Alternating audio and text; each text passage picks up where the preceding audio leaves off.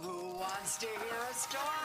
Once upon a time, there were 3 billy goats. The tiniest billy goat. Not tripping over my bridge. It is I, the biggest billy goat drunk. And the billy goat was so heavy that the bridge creaked and There's a bridge they have to, and he had the biggest. The road that's all, it's only I. Trick, trap, treat. patrol and pony. Crushed him to death. To the hillside. Well, come along. Continued up to the hillside. Why, thank you.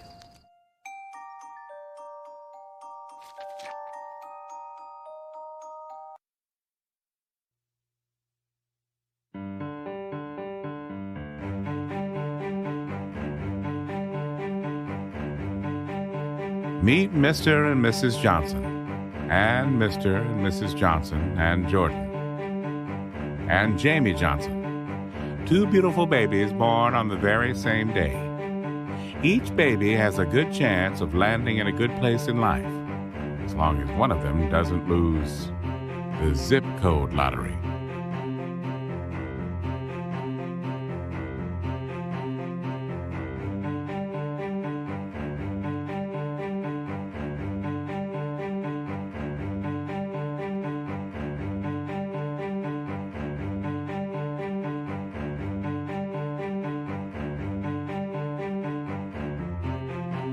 Like 1 million babies each year, Jamie's been born into a low-income family. And since Jamie's mom lacked access to good prenatal care, Jamie's much smaller than Jordan. And since they won't have access to brain-developing activities found in high-quality childcare, low-income children like Jamie will be 2 times more likely to experience developmental delays. It probably won't surprise you that by their 3rd birthday, Jamie's been exposed to a lot fewer words than Jordan. A whole lot fewer.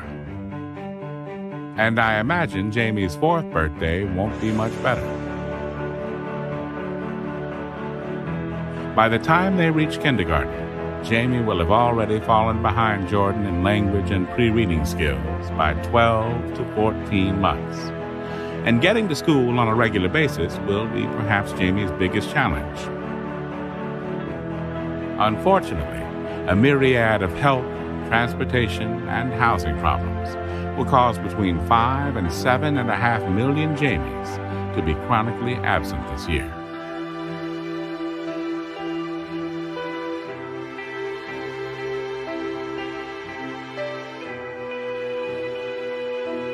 But with summer right around the corner, you'd think Jamie would have plenty of time to catch up with Jordan then. Sadly, a mountain of challenges. You see, every summer, Jordan's learning will evolve by a month because of access to libraries, field trips, and camps, while Jamie will lose 2 months of school learning every summer because good habits such as reading haven't been reinforced. By the time they reach 3rd grade, Jamie will be between 2 and 2.5 school years behind Jordan in critical reading skills.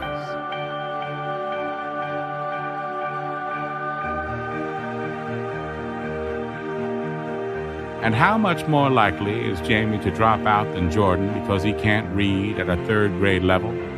13 times more likely, and the results of which are frankly catastrophic.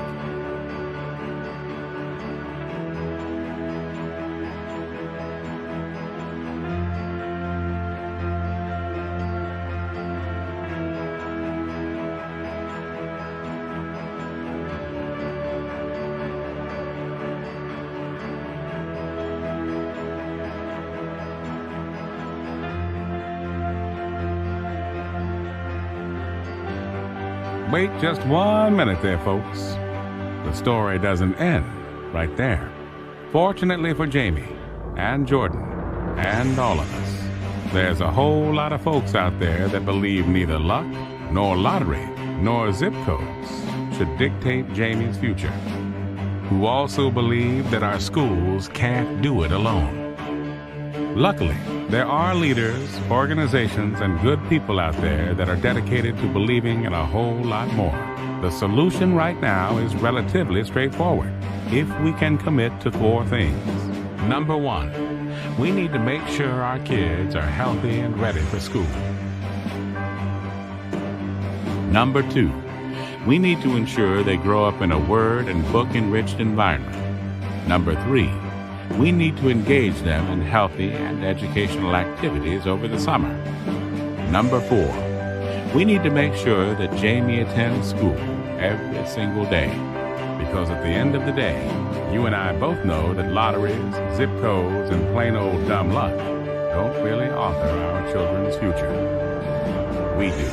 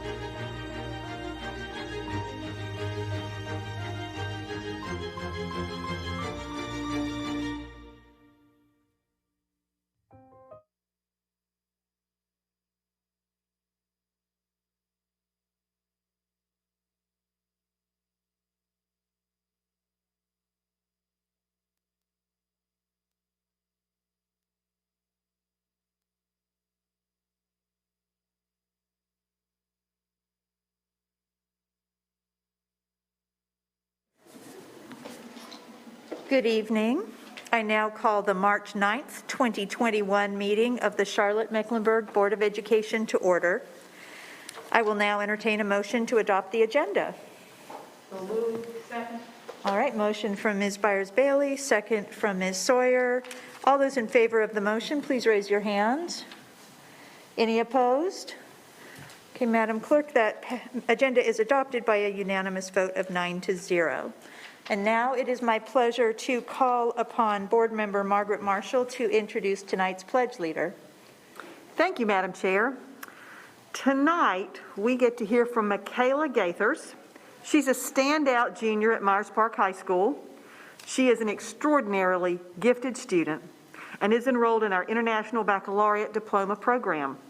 Michaela has excelled at participating in the full range of high school life, playing volleyball, leading in the Student Government Association, and working with the school's administration as a student ambassador to promote diversifying our most rigorous academic offerings in IB, AP, and College Career Promise.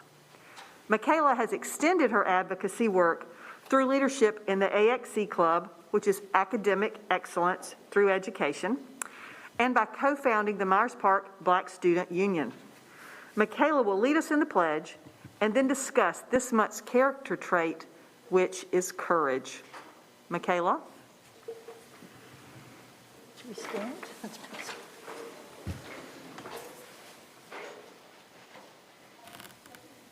To the flag of the United States of America and to the republic for which it stands, one nation, under God, indivisible, with liberty and justice for all. We can't hear her. Can't hear her. Can you ask her to pause and so we can get the audio worked out? I want to be able to hear her message.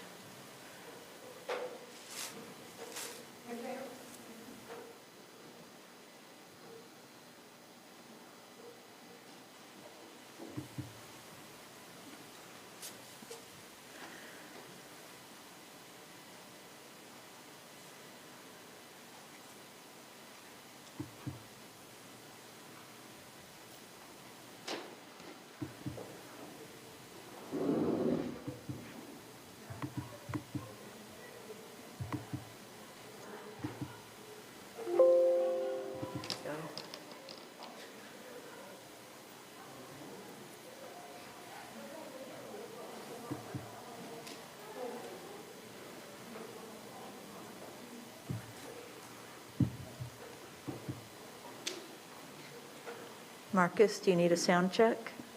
No, she's muted. Okay, am I good to go? Ooh, I think we can hear you. Yes, you're good to go. Thank you, Michaela. Okay. Thank you for your patience. Go right ahead. Hello, I hope everyone is having an amazing Tuesday. My name is Michaela Gathers, and I'm here to speak about this month's character trait, courage. I would first like to thank Mr. Holt and the administrators at my school for nominating me to speak, and it is an honor being able to represent Myers Park today.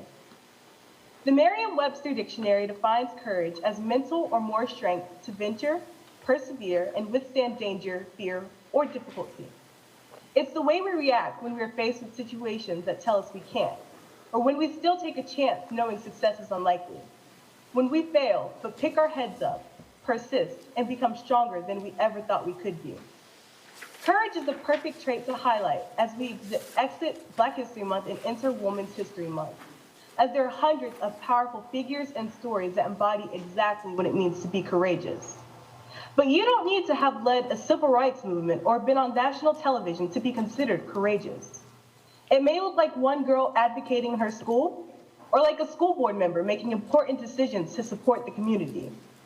It's being able to express your passion concerning issues that are important to you, and it definitely looks like being able to teach and overcome during uncertain and scary times like ours. It takes courage to endure cuts and bruises and pain suffered from breaking glass ceilings, breaking down barriers, knocking down doors meant to keep you from being the greatest you can be. Courage is not easy. Courage is advocacy. It's listening. It's reflection, and it's open-mindedness. It's standing when you're standing alone, and it's challenging things when you think something is wrong. It's being loud, and sometimes it's being quiet. It's being yourself.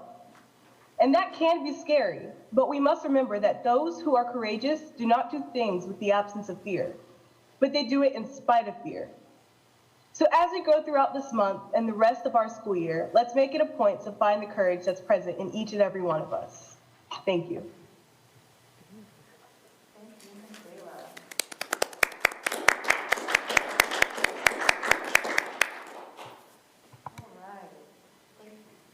Thank you so much, Michaela. Colleagues, we have a special recognition this evening. We are in the middle of National School Social Work Week, and the theme this year of the week is Beacon of Hope, School Social Workers Lighting the Way. So I just want to point out that school social workers really do light the way by supporting the whole child, by connecting all the professionals who support students and linking students and families with needed services. We are proud to shine a light on the 118 brilliant social workers of Charlotte-Mecklenburg schools, and we especially want to recognize the 2021 CMS School Social Worker of the Year, Barry Sherman, who currently serves Wilson STEM Academy. So to all of our social workers tonight, we say thank you for all that you do for our students.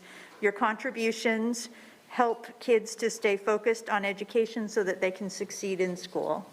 And congratulations, Mr. Sherman.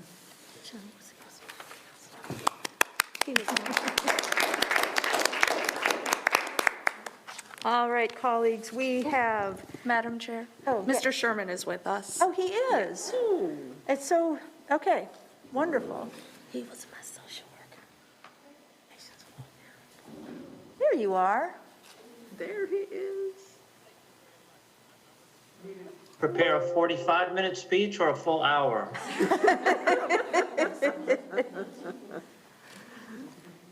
No, I greatly appreciate this honor, and I think this time we're living through has really affirmed and reaffirmed for lots of people, hopefully, how vital educators are. And I know that all three disciplines of support staff under Dr. Penn in the Department of Student Wellness and Academic Support just play such a vital role. And for us specifically as social workers, we do have a very unique training and background that just lends itself so well, especially to these real difficult times. So thank you for this honor on behalf of all of our school social workers. Thank you, Mr. Sherman. Thank you to you and all your colleagues for what you do. Thank you. Okay, so now I think we're going to move on to our public hearings. We have 2 public hearings tonight, and the rules are as follows. Each speaker will be called on one at a time. Each speaker will have a maximum of 3 minutes to address the board. Each speaker may talk about the topic that is, only talk about the topic that is the subject of the public hearing. Individual student matters or specific personnel matters may not be discussed. Personal attacks will not be allowed. Profanity or other inappropriate language will not be allowed, and the board reserves the right to cut off and mute any speaker who violates these rules.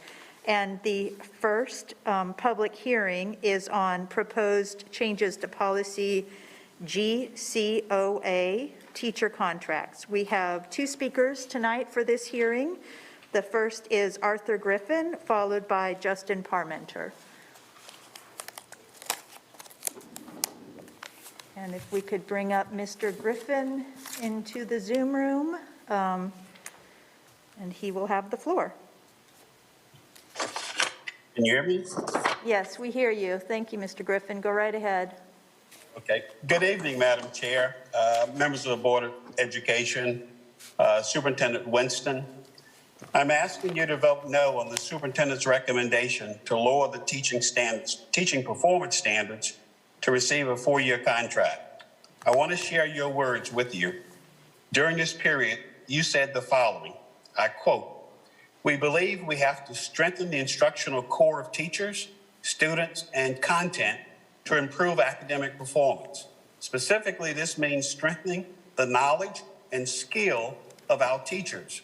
We believe we must guarantee every educator deep investments in training, professional development, and support that match the depth of our shared expectations for performance. End of quote. Madam Chair, Charlotte has a rich history from the 50s, the 60s, 70s, 80s of really working hard to get the best and brightest in our classrooms. I recall when Jim Hunt left his second term in 1985, he took a job working with the National Board of Professional Teaching Standards. At that point in the mid-'80s, Charlotte-Mecklenburg did everything it could do to get the best and brightest teachers in the classrooms. We provided stipends even before the state supported that for National Board teachers. We also provided grants and support for teachers to go back to UNCC or Winthrop to get their advanced teaching degrees. We also supported teachers' assistants going to get their formal degree in education. In fact, both UNCC and Winthrop set up campuses right on our own school properties to make sure that this happened. We have a long and rich history of making sure that the best and the brightest is in the classroom. That's why I find it somewhat disconcerting with the thought that we're now talking about lowering the standards. I think it's inconsistent and out of alignment with your promotion of the book, How to Be an Anti-Racist, and certainly opposite to the board-approved theory of action. The only difference between the 50s, 60s, 70s, 80s... Thank you, Mr. Griffin. Is that 3 minutes? Was that not 3 minutes? Oh, he has 3 minutes. Yeah, he has 3 minutes. I'm sorry, go right ahead, Mr. Griffin. Beg your pardon? I'm sorry about that. We thought your time was up, but it was not up, so go right ahead. I'm sorry, go ahead. Please continue. Oh, he's muted now. 70s and 80s is that the majority of our students were white. Today, the majority of our students are black. And it's inconsistent with your promotion of the book, How to Be an Anti-Racist, and your board-approved theory of action. And finally, as an intervening plaintiff in the Leandro lawsuit, you're doing just the opposite of what you're asking the state to do, and that is to mandate high-quality teachers and high-quality principals. If this proposed action doesn't violate the North Carolina Constitution, it certainly violates the spirit of Leandro and is just plain wrong. I ask that you not approve this change. I ask that you just keep your promises to our students and our parents and our community. Thank you for giving me an opportunity to express myself with regard to this proposed change. Thank you. Thank you, Mr. Griffin. And just to be clear, I think we're doing 3 minutes for the hearings, 2 minutes for the speakers later.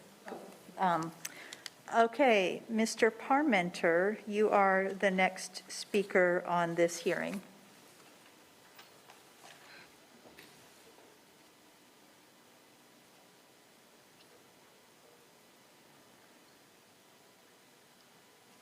Can he hear me?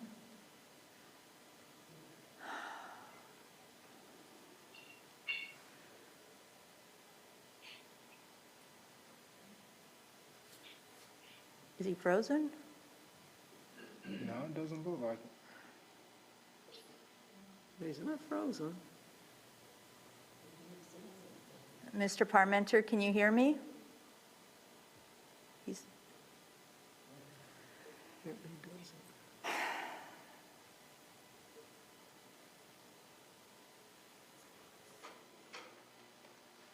Say it again, Madam Chair.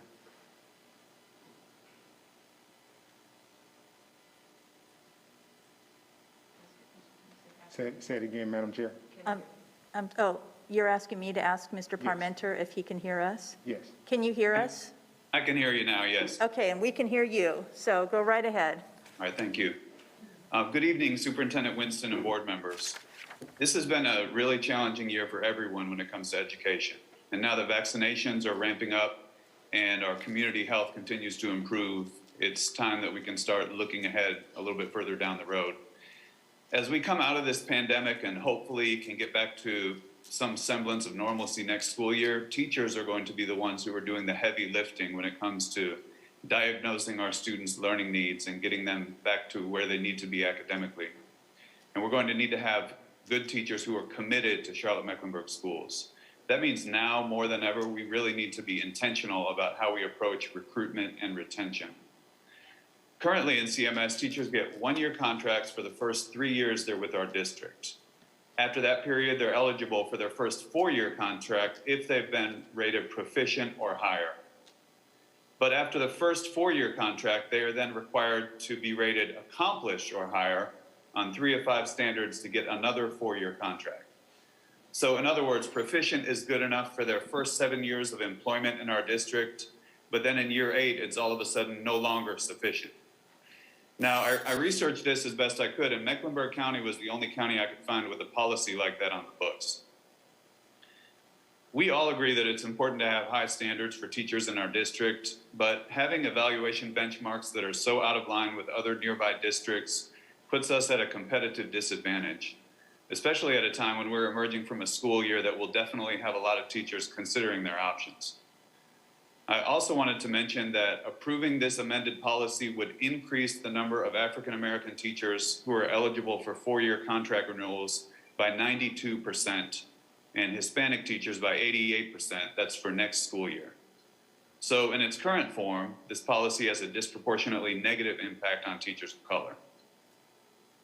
I urge you to support the proposed policy change, which will bring us in line with other districts, as well as help ensure diversity in our teaching corps. Thank you. Thank you, Mr. Parmenter. Madam Clerk, did we receive any emails relating to proposed revisions to policy GCOA? Madam Chair, there are none. Okay, thank you, Madam Clerk. I now declare this public hearing closed. Our next public hearing is on the proposed changes to Exhibit IKFE graduation requirements. Madam Clerk, do we have any speakers for this public hearing? Madam Chair, we do not have any speakers for this public hearing. And are there any emails related to proposed revisions to Exhibit IKFE?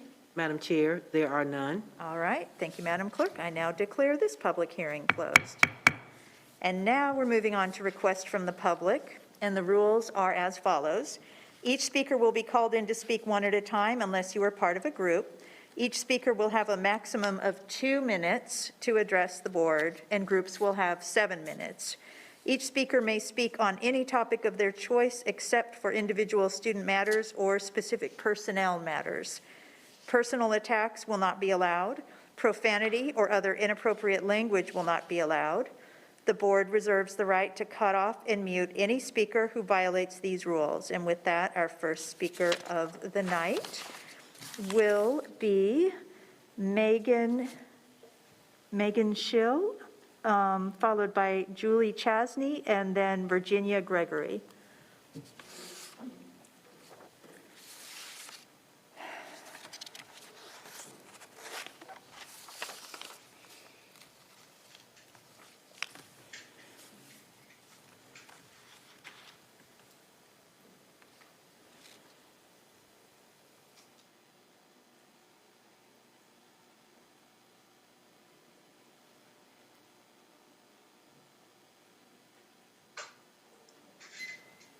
I'm sorry, the rooms were opening. Have I been selected to speak? My name is Megan Dunn. Yes, Megan, you are the first one to speak. Yes, ma'am.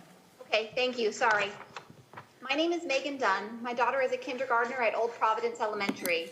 She attends the ASEP program Mondays through Wednesdays. I know that ASEP enrollment across CMS has been impacted by the pandemic, with many students enrolled in all virtual, but there were still 19 children enrolled in the ASEP program at our school as of February 23rd, when you made the decision to close it. I am a registered nurse. Throughout this pandemic, I have continued caring for patients.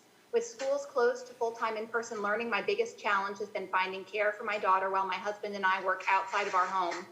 Working parents and essential workers like us need quality, affordable care for our children, and we rely on the ASEP programs at our children's school to keep them safe and cared for until we finish our work days. Your decision to close 60 ASEP programs has resulted in hundreds of families having their affordable child care options taken away, and 224 CMS employees are losing their positions.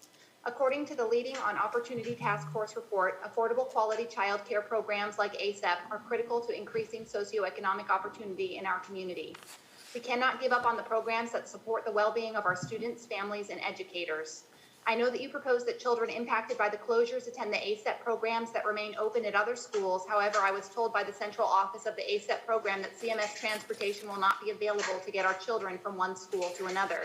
I cannot leave work at 3 p.m. to drive my child to after-school care. More importantly, I'm a pediatric nurse, and I don't believe that bringing children from 85 different schools together into programs at only 25 locations is a safe practice during the pandemic. This practice could allow easier transmission of illness from one school to another.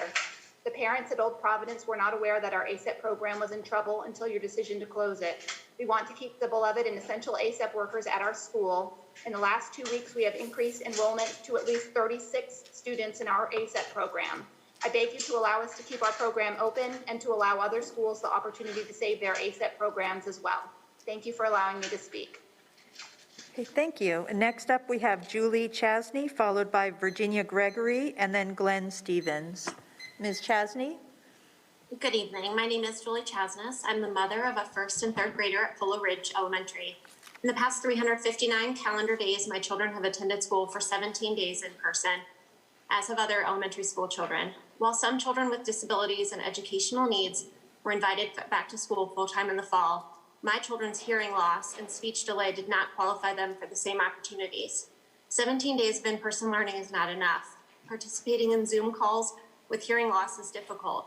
Poor internet connections, increased ambient noise, the distraction of 4 people trying to work and learn at home, and not always being able to see the teacher's face makes it difficult for my children to fully hear and engage in class. Wearing headphones to decrease some of the external stimuli doesn't help either, because they're not designed to work with a child's over-the-ear hearing aid.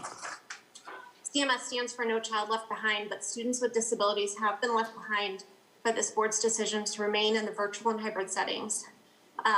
My first grader has an IEP for hearing loss and speech. Yesterday, for the first time ever, he raised his hand to volunteer to read out loud in class. This was possible because of the dedication of his wonderful teacher, speech therapist, and tutor. But just think where he could be today if he had been in the school building more than just 17 days. Although he excels in math, he started first grade behind in reading. He is making progress, but if we can continue with the momentum he has had on just 2 days a week and turn that into 4, he could truly be ready for second grade in the fall. My third grade daughter also has hearing loss, for which she has a 504 plan. Her loss is more severe than her brother's, and although her test scores show growth throughout the year, she too would benefit even more from in-person instruction. My children, like many others in CMS with hearing loss and other disabilities, need to be in school more than 2 days per week. Under the law, they are to receive equal access to education. In the virtual and hybrid setting, this has not been the case. If you do not have the courage to return all elementary school students to school 4 days per week, please allow all children with disabilities to be in school 4 days. Thank you, Ms. Chasness. To them. Thank you. Next, we have Ms. Gregory, followed by Glenn Stevens, and then Perry Aletto. Ms. Gregory? Hi, my name is Virginia Gregory. Thank you for letting me speak this evening. I am a frontline essential healthcare worker, and I have been leading a pediatric COVID unit during the pandemic. I am also a single mom with 2 elementary-aged girls, and I have them full-time. I work 5 days a week, and I've had a very difficult year finding affordable childcare. I have had over 11 caregivers in and out of my home over the last year. My family has suffered, and I have suffered. The ASEP program has been the most consistent childcare we have had. I am asking that you take the time to reconsider the closing of the ASEP program at our school, Old Providence, and other schools that can maintain their programs. Once we learned this was going to happen and that our beloved teachers on the ASEP program were going to lose their jobs, our community has rallied, and our enrollment for the last week went from 19 to 36 students. I have been told that we need 24 to sustain individual programs, and we have beyond that number. With the high possibility that schools will open to 4 days a week, I fully expect that number to rise and the need for the ASEP program for parents to increase. I am disappointed in the decision to close these programs without giving the community notice or the parents with enrolled students warning.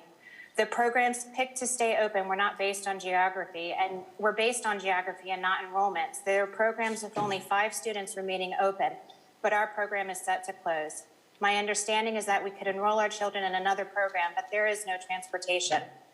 So I have to troubleshoot getting my two girls from one ASAP program to another with no transportation. That makes no sense to any of us as parents. This means, again, I'm flailing around looking for anyone to watch my kids after school when there are available teachers already there. Our program has enough students to sustain for the last 2 months. Please lean into your essential healthcare workers and your essential teachers during this pandemic and find a way to let those programs that can sustain remain open. Thank There you, has Ms. to be an Gregory. answer. Thank you. Thank you. Next, we have Glenn Stevens, followed by Perry Aletto, and then Kim Corpening. Mr. Stevens? Speed limits, height limits, occupancy limits, load limits, time limits, and age limits. Out of context, each of these limits appear to be an artificial human-created construct, a deficit model, as one school closure advocate put it in recent days. However, in context, each of these limits serve a valuable safety purpose, a guide, if you will, to the correct use of a car, roller coaster, movie theater, trampoline, exercise equipment, or a motion picture. As with each of the above, performance standards out of context may appear to be artificially constructed. However, one must be able to functionally read the operation manual of an earth mover in order to maneuver it safely. One must be able to compute complex equations in order to design a structurally sound building. The point is that all of us, our students included, will someday be judged against a standard. You may not like it, you may want to change it, but until society as a whole agrees, you are doing our students a disservice by ignoring the standards. According to public information requests, 36.3% of our students were failing in the first quarter. The same request revealed that 41.6% were failing in the second. This constitutes a significant increase over the same periods last school year, with the only difference between the years being having all students in remote learning. In addition, your most recent NAEP scores were at or below 50% in every key metric. And despite the objection of one recently, this should constitute a failing. So remote learning has created an inequity. You can ignore it, you can change your scale. However, our students will graduate and be compared to students from systems which opened much sooner than you did. The institutions which are setting the standard will not be concerned that you felt learning loss was an artificial construct. Thank you, Mr. Stevens. Buildings at the minimum required Thank you, Mr. Stevens. Okay, next we have Perry Aletto, followed by Kim Corpening, and then Steve Oreskovic. Mr. Aletto? Hi, I'm honored to trust the board on this one issue in particular. I support the consideration elementary schools, but it's kind of short-sighted in a sense. The reason why is because the year is pretty much over. And what's created is a childcare nightmare, because what's happening is that, like myself, I have little children in elementary school, and all of a sudden, now, because I work at the middle school and I get off at 4:30, since I am an extensions teacher, I work 5 days a week. I have no place, I wouldn't have a place to put my daughter, and I cannot bring her to my site either. So that's going to cause a problem, because right now, she's on track A going to school 2 days a week. And this is impacting other teachers. And this is what I'm hearing from other teachers in my building. And this is why I'm coming here to address that. The board needs to rethink that concept. I get it. The ASEP is losing money, but on the other hand, the teachers got to have a place to put their kids. And by opening up the elementaries 4 days a week, which I do support, it's a great idea, but it's going to cause a daycare nightmare on the other hand for those of us who have to try to find means to pick up these kids, because there's going to be no after-school programs available. And that's it. Thank you, Mr. Aletto. Next, we have Kim Corpening, and then Steve Oreskovic, and then Lisa O'Brien. Ms. Corpening? Hello, board members. Happy Women's History Month. As a CMS parent and educator, I'm concerned about the Plan B changes you intend to discuss tonight. The media has reported that your intention is to implement this plan with a start date of 3/15. I have 4 concerns. My first concern, I simply don't think this is enough time to implement a plan of this scale. We're at the end of the quarter with all of the chaos that entails. Grades are due, parent phone calls to make, late work to grade. I want our student experience to be the best and the safest it can be, and I don't think we can produce that on such short notice. My second concern has to do with coverage for teachers who are out.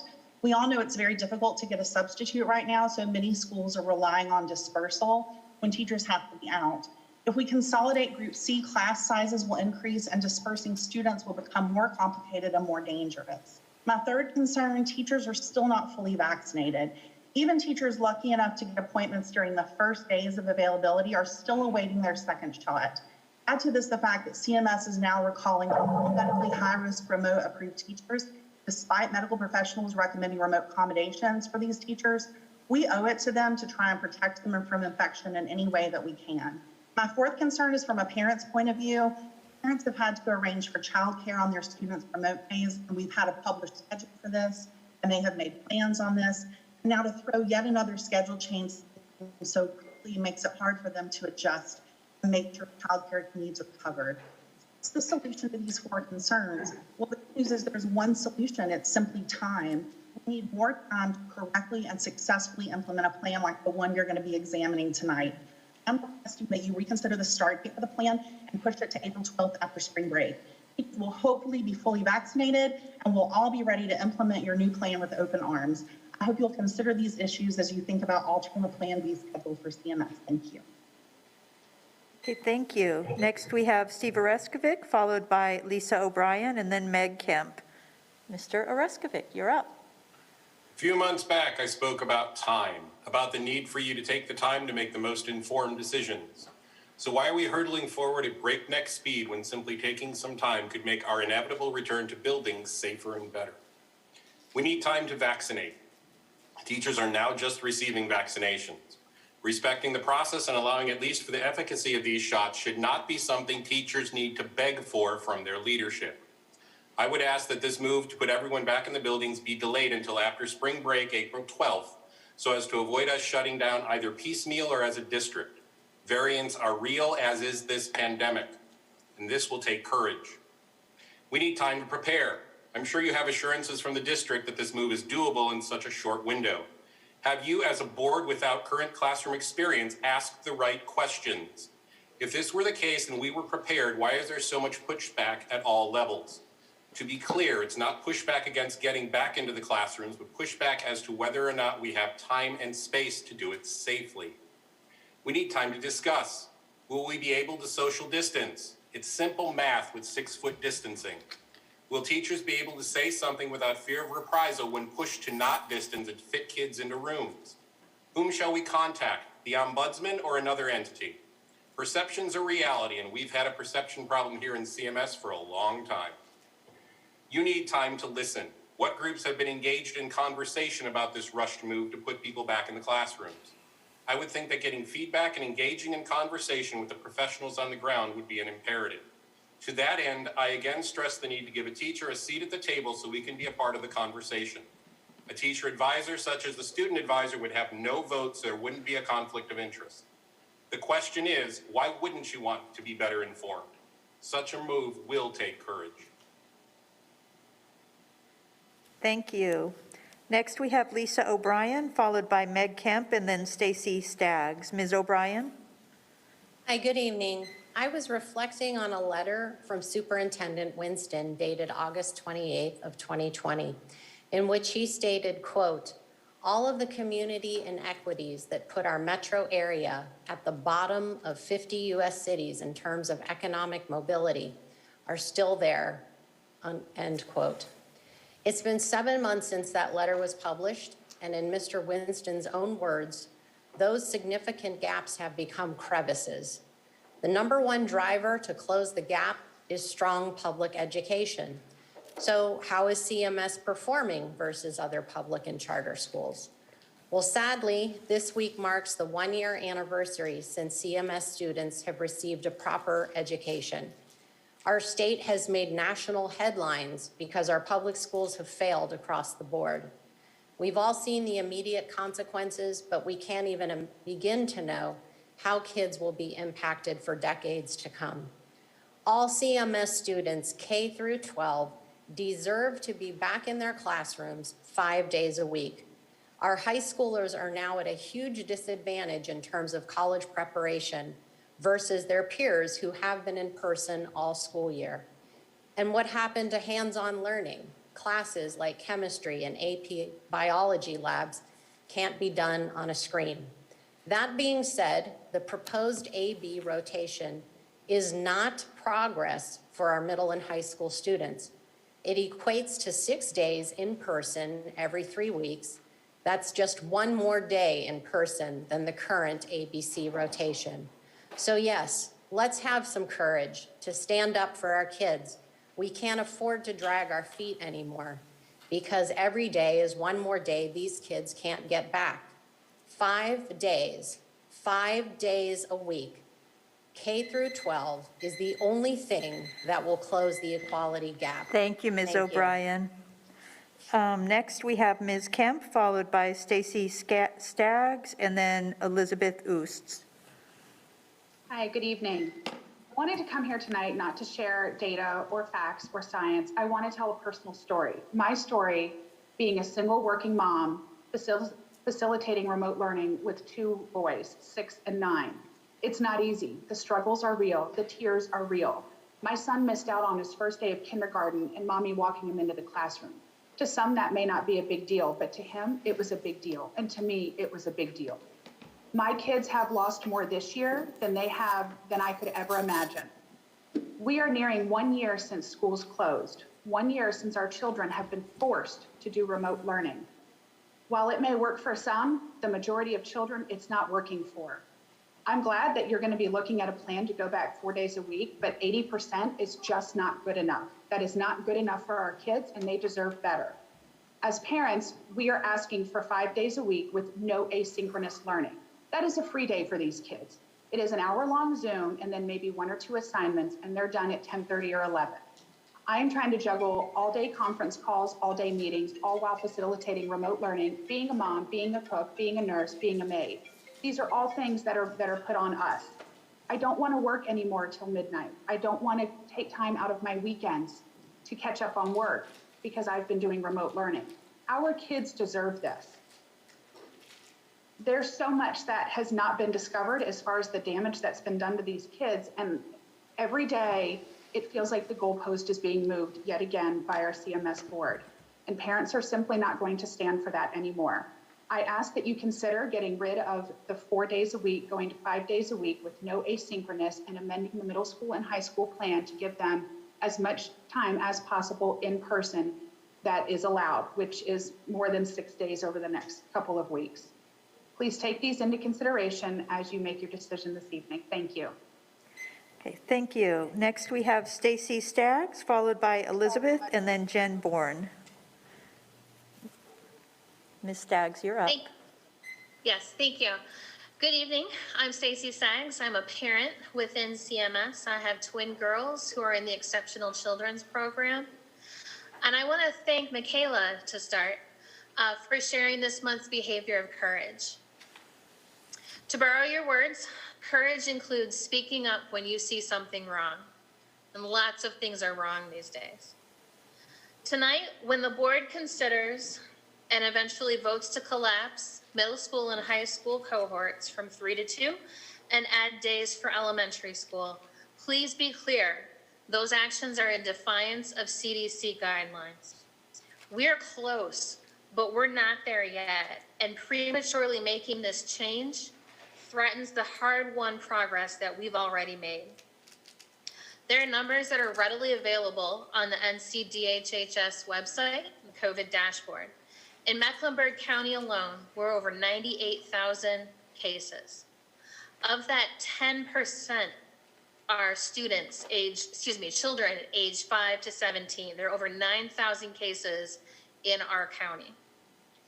Contact tracing is an issue that I've brought up a number of times already, and it's just insufficient. It's not because they're not doing their best, it's because they're overwhelmed and there are process gaps that prevent it from being effective. Of those 9,000 cases in Mecklenburg County among student-aged children, only 658 have been contact traced to CMS. That's only 7%. And that would either mean that 93% are happening elsewhere, or the data is just incomplete and ineffective. Therefore, the board is making decisions based on information that is inaccurate. I also want to talk about social distancing and the ventilation issues that persist in our schools. Thank you, Ms. Daggs. All right, thank Okay, you. next we have Elizabeth, and forgive me for not pronouncing your last name right. That's okay. It's Oots. It rhymes I with said it right, okay. B. Yeah, it's inexplicable. Hi, I'm Elizabeth Oots. Oops, I just lost my. You're good. Go right ahead. Oh, sorry. I'm Elizabeth Oots, and I am a CMS mom who's been following the plans to return to building with extreme interest and concern. CMS is proposing a hurry-up plan to combine groups A, B, and C into 2 groups and have students attend in person more frequently. And my concern is especially for middle and high school students. This rush is inexplicable and is in direct opposition to what is stated in the CMS metrics, which state, if one or more metrics is in the red for greater than 14 days, we must consider virtual learning for all students in collaboration with the Mecklenburg County Public Health affiliation. If you look at metric 1, cases per 100,000, measured from October 2020 until March 2021, 19 of 22 weeks have been red, with 13 of 19 weeks being more than double the 100 person per 100,000 red threshold. This means that at present, we have never been out of the red for CMS, for Mecklenburg County, from Mecklenburg County metrics and per CDC guidelines. The risk is simply too great.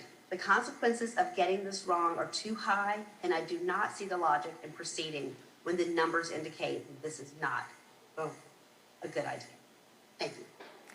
Thank you, Ms. Oost. So next we have Jen Bourne, followed by Keisha Oliver Meekins, and then Meredith Fox. Ms. Bourne?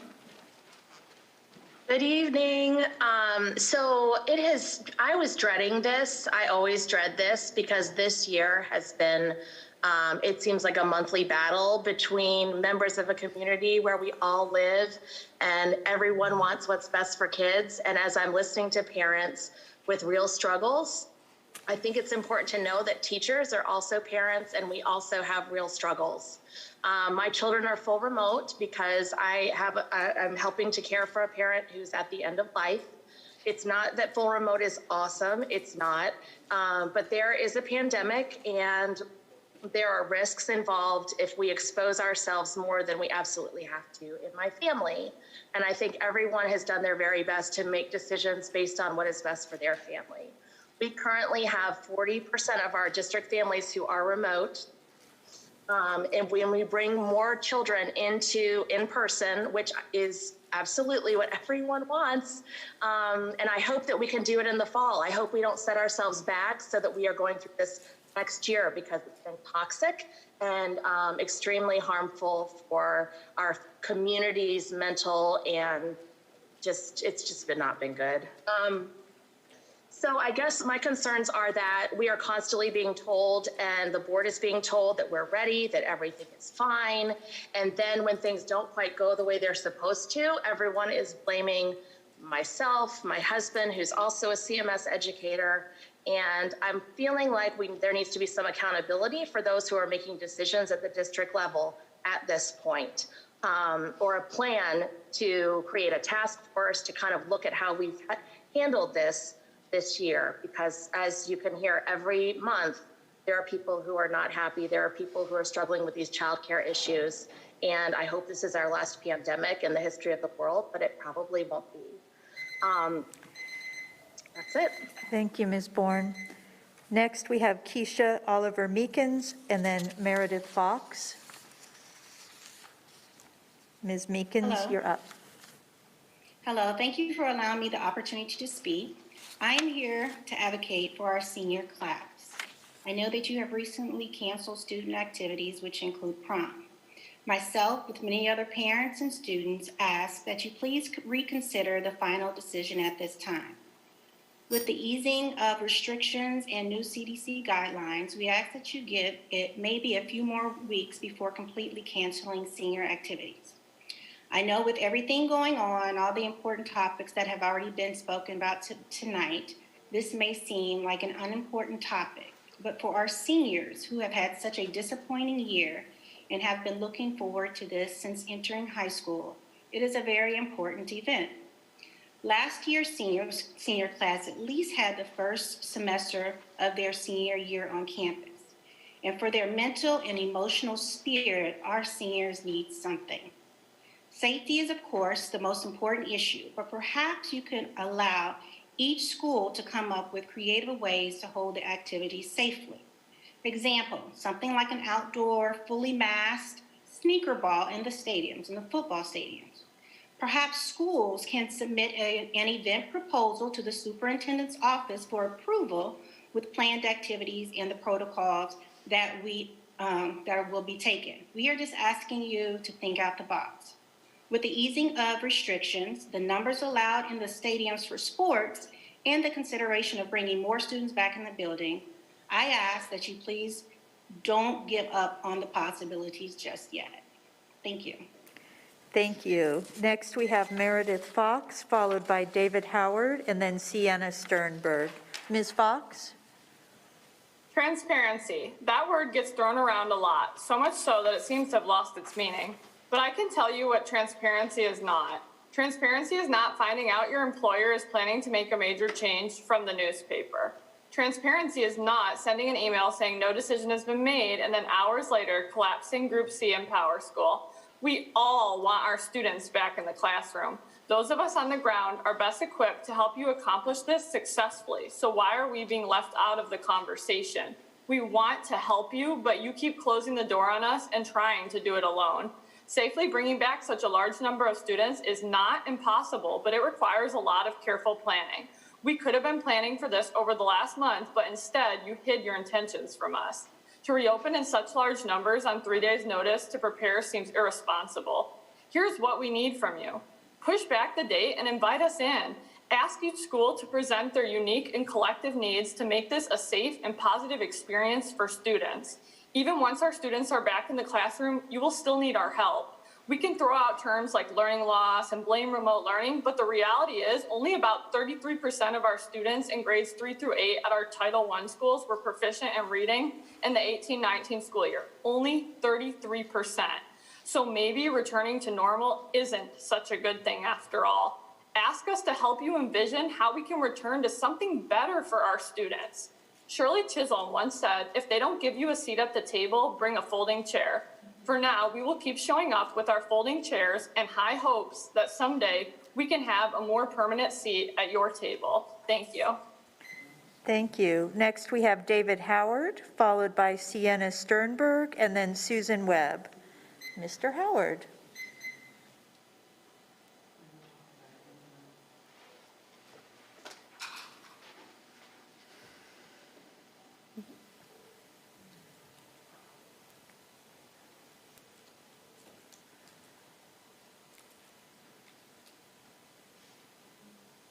Not sure if he's mute or not. Is he on mute?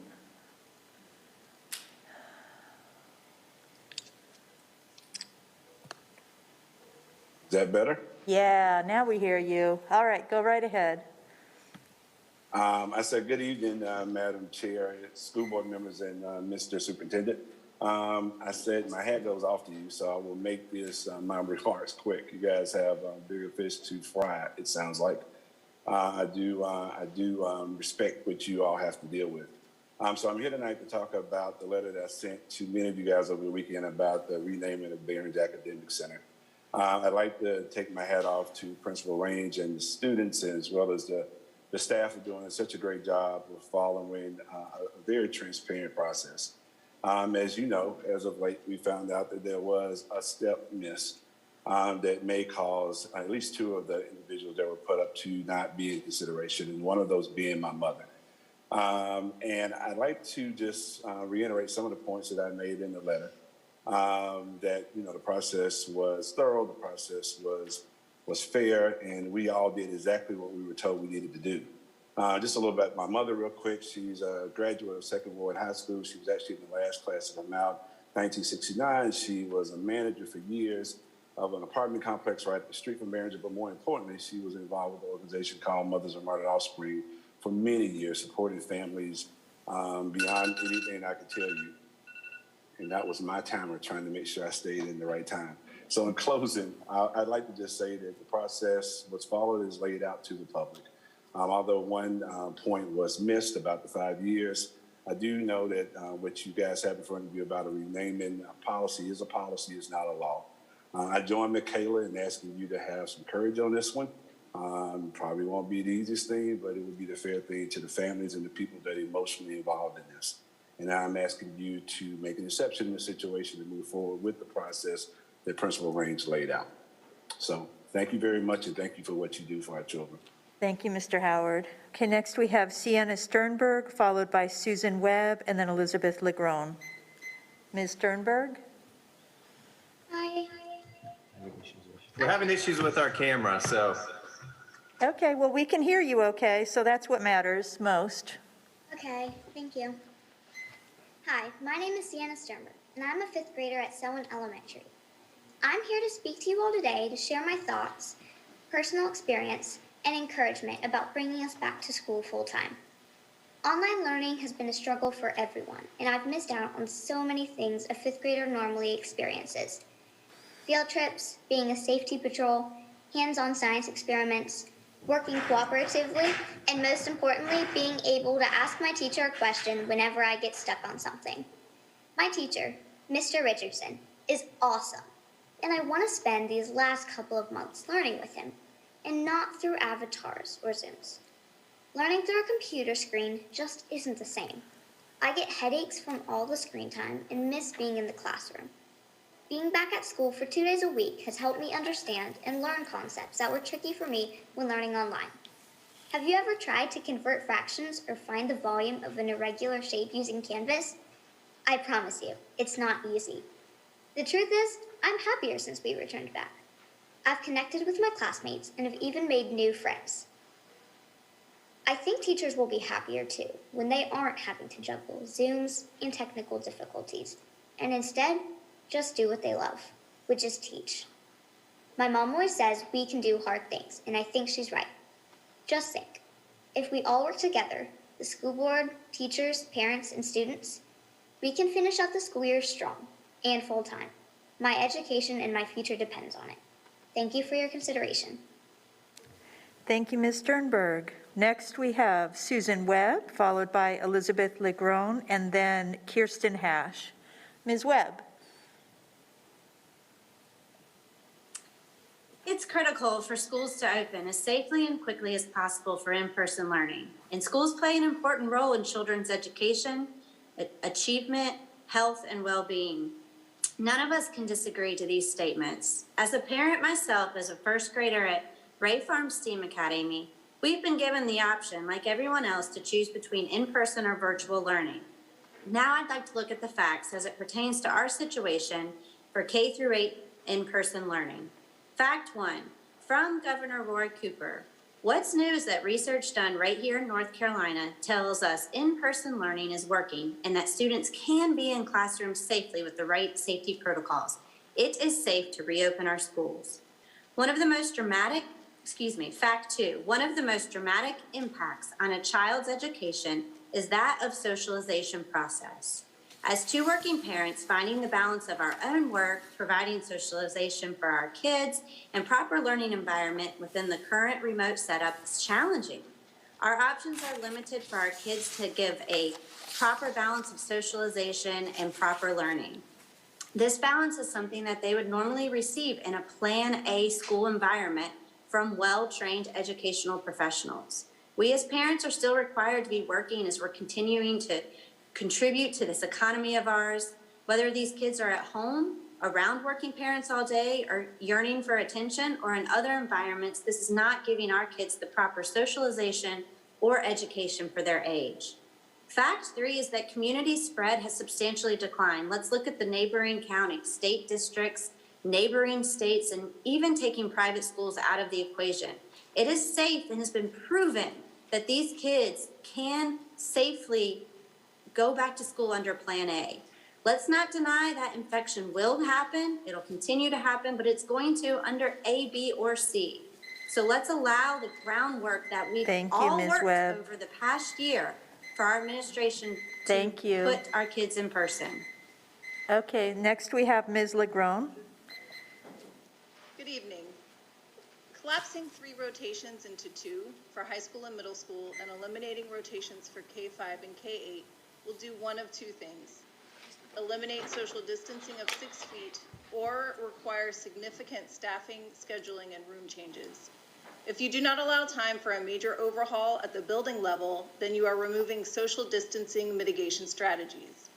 If this is your decision, you owe the public an explanation why, contrary to guidance from all local, state, and national health authorities, this board and CMS leadership do not believe or do not care that social distancing diminishes the spread of COVID.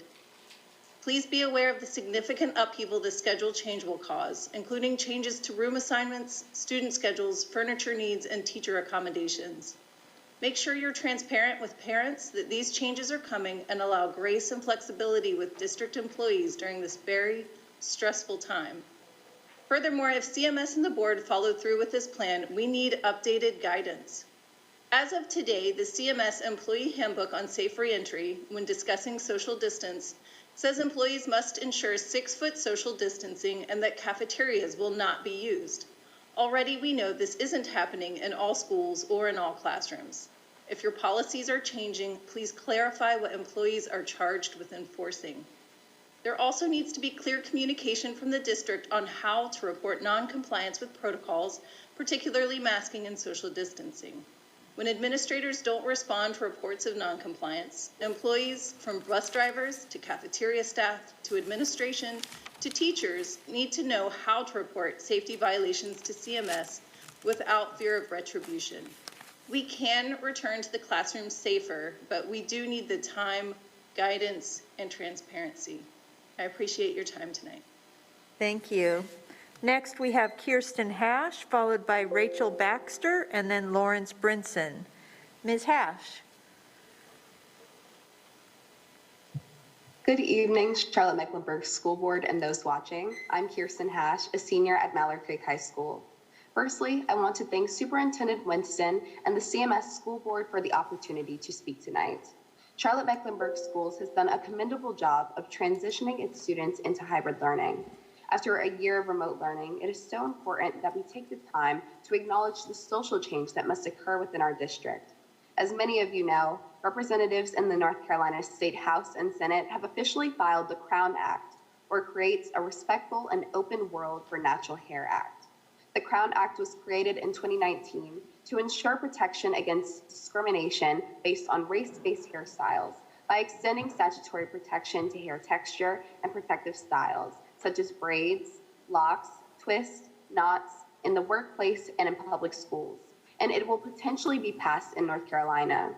As this legislation is in the process of being passed, it is so important that CMS takes the time to promote equitable education as we continue transitioning into in-person learning.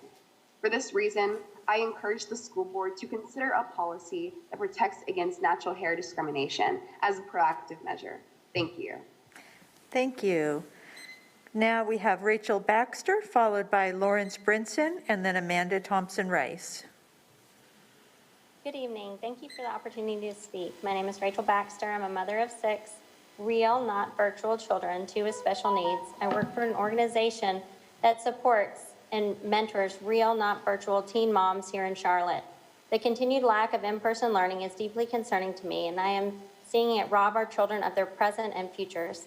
Let me quickly give you some examples of real children whom I know across the socioeconomic, grade, race, gender, and ability spectrum here in CMS who are deeply struggling and begging for real school. The names of these children have been changed. Let us start with Junior, John. His mom works from home, but John refuses to log into his classes most days. He is deeply depressed and locks himself into his room. His mother said, he told me he just can't do it anymore. Let's talk about my friend Alberto. who is in 5th grade. His mom speaks only Spanish. His sister works full-time but tries to help where she can. He told me he misses his friends so much and that it's really hard to learn on a computer. Then there's Allie, who has recently diagnosed with multiple learning differences and is in 7th grade. Says the school is not easy for her and she has a hard time concentrating. She wants to go back in person. Let's talk about Adrienne in 6th grade, who has to take care of her younger siblings all day while her mom works and still try to do her classes. How about Thomas, a young man in 8th grade, who has always been an honor roll student and is now getting D's and F's. He told me the other day all the kids he knows are cheating in classes. And one of my teen mothers, Jessica, who only in January got internet in her home because her parents could not afford it and didn't know how to access it. She says she's hardly logged on this year, but her counselor assures her she will still pass. Or all of my teen moms who are juggling a baby while trying to take classes between with daycares being closed or not providing transportation.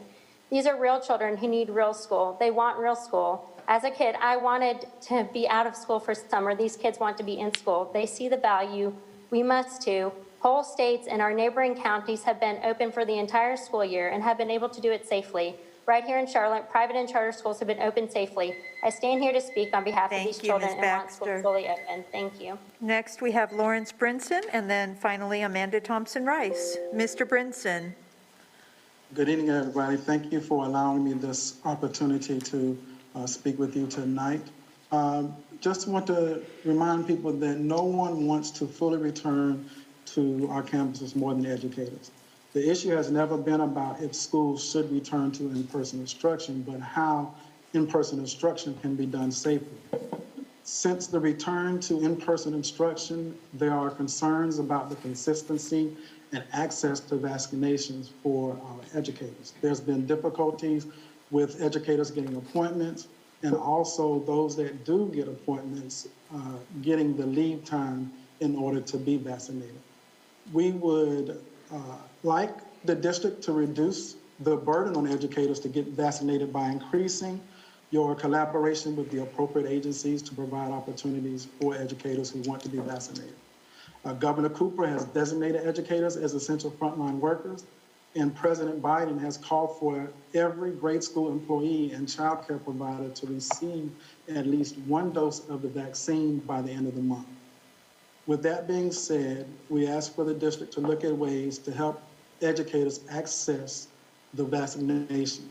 One way could be by offering or increasing on-site vaccination opportunities.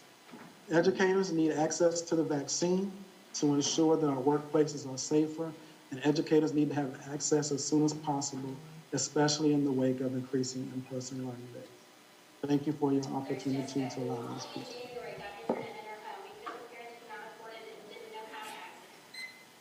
All right, thank you, Mr. Brinson.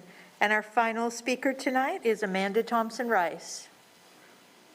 I am an educator, a parent, community advocate, and I also serve on CMAE Board of Directors.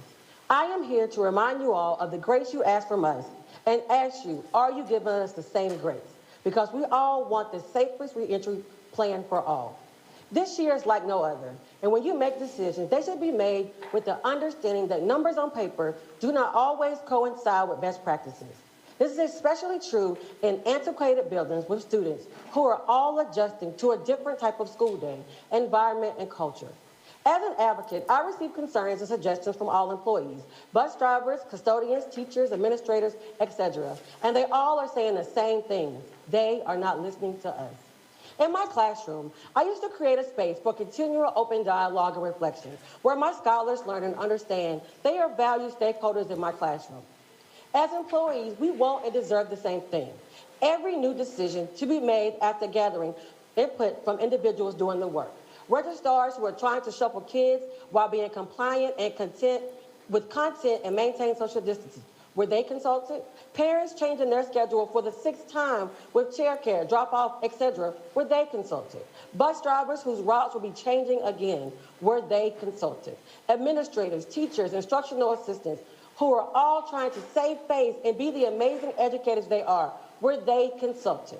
Thursday evening, Friday morning, many stakeholders who value CMS and want to see us thrive, we're all in a state of confusion. Not because we are not all in, but because we're being left out. This pandemic should have shown us one thing. We are stronger together, and do not dismiss the strength and the power of we. Let's continue to try to make sure we hear all voices to create the amazing student experiences they deserve. Show your appreciation in your acts and your deeds, not in your words. Thank you. Thank you, Ms. Thompson-Rice. So that is all of our speakers this evening. Madam Clerk, did we receive any public comments via email? Madam Chair, there are none. All right, thank you, Madam Clerk. So next, we have our reports and information items. The first will be a report on budget amendments for January 2021. I turn to the superintendent for this report. As presented, Madam Chair. Thank you. Following that is the report on financial statements for January 2021. I turn to the superintendent for this report. As presented, Madam Chair. And then we have the report on capital project ordinances for January 2021. Turn to the superintendent for this report. Also as presented, Madam Chair. Okay, and then we turn to the superintendent for a report on our multi-tiered systems of support, which is also referred to as MTSS. Yes, thank you, Madam Chair, board members, our viewing audience. We all recognize the difficulties and challenges our students, families, and staff face every year. Many of these have been magnified the past couple of school years. This pandemic has caused problems far-reaching in nature and support for our students to provide the best possible learning environments, and equity of opportunity is more important than ever before. One of the most important ways we work to achieve equity and provide support to our students is via our multi-tiered system of supports approach. To briefly share with those members of our viewing audience, our meeting online who might not be familiar, MTSS is a system driven by data to help with problem solving and decision making. MTSS is a way of working that utilizes high quality evidence-based instruction, intervention and assessment practices to ensure that every student receives the appropriate level of support to be successful. The ultimate goal is to provide every student the opportunity to succeed as his or her full potential. With that, Dr. Frank Barnes now will, along with a team of MTSS leaders and other district leaders, will provide an update on these efforts. Thank you, Dr. Barnes and team. Thank you, Superintendent Winston, Madam Chair, Madam Vice Chair, members of the board. Thank you for giving us an opportunity to briefly give you an overview and to answer some of your questions and to hear some of your feedback. Primarily what we want to do is accomplish 5 things in the time that we have before you. We want to put the work that we've been working on as a team, multi-tiered system of support, in a historical context that we've been working. We want to be able to help you look at our current work through that lens of a historical context. We want to outline the elements of an effective multi-tiered system support and outline some places where we're having some successes and some places where we have to do work in development and talk about next steps. With that, I want to hand things over to my colleague, Dr. Katrine Penn, who has been leading our work in the district for the last several years. Dr. Penn. Thank you. Let's start with a brief history of MTSS in both CMS as well as the state of North Carolina and at the federal level. The first thing that is helpful to understand about MTSS is that ultimately it grows out of federal legislation related to special education starting in 1997. What happened at that time is that a decision was made at the federal level that prior to considering a student for special education services, students had the right to receive regular education interventions for academic and behavioral needs.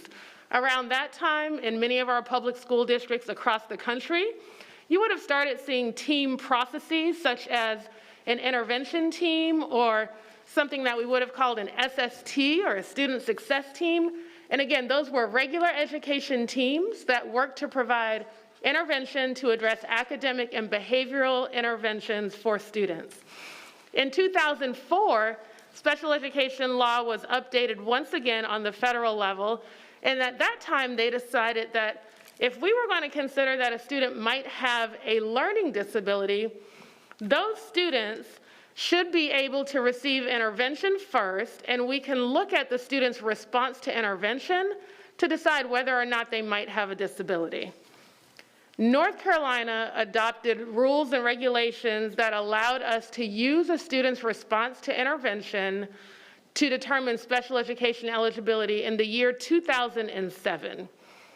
A few years after that, the state said, well, you know, it's not just those individual students who are struggling and who might need intervention.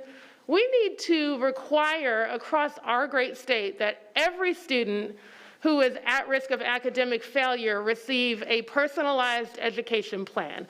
That's what we called the PEP. So we've got two different layers of support being provided to students. We've got the PEP layer, which is for large groups of students who may be at risk of academic failure. And then we have that higher level of intervention for individual students who are struggling and might be at risk of having a disability. So with those two things going on, around 2013, the state of North Carolina said, we're not going to do PEPs anymore.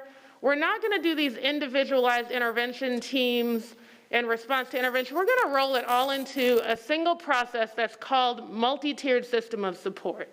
And that is now where we see supplemental intervention plans that took the place of a PEP, and your intensive intervention plans, which took the place of that response to intervention kind of individualized student plan. So PEPs have rolled into the MTSS process. So we heard from Superintendent Winston what the multi-tiered system of support is. He gave a great definition, so I'm not going to belabor this point. But what I will say is that MTSS has 6 different components. So while one of those components is the 3-tiered intervention model, again, that is core instruction on academics and behavior. It is supplemental intervention for academics behavior as well as attendance. And it is also those intensive interventions, but that's just one part of the multi-tiered system of support. We use database problem solving to understand how effective our core is, how effective our interventions are. We evaluate data at the group and individual student level to understand how we're being successful and where we might need to do more or different. Communication and collaboration between the different teams who are supporting students in the building is a critical component. Having the infrastructure for implementation, such as a time and place in the day for students to receive intervention, is critical. And as you'll hear from 2 of our school leaders today, the role of both leaders in the building, but also leadership teams is critical for implementation of an MTSS framework. MTSS is not just academics, though. MTSS is your core, what you do for all students, your supplemental, what you do for groups, and your intensive supports for academics, for behavior, for social emotional learning, and for attendance. So it really is the whole, it encompasses everything that we are focused on in schools to meet the needs of our students. So how would you know that a school or a district, for that matter, has a strong multi-tiered system of support in place? At the district level, we would want to see that MTSS is evident in board policy and guidance. We would want to see a district leadership team focused on the integration of MTSS, and that would then show up in the policies, practices, and guidance that the district provides. It would impact professional development for district staff, and it would show that there's an infrastructure for supporting internal stakeholders as well as external stakeholders, and that includes parents and community partners. Some of the sound practices that we have in place in the district that we are building upon to further the positive impact of MTSS include continued strengthening of the MTSS framework across schools in the district. It includes extensive availability of professional development and coaching for schools. integration of MTSS expertise into the stakeholder departments within the district. As of this school year, we are providing a fully resourced standard treatment protocol of interventions. What that means is that every school has access to high-quality evidence-based literacy, math, behavior, and attendance interventions along with support. And also, we have MTSS specialists who are working closely with schools who have expertise in the framework. At the school site level, which you'll get some hands-on or at least more detailed information about momentarily, you would want to see a school team that is implementing those 6 components of MTSS. You would want to see universal screening data being used to help us understand what students need. You are aware that we have MAP as our academic universal screener, and that this year we went district-wide with Panorama as our social and emotional screener. And then we use a number of other data points to understand our attendance and behavior data as well.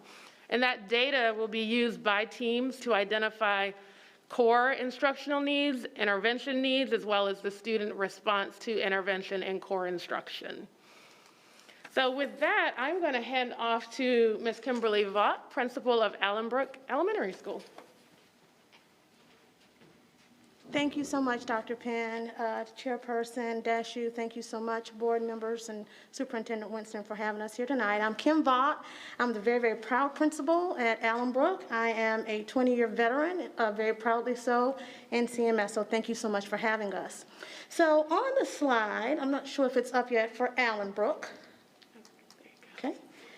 We very purposefully wanted to show you MTSS in action. I think that Dr. Penn and Superintendent Winston did a phenomenal job of sort of codifying and giving us some operational definitions of what MTSS is, right? But if you look, you'll see MTSS in action in all of those pictures. So you'll see teachers working with students, whole group, core instruction. You'll see a teacher who is actually working with children via Zoom. And this particular teacher, what you can't see is that she also has babies in her classroom. This is a 2nd grade classroom, the teacher in yellow. You'll see a particular teacher who is working one-on-one to drill down to some additional support that a particular student needed at any given time based upon real-time data. You'll also see that you have student leadership based upon response to information that we received. You'll see student work samples. Now, we know that at the heart of all that we do every single day, we understand the urgency of promoting and establishing a shared vision founded upon the premise that all students not only can, but will be successful.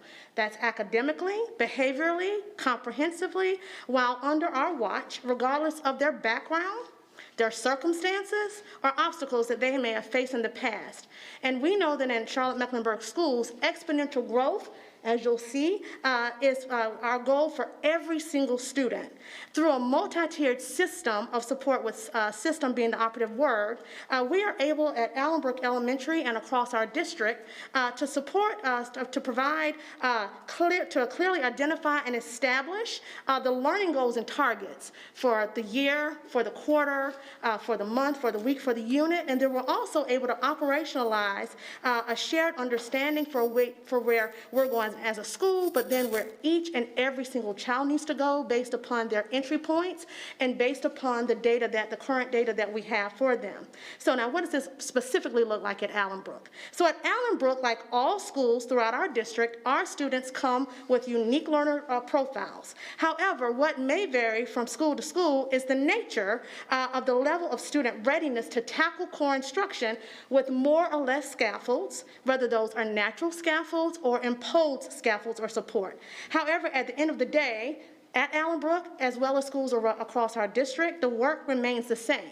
All roads lead to opportunities to provide students with rigorous learning opportunities and opportunities to engage at high levels and in a way that not only impact but that student outcomes, but that provide revolutionary academic, behavioral, social, emotional outcomes for our students.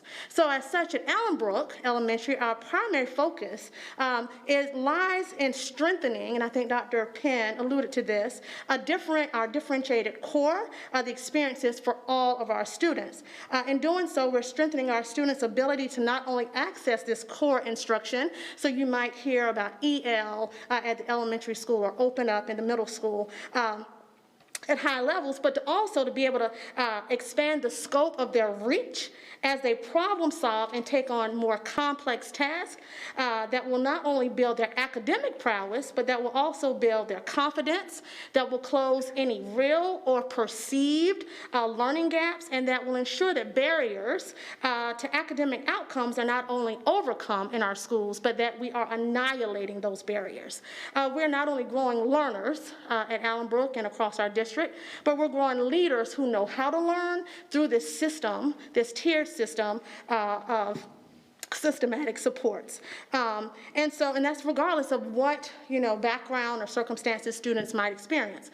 Also at Allenbrook, in alignment with the nature of the work that we're doing to ensure that students are provided with these learning opportunities, what you'll see bedside each and every day, you'll see teachers and teacher leaders involved in professional learning communities or these planning sessions where they're looking at data, they're looking at student work, they've taken a look at the math data, they've taken a look at the panorama data, they've taken a look at the EL benchmark data that we get several times throughout the year, and they're formulating small groups or one-on-one sessions for students. We're formulating opportunities and plans to not only, teach, but then to come back and to evaluate how our students are doing through a process that we call progress monitoring, right? And then based upon that feedback, we're able to come back and once again, not only align our resources, but then look at our master schedule, look at how we're aligning our talent, or the human capital in our building. Who's teaching who when, right? How are we, shifting personnel to match the needs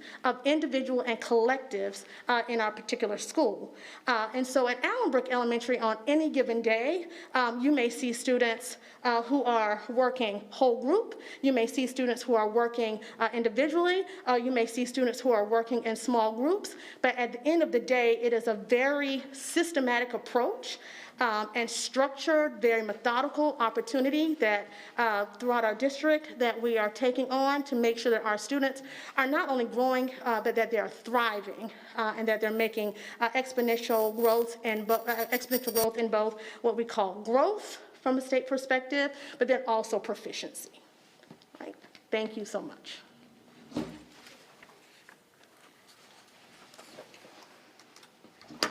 Thank you, Kim. Good evening, Madam Chair, Vice Chair, and the rest of the board. Thank you for having me tonight. It is my pleasure to be here. My name is Lauren Fowler, and I am the extremely proud principal at Myers Park Traditional School. Like Kim, I am a veteran in the district. I have spent my time teaching, and as a reading specialist, I spent a year in the communications office, but the vast majority of my time has been spent as a leader in the schools. Just like Kim, I'm going to talk a little bit about the MTSS process at Myers Park Traditional School. I would like to start just by naming that MTSS is not a one-off. Rather, it's a fluid process that happens daily and continually in schools. It is the core instruction of what we do for our kids in all facets of who they are as a learner. So if you look at the pictures on the screen, these were all pictures that were taken on Monday. So these are all ways that our students are currently learning and able to experience and access the core. Just like Kim, there's a variety of different opportunities for our students that are highlighted in the pictures. In the bottom, you will see we were able to use playgrounds safely on Monday, so that is a way that we are definitely building the social and emotional needs of our students. You'll also see science, that's a big tree in the middle of the second picture that our kindergartners are working on. They're working on a unit about living and non-living things. So they're talking about how a tree has both living and non-living things composed within it. You'll see whole group instruction. You'll see kids who are logged in on Zoom, but you'll also see kids who are learning in person, spaced out in the classrooms. There is work samples on there as well. So in the third picture on the top, you'll see, yes, they are interacting with the technology, but there's also access there to our L curriculum, which is highlighted by the book that our 5th graders are currently working on around Jackie Robinson and the American history that is tied into that. So I also want to highlight that as a district, we have been on an equity journey over the last couple of years, both at a top district level, but also when you look at us at the school level. This has included our MTSS process. So what does this look like in a school? It means that we all now have access to the same curriculum. In our elementary world, that is Envision for math, and that is EL for literacy. This includes phonics, and this includes writing. In math, it is our Envision curriculum. For social and emotional learning, it is Caring Schools with differentiated resources to help us with the vast needs of social and emotional needs that come with our students right now, particularly in COVID. It also has different methods for us to use in helping students with attendance. This year, all of these things have been able to happen both online and in person. The largest lever at Myers Park Traditional that we utilize, though, within the MTSS framework is our core. Differentiated core instruction is how we meet individual student needs. The assessment platform, SchoolNet, that we use as a district allows us to capture real-time data on our students, provide feedback to the child, as well as provide feedback to the teacher on what needs to happen in the next teaching steps. Similar to Allenbrook, our opportunities for students are embedded, and this is going to look different in service model based on need. PLCs of teachers work together each week, and really, it's 3 basic questions that we ask. What do students need to know? What is it that they're learning that we need them to walk away with mastery of? The second question is, how do we know that they have learned it?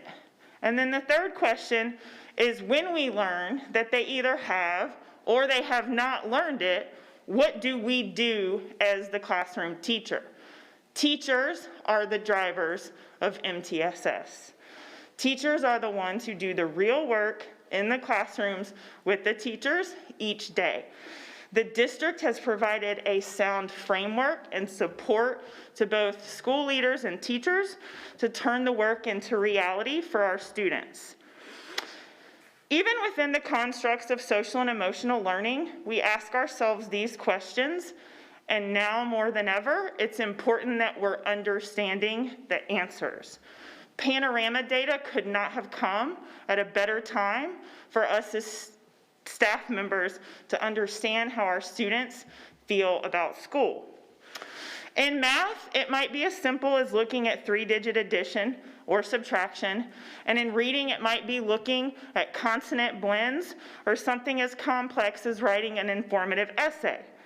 And in social and emotional, we track skills like, how does a child accept feedback? How do they give feedback? And how do they work collaboratively with others? We strategically use our master schedule to include a built-in intervention and enrichment block every single day. During this time, our classroom teachers, support staff, and teacher assistants target student needs. This can be delivered whole group, small group, or in a one-on-one setting. But the bottom line is that teachers are constantly collaborating and communicating to figure out, what do our kids need to know? Do they know it? And if they don't, what is our response? Thank you for your time.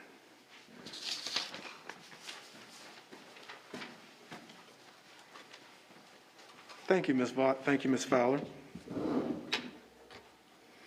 So moving forward, you've heard 2 exemplary district leaders talk about how MTSS looks in their respective schools with different populations, but with the same aim for their students. So as we think about some of the things that we've been doing well, there's some things that we need to improve on to make sure that what you've heard in 2 schools is seen and experienced in all of our schools. Some of the things we need to do, as you already heard mentioned, is we need to continue to invest in core instruction and student supports. We've already made investments for curriculum and grades K through 8, and next year that will be fully realized. We need to continue to make those investments. So those investments are also experienced in the high school grades, something we have included in our budget and we're working towards doing for next school year. We need to expand access to supplemental and intensive interventions. A thoughtful team has reviewed, vetted, and selected supplemental intensive interventions, which are evidence-based. However, we need to make sure that they are available to all the students that would need them. They're available in every school, but not at the magnitude we need them. We need to continue to invest so they're there in the level that they're needed. We need to identify students who need supplemental intensive interventions in a universal fashion. That process is happening in schools, and you've heard 2 examples of how it's happening in exemplary ways. We need to make sure that the process and the metrics used to identify those students are done in a universal fashion, so no matter what CMS school you're in, you won't be deprived from the supports you need or pushed into something that you don't. We need to improve our data quality and data integrity for both internal and external monitoring. Approximately 3 years ago, the state, as a partner in this work, articulated to districts that we'd have a platform to be able to record our work in. That has been a work in progress with our colleagues at the state and only became available this past December. Absent a platform for us to use, schools have been left to their own auspices, to find out ways to record this data on their own, doing so diligently and professionally, but not always similarly, which means as a system, as we're supporting them, as we're monitoring our system progress, we don't have a uniform way to collect these data. This is certainly discouraging and disappointing as we, as a part of our intentional planning, divested from a platform that we had so that we could adopt what the state would require us to use. That system called ECATS, which I believe is an acronym for Every Child Accountability Tracking System, is what we're going to start adopting, which we just got access to this December.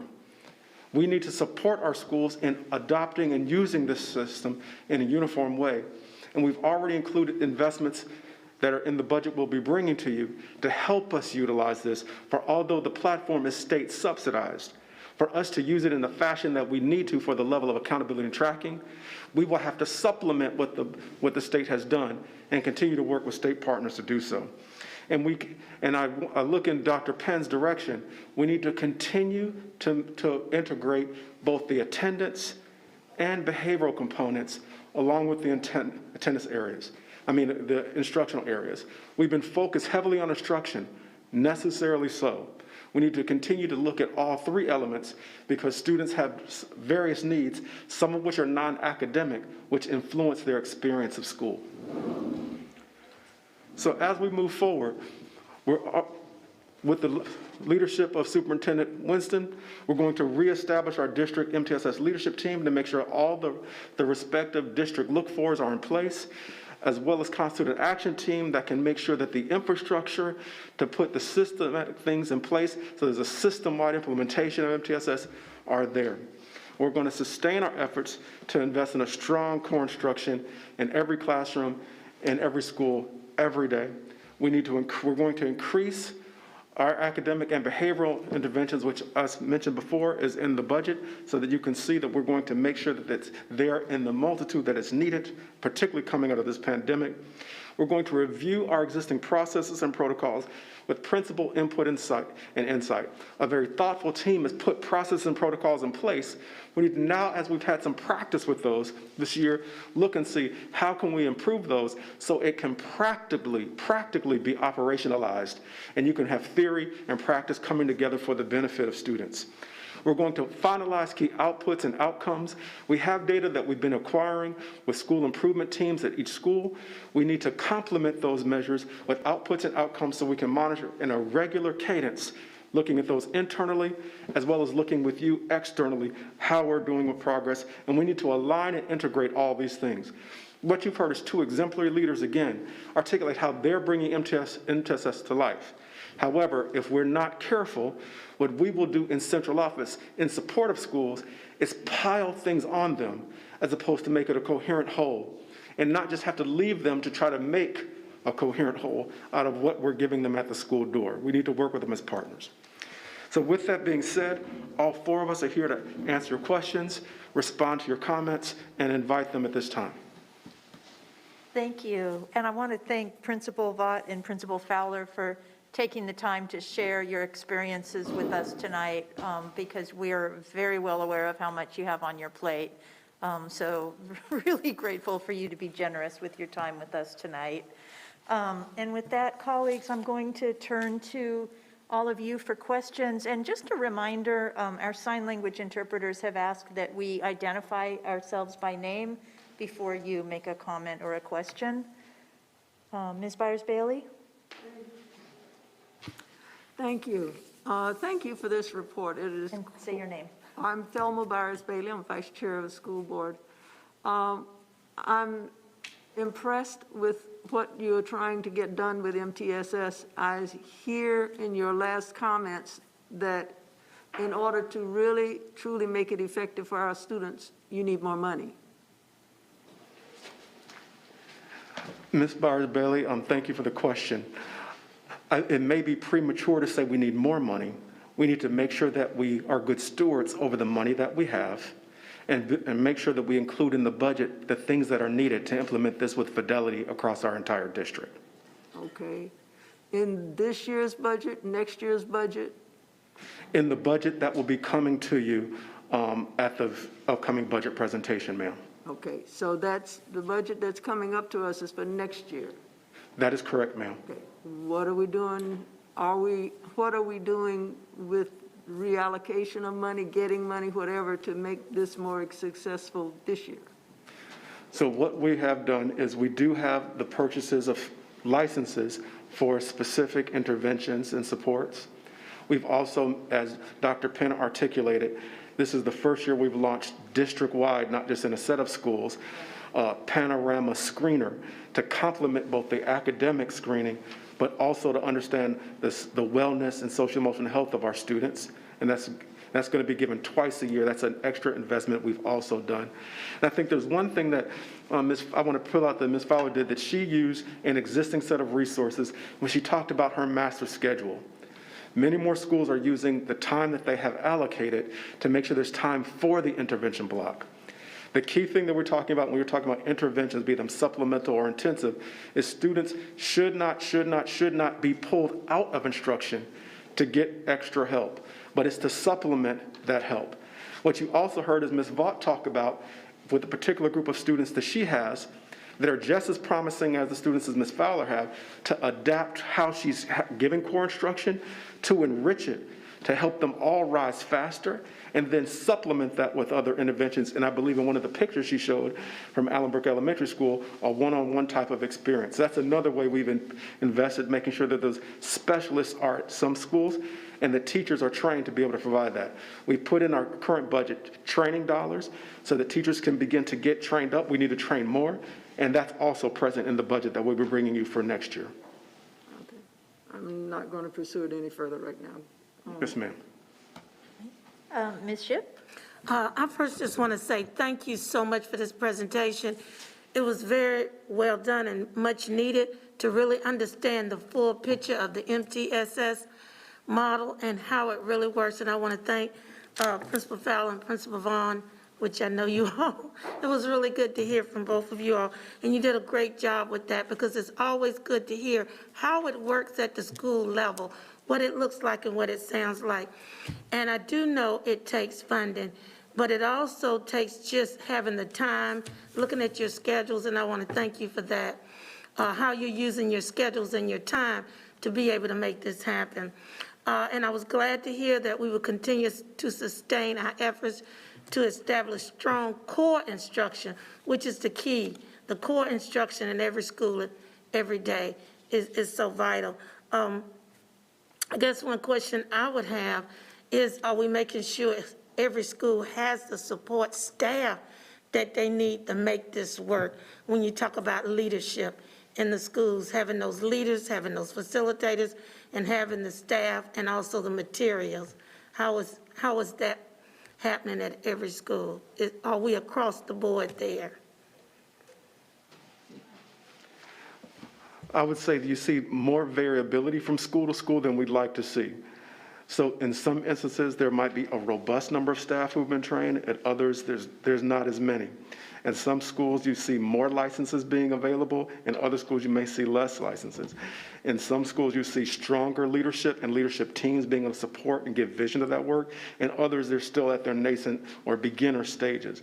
So that is the next stage of our work. We've introduced all of the core component parts, but I would dare say that we have that running and humming the way it needs to at every school, and that's the next phase of our work.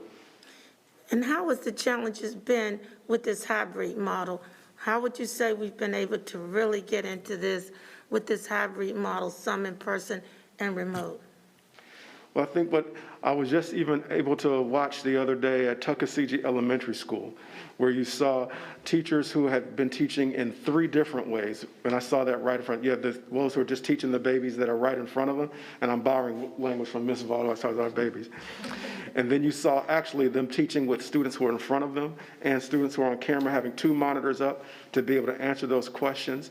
And in one instance, having an adult who is actually being able to support the students who are online in the hybrid, while the actual teacher, the primary teacher, is in front of the students there. They're not taking turns teaching, but if there's an area in the chat, if you will, in the Zoom chat, to be able to say, what question do you have? Following up, making sure that they're checking in with those students as the teacher's giving primarily. And then you also see the full remote, where the teacher's there in the classroom, just as actively engaged, using multiple screens to be able to use her smart board while she's looking at each student and being able to monitor their own responses to questions using the platforms we provided through Canvas. So I think but I would say that was a best-in-class example. We want to make sure that we're able to provide that in every instance. I think what we've all found is that remote learning has been a challenge as we've been growing as a nation and for us as a district. But I think we do have some classrooms and schools who have been doing some best-in-class models of that. Thank you. Thank you. Thank you, Madam Chair. Thank you all for being here. Just a couple. Jennifer De La Hara. Just a couple questions, and I appreciate our principals being here to kind of give some real-world examples of how this is playing out. But I was hoping, Dr. Barnes, you could help me further understand sort of the difference between the 6 components. We have database problem solving and data evaluation. Like, how do those interplay? I'm still trying to, I understood some of the examples that were given, but could you help me just tie that up a little bit of how those interact with one another? So I'm going to start with data-based problem solving. So as an example, we talked about universal screening data, and let's take MAP, for example. Mm-hmm. When let's say Ms. Vaught's team gets her first grade MAP data, and it shows that students are performing high in this area, but particularly low in that area. They're going to dive in and do some database problem solving to build their understanding of what the instructional or academic skill areas are that they may need to enhance at core to bring up the student level of performance or proficiency there. Around the other component related to data, what we're talking about there is once we've got students into an intervention process, we need to be able to look at that individual student's progress monitoring data, as well as other students who are receiving that same intervention, to understand, is this intervention largely effective for most students who are receiving it? That's the first question. Is the intervention generally effective? And then if the answer is yes, then we need to look at those individual students' progress monitoring data to understand, based on their data, if they're not doing well, why aren't they doing well? Is it that this is the wrong intervention for them and we've targeted the wrong skills? Is it that it's the right intervention, but they're just not growing, so we need to do something more intense? So those are the that's 2. A school-based team that's making that decision. Absolutely. Okay. Yes. Does that help? It does. Okay. It does. Yeah, I'm just trying to. They feel like the same thing, but they're not. Yeah. No. It does. Thank you. Sure. And then as that would apply, the integrated systems of support, is concerned with academics, behavior, social emotional learning, and attendance.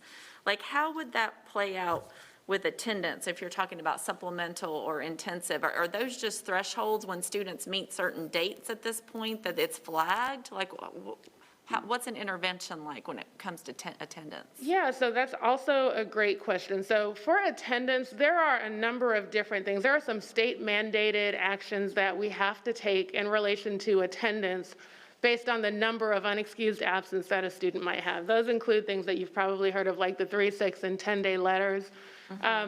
Some of the attendance interventions that we have available in the district, and this speaks to Dr. Barnes' remarks about us provisioning a standard treatment protocol of interventions. We are offering a high-quality evidence-based intervention for students in grades 4 through 12 called Check and Connect, which is a mentoring-based attendance intervention for students who are showing signs of becoming disengaged. So that's an example of one where we are developing a cadre of trainers who will train school staff, and school staff are developing groups of mentors who can provide this intervention to students. Additionally, we provide an intervention called an attendance review conference, which is a multidisciplinary team that comes together to provide wraparound supports to a student and their family. Attendance is often a family issue, not just a student issue. And so that is one of our more intensive interventions. Outside of COVID, we work with the court system around truancy as well. That is probably the most intensive intervention. Right. We also run a school-based truancy court program. So those are some of the interventions that we offer for attendance. Okay, that's helpful. Thank you so much. Just a couple more questions.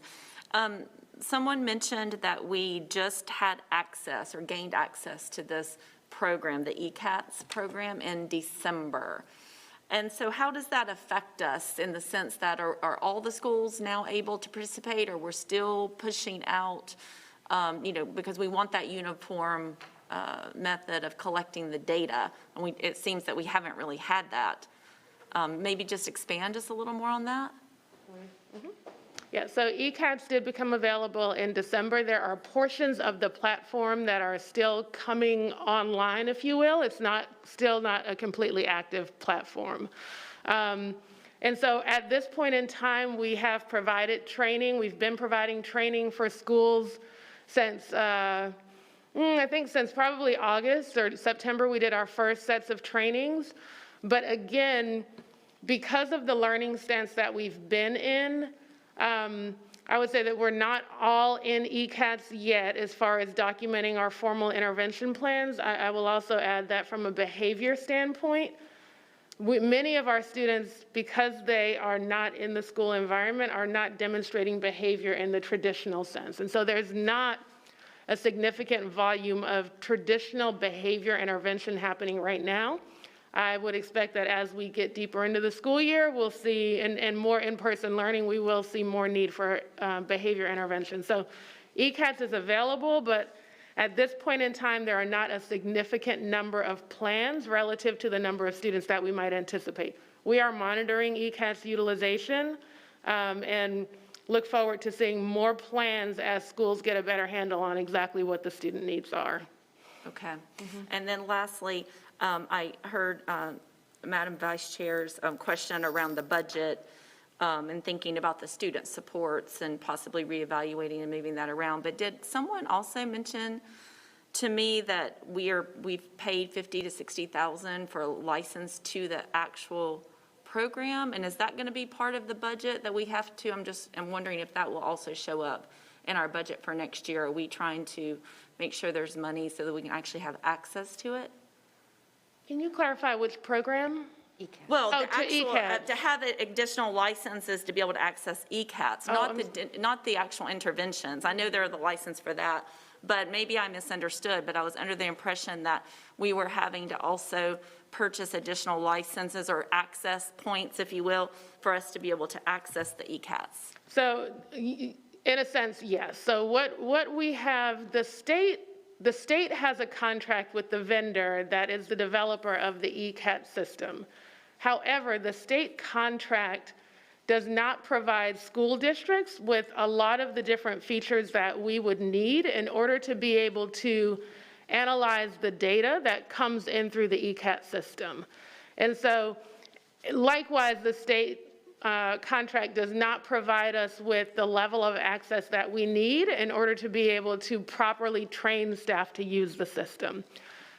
And the prime example I will provide is that typically with an electronic or web-based system that manages student data, you have something called a test school and test students. And what you can do in that test school is pretend that you're developing an intervention plan for a student, pretend that you've got a group that you're running interventions on, and use that to show people how to develop plans, how to run data. There's no test school in ECATS. And so in order for us to be able to train, we would either have to be able to use real students, which is a no-no, or we have to use state-related videos as our only training method. So in order for us to gain broader access to the system, we have in the 21-22 budget included a request for a consultation contract, which for the 12 months will come in at roughly $45,000. Okay. Thank you. I appreciate the clarification. Thank you. Thank you for your presentation. In thinking about how MTSS writ large is funded, much of it is basically our core business with a lot of accountability and layers of add-ons. But it doesn't sound like the state did not provide the new curriculum.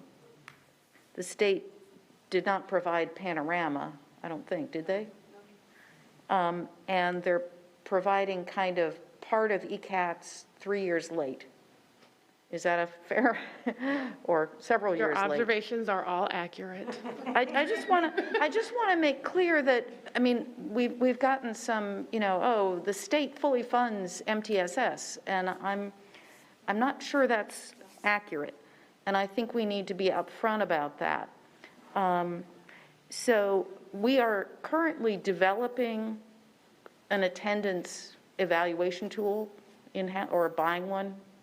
There's that, did I miss that? Or a behavior. I'm not sure what you're referencing right now. But we have, so in terms of the inputs to our data right now, our map, yes, and Panorama and attendance, which is probably just days there. Mm-hmm. And then there's the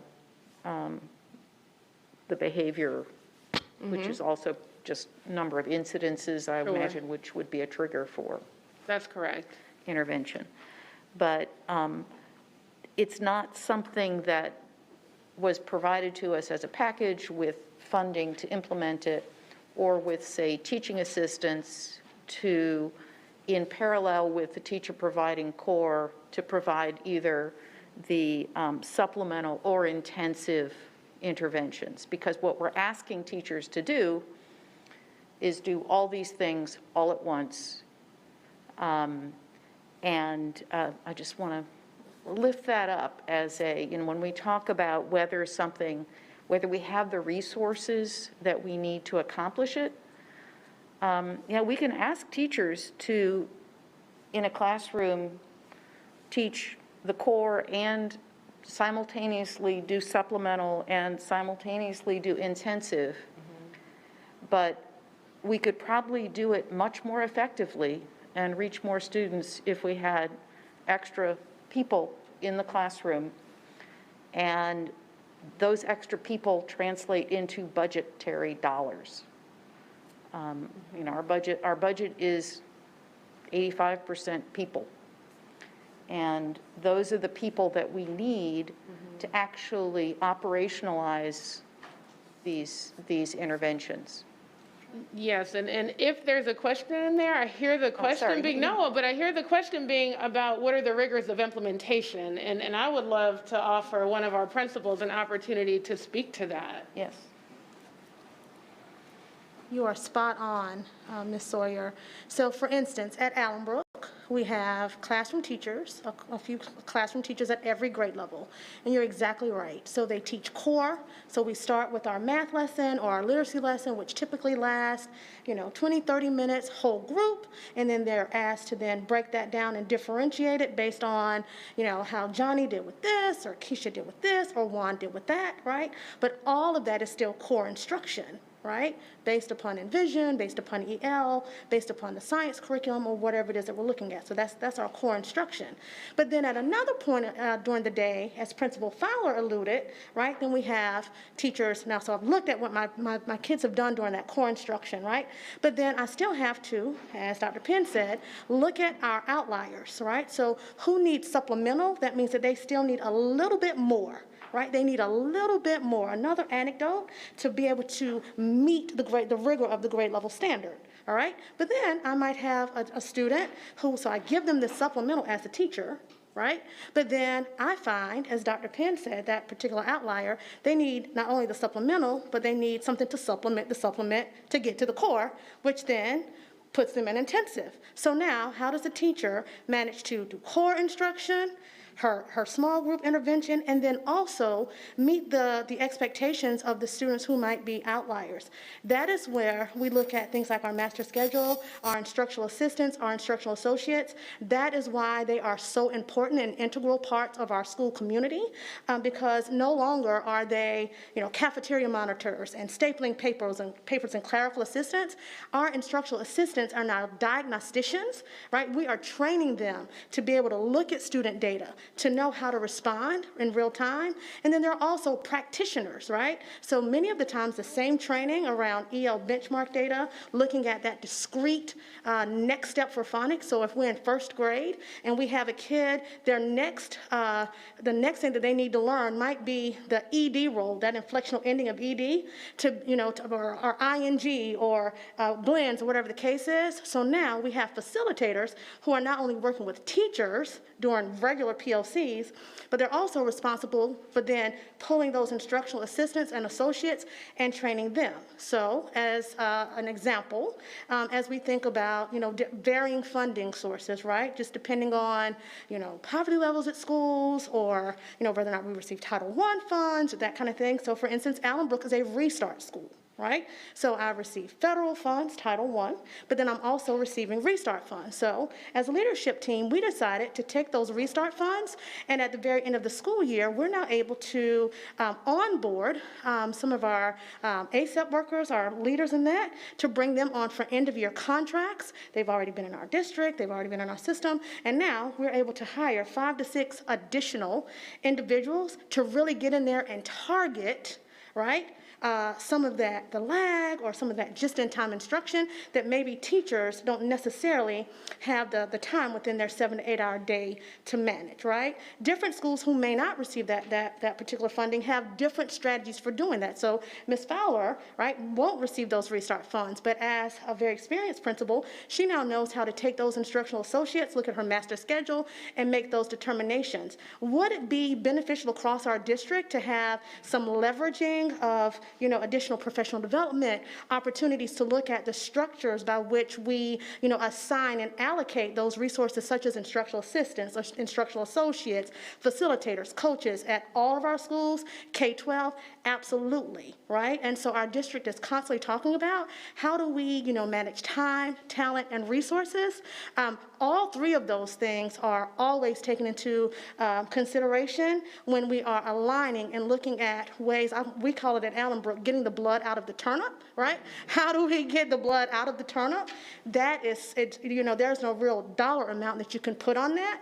It is truly getting bedside with the professionals, whether that is a coach, whether that is a tutor, an instructional associate, an instructional assistant, at our schools to provide them with the tools, the support, the motivation, the know-how, right, and the synergy to move students forward in a manner that, proves amicable for all and that provides outstanding outcomes. So that is one of the things that we've done at Allenbrook, is really consistently look at, okay, how are we leveraging district resources. I'll give you a very brief example. So for instance, I think I heard someone speak about, I think I heard Dr. Penn speak about MAP. We got our MAP data back, right? And so we were able to then leverage an individual from our districts, from Dr. Barnes' team, right? We were able to tap into Dr. Barnes' team, the Ducey team. So I got my MAP data back. I saw the gaps, and I had a member of that team come and provide professional development for all of my staff, every single person, certified, non-certified, right? And so now we're able to break out those small groups. We know exactly what to target. We know exactly what time of the day. We know that Johnny's going to get 3 small groups, and Kim Vaught's going to get 2 small groups. I know that you're going to be in this corner getting this at this time of the day. I know that this is the exact resource that you're going to use to move you, but that is taking a systemic and a systematic district effort to be able to do that. And I definitely think that we have the infrastructure in place to get that done under the leadership that we have from curriculum instruction, from assessment, from our assessment department. But it definitely is not a top-down approach, but a very fluid, comprehensive approach to the work that we're having to do from a human capital standpoint. Yeah. Thank you. Thank you. That's really helpful. Any other questions? Ms. Fowler. This is Brianna Fowler speaking, and I just have a quick question, just a couple questions. Are we using the MTSS program as a program focusing towards our elementary school students? I understand that our elementary school students are constantly being left back emotionally due to the pandemic and having a barrier due to emotional settings not being there and not being able to socially interact with their peers. So I guess this is a dual question. In our MAP testing, do we see a difference in the impact of our younger students being in a remote setting? And then my second question would be, is the MTSS program mainly focusing on our younger students, like our elementary school? So you clearly have taken a CMS test before. Yes, testing at home can bring false positives, but it can also bring false negatives. So I think that's just where the data problem solving that Dr. Penn talked about earlier, you talk about that with your team. But you build relationships with your families so that you also know on the other side of that screen what is sitting there and how you best serve that family.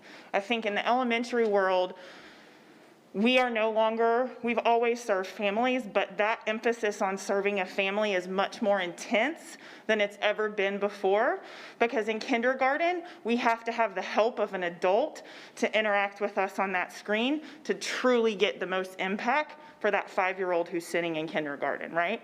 So yes, you see it both ways, positive and negative, but I think the good thing about elementary is we get to know our kids really well, even via Zoom. And so then it's having a conversation with the parent and the teacher and the MTSS team or whatever team it is. Why would this maybe be a false positive? Why would this maybe be a false negative? Or we actually think this is a spot-on representation of this student's ability. Do you mind to repeat your second part of your question?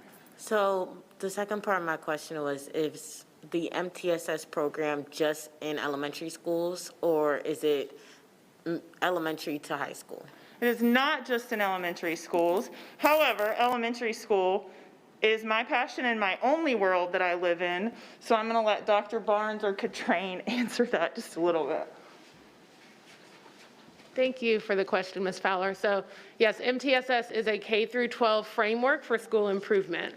What I can tell you in all transparency is that nationally and locally, the strength and ease of implementation of the MTSS framework is significantly more difficult at the high school level. You heard Ms. Vaught talk about all of the moving parts that are required for them to implement the MTSS framework in a relatively small elementary school. So take that and multiply it by 6 or so and put it at an RGCal or one of our bigger high schools. And add in a master schedule that has seat time requirements and credit-bearing courses so it is particularly challenging at the high school level. We don't have many instructional assistants at the high school level, right? And so typically for academic intervention, it has to be built into the instructional block most times. There are some high schools that carve out time from their master schedule to provide either intervention or enrichment. It sometimes happens in the advisory block at a school. The same question, though, has to be posed for behavioral interventions and core behavior supports as well as attendance. So it is a K-12 framework, but I will share that it is vastly different and honestly challenging in unique ways at the high school level especially.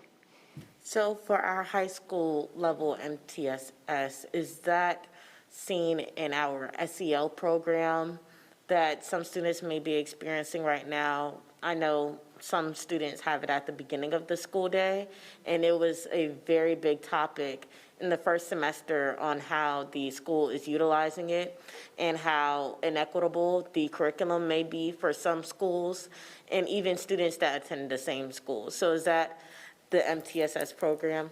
So, MTSS is a framework, right? So it's not necessarily about what program or what curriculum you're using, but it's a question of what are you doing for all students at core around academics, behavior, social and emotional learning, and attendance as the first thing, right? So if you don't have core practices in place in all of those areas, what you do for intervention probably doesn't matter that much, right? And so for your question about the SEL block, until this year and looking at next year, we're in the process of adopting an SEL curriculum for high school.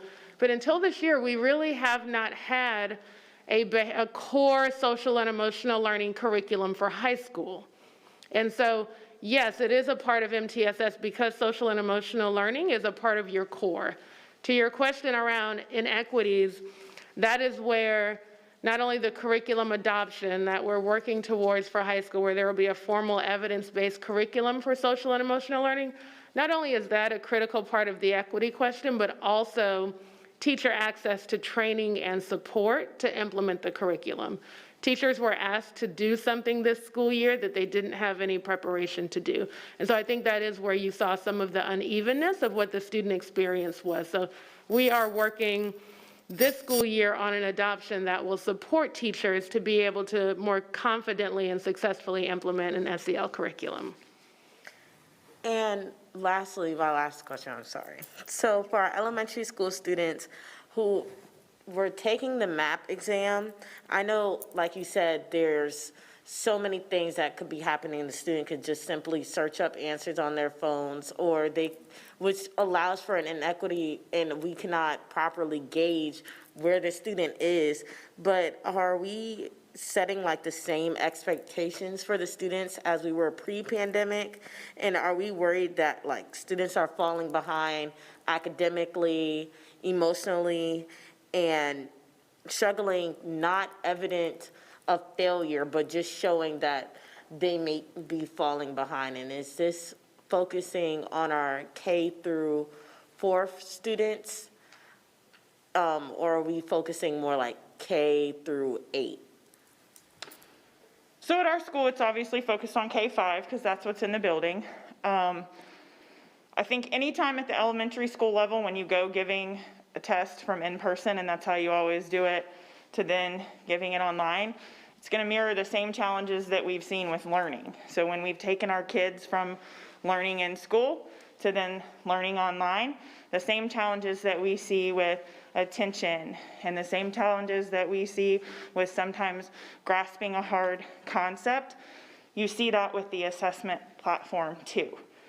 You also think about a kindergartner who's never taken a formal assessment before, right? And so what does that look like for that teacher to talk both to the students and to the parents about what we're doing, how we're doing, and why we're doing it?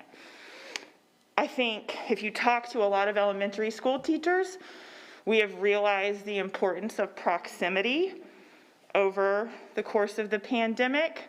And so as we have had the opportunity to have certain students back in person, you heard Dr. Barnes talk a little bit about What does it look like and how do we change service models when we're able to see students in person versus if we're only able to connect with them via the screen? And so what we're having to do now is be very intentional in our schedule and who is seeing what kid, when, and why. And then when they're seeing them, what are they doing? But the social and emotional piece is just as big right now as the academic piece. So she had asked a question about, is an incident what triggers MTSS for social and emotional behaviors?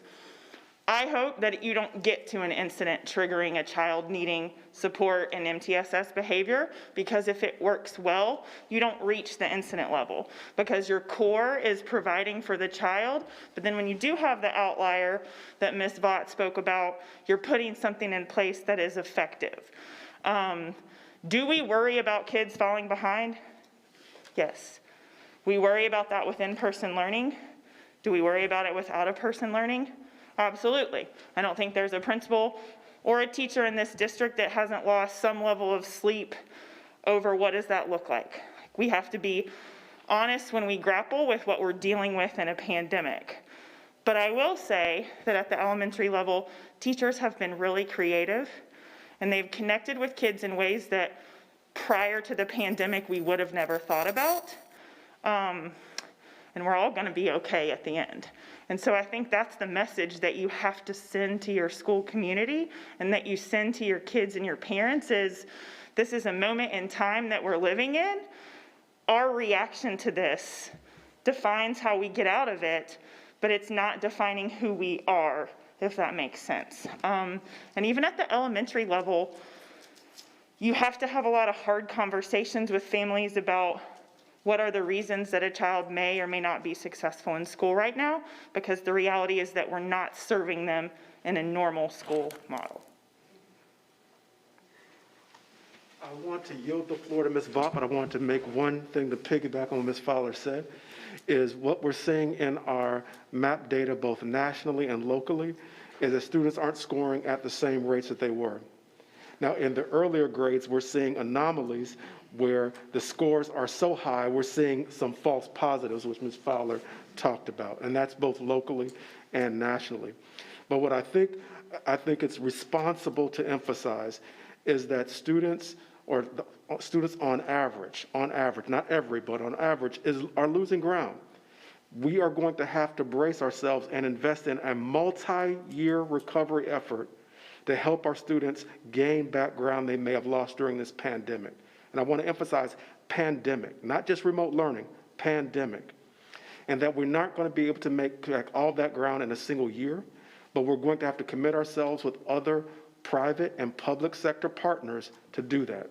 And I wanted to emphasize that because I think it's so important. As hard as our teachers and principals are working, they're doing their best during a pandemic to be able to educate our students. And I think what you have here is two exemplary leaders who are leading exemplary teachers in two different schools, but with equally valuable children to help them lose as little. And if hope that everything we're doing is helping some students gain even more than they would have in prior years. I wanted to yield to Ms. Vaught to give an example. So some wise person at some moment in time told me that hope is a confident expectation, right? So the good news is this, Brianna. So as you were speaking about MAP data, we hear a lot about MAP data. But one of the things that we might not talk about is the fact that it's something called teacher witness, right? We learned that in Education 200.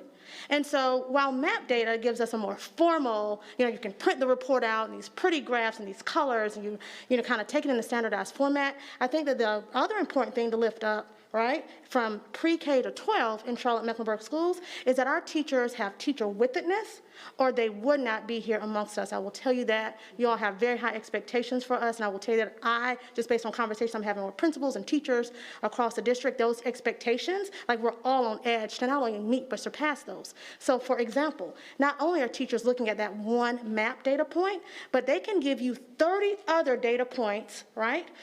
Whether it's an EL benchmark. So the EL benchmark is an assessment that we give typically in K2 classrooms, formally like 3 times. Those assessments are one-on-one, right? So, it's via Zoom, but the kids are typically in a breakout room with the teacher. So you kind of break down that barrier where you have other kids. It's the teacher and the child, and they're looking at their acuity around phonics, their fluency. Are they able to decode words? Are they able to spell words? And believe it or not, you have kindergarten students. So that work sample that I put up was an example of a first grade student who literally uploaded, like many of us are learning to do that, right? They're able to take a picture with their Chromebook and upload it, submit it to the teacher in real time, and get real-time feedback. So the map data might say one thing, and because our teachers have what we call teacher withedness, they're able to look at multiple assessments, multiple pieces of data. It might be the way that the child answers a question in the classroom, right? It might be how the child performs on a specific task to validate or invalidate, right, or to confirm or disconfirm that one screener. Remember that MAP is just a screener, but because we have such, strong instructional support structures throughout our district, and this understanding, this ongoing push around professional development, PLCs, daily in our schools, teachers are being pushed, as school leaders, we're being pushed to look at multiple data points. So we're not going to look at one moment in time, right, to make a determination as to whether or not this particular kid is falling behind, rather we're looking at the student comprehensively, right? And believe it or not, we actually have teachers going to homes to give assessments, right? We have teachers, bringing in, the parent might say, I want for my child to be remote. All right, Ms. Smith, can you bring Candace into the school at 6 o'clock? I want to just work with her for 30 minutes to see if this happens. And those are the kinds of things that are happening at our schools so that we're not taking a one-sided approach or a one-sided view. We really are able to get comprehensive data on our students, even in a remote settings. Why? Because hope is a confident expectation that our students will be successful. So teachers, even in hybrid learning or remote settings, are finding the 13th way, because that is the way we do it in CMS. Yeah. Thank you so much. Any other questions? Okay, I have a couple of quick questions. As far as, so I know we've had this 4-year gap between the old platform by which we were tracking MTSS data and getting ECATs online from the state. How much time do you anticipate, now that we've got access to ECATs, or at least basic access, do you have a sense of how much time this transition is going to take to get it fully up and running in our schools and get data logged and be watching and learning from the data that ECATS is collecting? Yes, I appreciate that question. I would like to think we could be up and utilizing the system at its full capacity, I would estimate by late fall. There are some features of the platform that actually do not work properly right now because we don't have end of grade data from last school year, right? So the platform has, for example, an early warning system. Most students have no data populated because it works on prior year EOG scores. And so there are things like that where the system does not function properly because it was not designed for a pandemic. Mm-hmm. Mm-hmm. And my last question is, on your last slide, the second to the last bullet, you're talking about next steps for district improvement, and you have finalized key output and outcome measures to regularly monitor indicators on an established cadence. I just want to highlight that and say that would just love to talk more about that. And you may not be ready to tonight, but that's I think the ultimate, that's the most important part of this conversation tonight. So yeah, let's all be in tune with that. What are the key outputs? What are the key outcomes?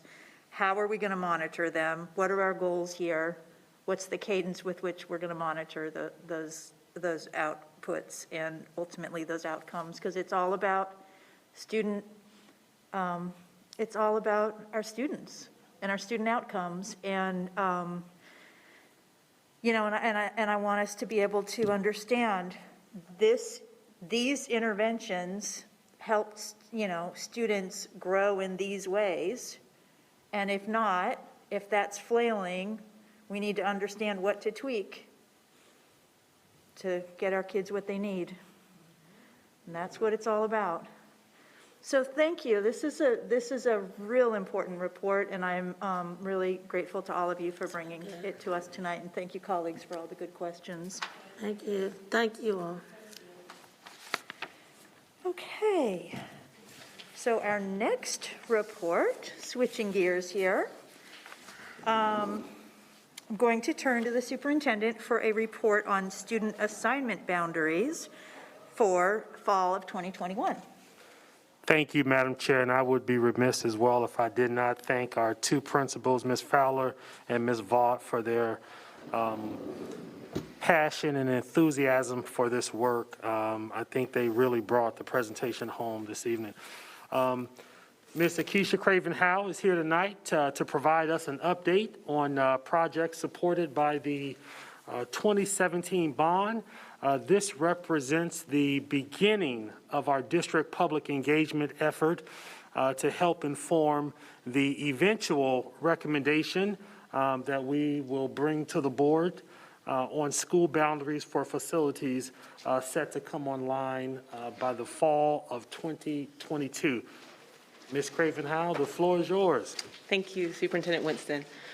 Good evening, board members. It is always an exciting time when we get to open new schools and programs. And so that is what I share with you this evening. As a result of the 2017 bond, we have 4 school facilities that will open in the fall of 22. 2 of them are relief schools, and the other 2 are existing facilities that we will be able to repurpose in the fall of 22. And so these will require a superintendent's recommendation for student assignment as well as your vote. We will target June of 21 for that vote to allow us a full summer, a full school year, and an additional summer for planning for the transition. I think it's always helpful to remind our viewing public about the board student assignment policy, JCA. The single requirement in that policy is that all of our attendance boundaries be contiguous. That is an unbroken line that surrounds the school. The board also directs the superintendent and staff to be mindful of 4 priorities, and those are home to school distance, intact feeder patterns, socioeconomic diversity, and school utilization. In addition to those priorities, policy JCA also instructs the superintendent and staff to be mindful of additional factors. And you see some of those listed there. The first school that we'll take a look at is an elementary relief school. It is listed in the 2017 bond as providing relief to Bain, Lebanon Road, and Piney Grove Elementary. The actual site for the schools sits on the Mint Hill Middle School site, and that does fall within the Crown Point Elementary School boundary. So we will necessarily have to adjust that school's boundary as well. That also creates an opportunity for us to look at providing relief from Matthews Elementary School. When we look at the enrollment and school utilization numbers for all of those schools, you can see that at Lebanon Road and Piney Grove and Matthews in particular, we have significant relief needs. I am sharing, I do want to point out, data from the 2019-20 school year. Current school year data for most of these schools is an anomaly and would not give you a good sense of the actual utilization and the relief that we need at those schools. In the last column of the table, you can see 2029-30 projected enrollment. You may recall that in 2019, we partnered with Cooperative Strategies to do some work with us and do 10-year enrollment projections. So I am sharing that data as well. And you can see where we expect growth and therefore where we will prioritize relief. The next school is Olympic Relief High School. And you can see there circled in the southwest part of the county where that school will be located. It will primarily offer relief to Olympic High School, but it does also offer an opportunity to close a feeder pattern out of Southwest Middle School that is not currently intact. So we will take a look at that opportunity throughout this process. In terms of enrollment and utilization, you can see the numbers there. I have listed all of the high schools that have a tangential boundary to Olympic High School. And you can see where the utilization is for each of those schools, as well as that 10-year projected enrollment from the 2019 year. The next two schools are not brand new buildings, as the first two are, but instead facilities that we are able to repurpose as a part of the 2017 bond. So E.E. Waddell High School currently houses a K-8 language immersion program. That program will get its own facility as part of the 2017 bond. And when they vacate E.E. Waddell High School, we will have an opportunity to backfill that school with a program and make it a high school instead of a K-8, which is what it was originally built as a high school. Because we have the Olympic Relief School and we anticipate a South Charlotte Relief High School as well, we do not anticipate needing a homeschool attendance area at E.E. Waddell. So that offers us the rare opportunity to open a high school as a full magnet. And so we intend to engage the community around their hopes and desires for a school choice program in that area. And the final facility is Lincoln Heights. You can see that it is located within the Bruns Elementary attendance area. Lincoln Heights right now is currently being used as swing space for Shamrock Gardens Elementary, which as a part of the 2017 bond is getting a replacement facility. It is also temporarily housing our Charlotte-Mecklenburg Virtual High School. And so we will need to find a permanent home for that program in advance of the fall 22 reopening of Lincoln Heights. Again, this is one, and you can see all the schools that surround it: Ashley Park, Bruns, Byers, Druid Hills, University Park, First Ward, and Thomasboro. We do not necessarily need a homeschool attendance area for this school, so we do have an opportunity to think about it as a full magnet program as well. In terms of next steps, this kicks off our community engagement process. And so our intent is to have a kickoff meeting for each of these 4 opportunities prior to spring break. You can see the dates listed there.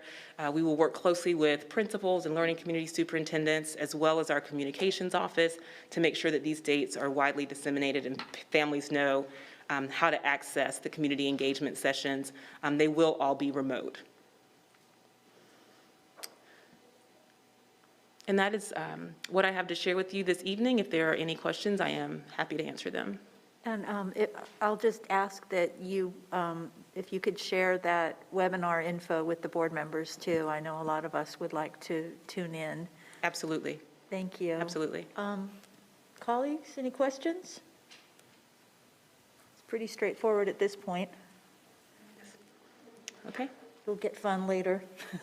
Thank you very much. Yeah, thank you. Thank you, Ms. Craven-Howell. All right.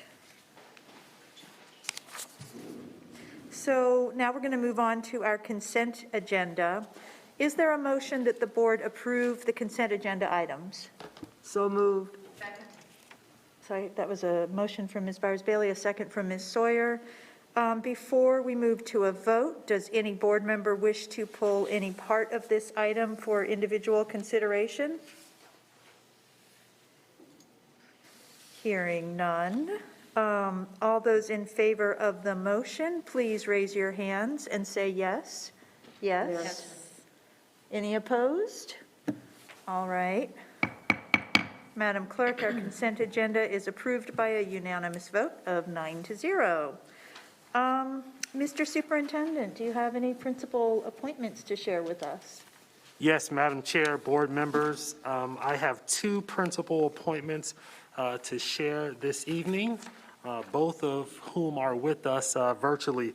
The first principal appointment I would like to share is Rachel Fink, who will become the new principal of Highland Mill Montessori.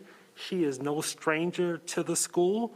She currently serves as the interim principal and prior to that served as an assistant principal for several years at Highland Mill Montessori. She's also served as an academic facilitator at Berry Hill School, and I'm excited to have her take the helm of Highland Mill Montessori. And at this point in time, I would like to give Ms. Fink an opportunity to share some brief remarks with us. Hi, everyone. I am so excited to lead such an amazing school and Montessori community. I want to thank my family for supporting me and all of the tremendous educators and administrators who guided me along the way during my 18 years with CMS.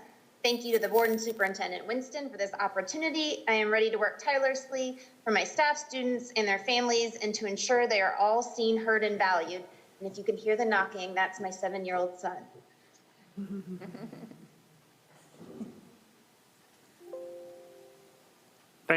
Thank you, Principal Fink. Next up is our second and last principal appointment for this evening, and that is Kiara Oglesby, who is the new principal of Newell Elementary School. Currently, Ms. Oglesby serves as the assistant principal at Winding Springs Elementary School, and she served also as an interim prior to that, as well as a dean of students there, and she served as a teacher at Idlewild Elementary. And I am excited for her leadership journey to begin as the new principal of Newell Elementary School. Ms. Oglesby, too, is with us this evening, and I would invite her to share some brief remarks with us. I would like to thank the Charlotte-Mecklenburg Schools Board of Education and Superintendent Winston for allowing me to return home to Newell Elementary. I want to thank Mr. Wall and Dr. Beard of the Northeast Learning Community for recommending me. I want to thank my family and friends, as well as my Winding Springs family and my fiance and other CMS leaders who have helped me along the way. I want to thank Mrs. Wall, Bonacera, Cunningham, Edmonds, and Joplin, and Mr. Gray. I'm honored and excited about leading Newell and being involved in the amazing work that they are doing with scholars. Thank you very much, Ms. Oglesby. Madam Chair, that concludes my remarks and personnel appointments. All right, thank you. Welcome aboard to principalship. Okay, colleagues, we have 2 action items tonight. The first is a recommendation for approval of revisions to Exhibit IKFE. And for this, I'm going to turn to Board Member Lenora Shipp as Chair of the Policy Committee. She's going to introduce this item and make the motion for its adoption. And just a reminder to the public that since this is an item reported out of one of the board's standing committees, it does not require a second. Members of the board, the item before us tonight is approval of proposed changes to Exhibit IKFE, graduation requirements. The purpose of this recommendation change is to align with DPI's changes to courses required for high school graduation. The Policy Committee met on February 16th, 2021, to consider the changes before you tonight. The committee approved the recommended change by a 4-0 vote, with the requested modified fast tracking of the policy. With that, Madam Chair, I move to approve the recommended changes to Exhibit IKFE, graduation requirements, as presented.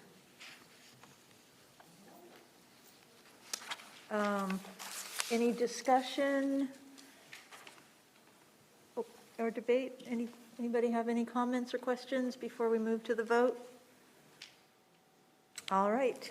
Well, I will go ahead and call for the vote then. All those in favor of the motion, let it be known by a show of hands. Any opposed? And Madam Clerk, the motion passes 9-0. Our next action item and our final action item tonight is proposed revisions to the 2020-2021 school calendars. Before the board acts, I'm going to turn to the superintendent for a review of the metrics report and also for a recommendation on this item. Thank you, Madam Chair and board members. At this time, I would like to recognize Ms. Christine Peugeot as well as Mr. Damon Willis. They will provide an update on our district COVID-19 metrics. And after the metrics presentation and discussion, Dr. Matt Hayes will present a recommendation on modifying the school calendar based on our evaluation of the past several weeks since our schools returned to in-person instruction.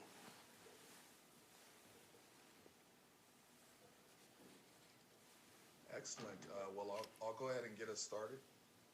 Thank you, Superintendent Winston, Madam Chair, Madam Vice Chair, board members, and our CMS community as well. My name is Damon Willis, and I'll be walking us through the CMS readiness dashboard.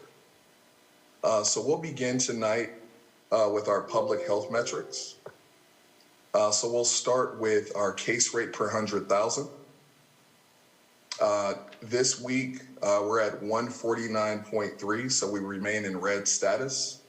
But that is a roughly 15% decrease from our metrics last week, which were 175.3. In terms of test positivity percentage, we remain in yellow, and we remain at 5.4% for that metric. Moving on to district level case monitoring, schools with at least one positive case. We remain in red with 80 schools this week, slightly above 78 schools that we reported last week. And taking a look at our schools with quarantined individuals, we remain in green for that metric. Next, we'll move on to school level case monitoring, beginning with cases in a school. This week we have 32 schools with 2 or more cases, none greater than 10. And that's a decrease from last week where we reported 41 schools. In terms of school clusters, we remain in green. And in terms of individuals in active quarantine, we do remain in red with over 50 quarantines at one specific location. Next, we'll move on to our district operational metrics here, beginning with child nutrition. This week, we're at 93.7% and remain in green. That's less than a 1% change.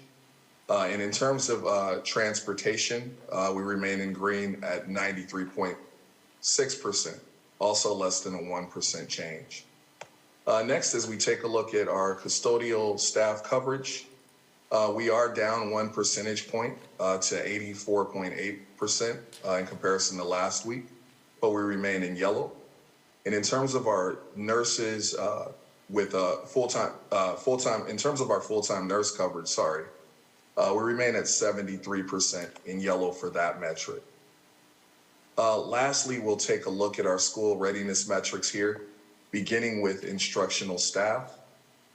We remain in green with a slight decrease from last week where we were at 93.1%. This week we're at 92.4%. In terms of both school facility as well as infection control and PPE supply metrics, we remain at 100% in green.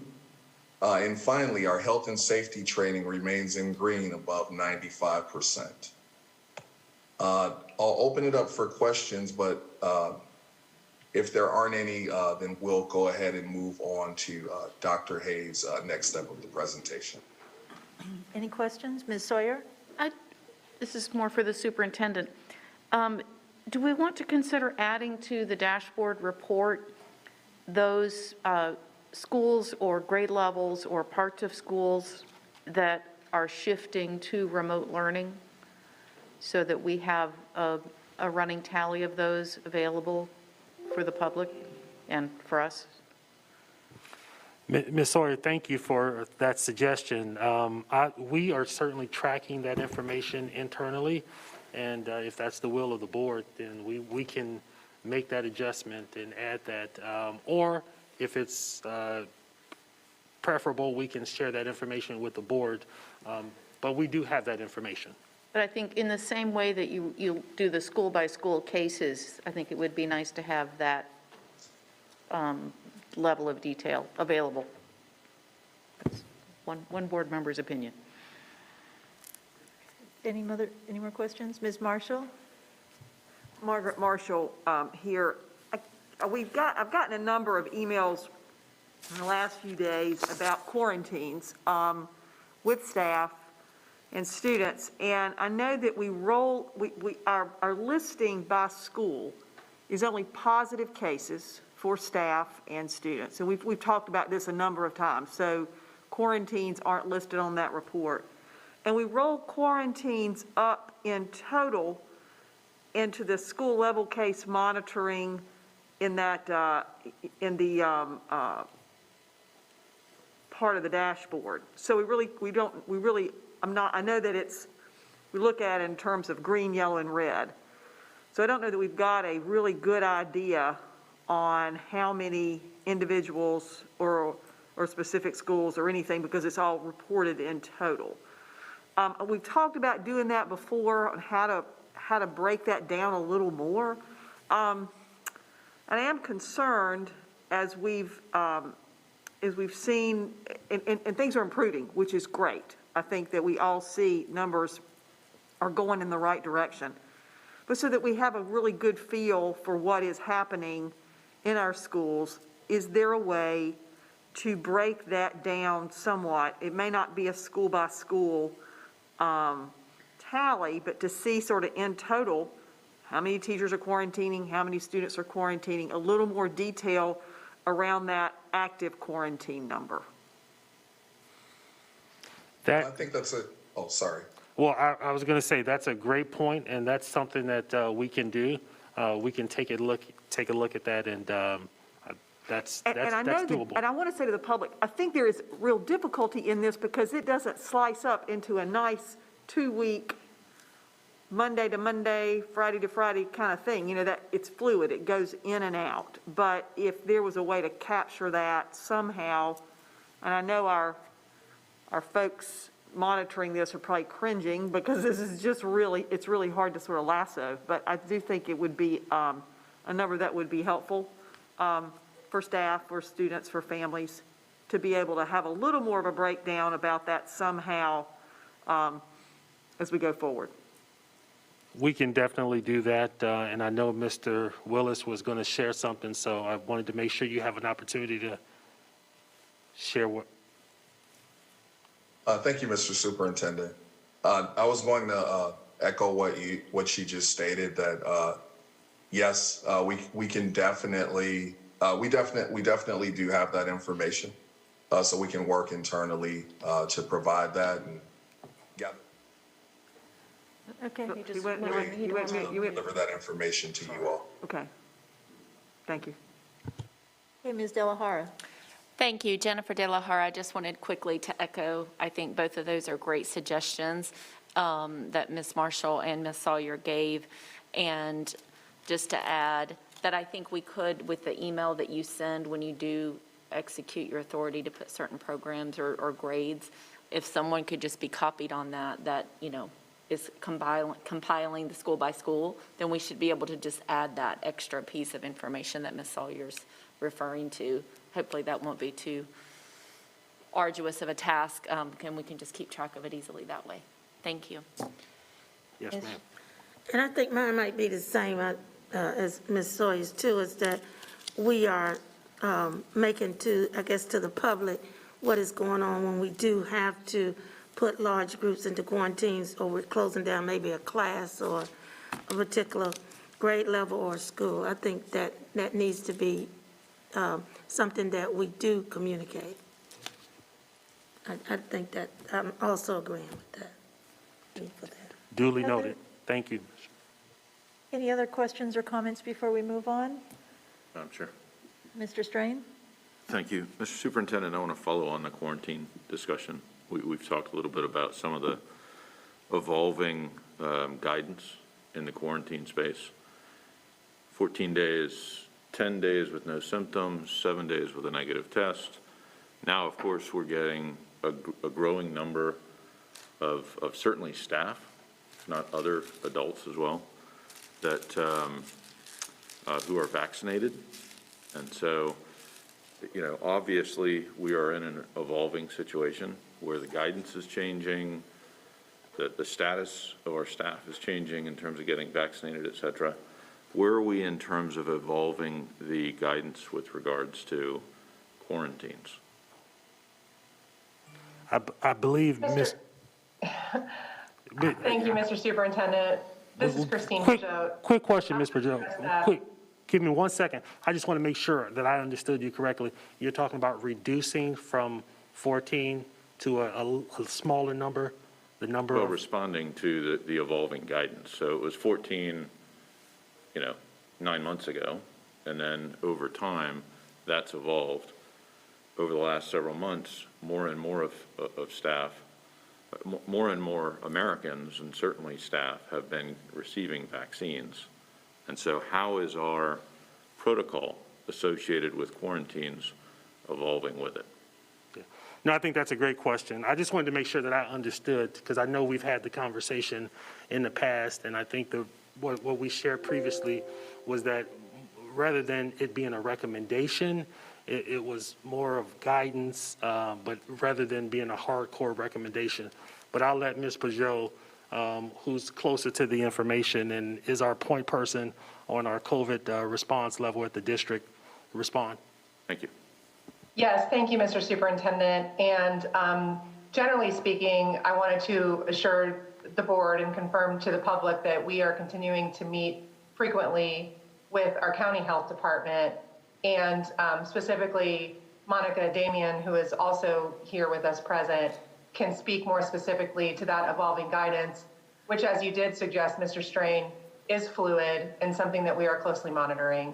Ms. Damian? Yes, thank you.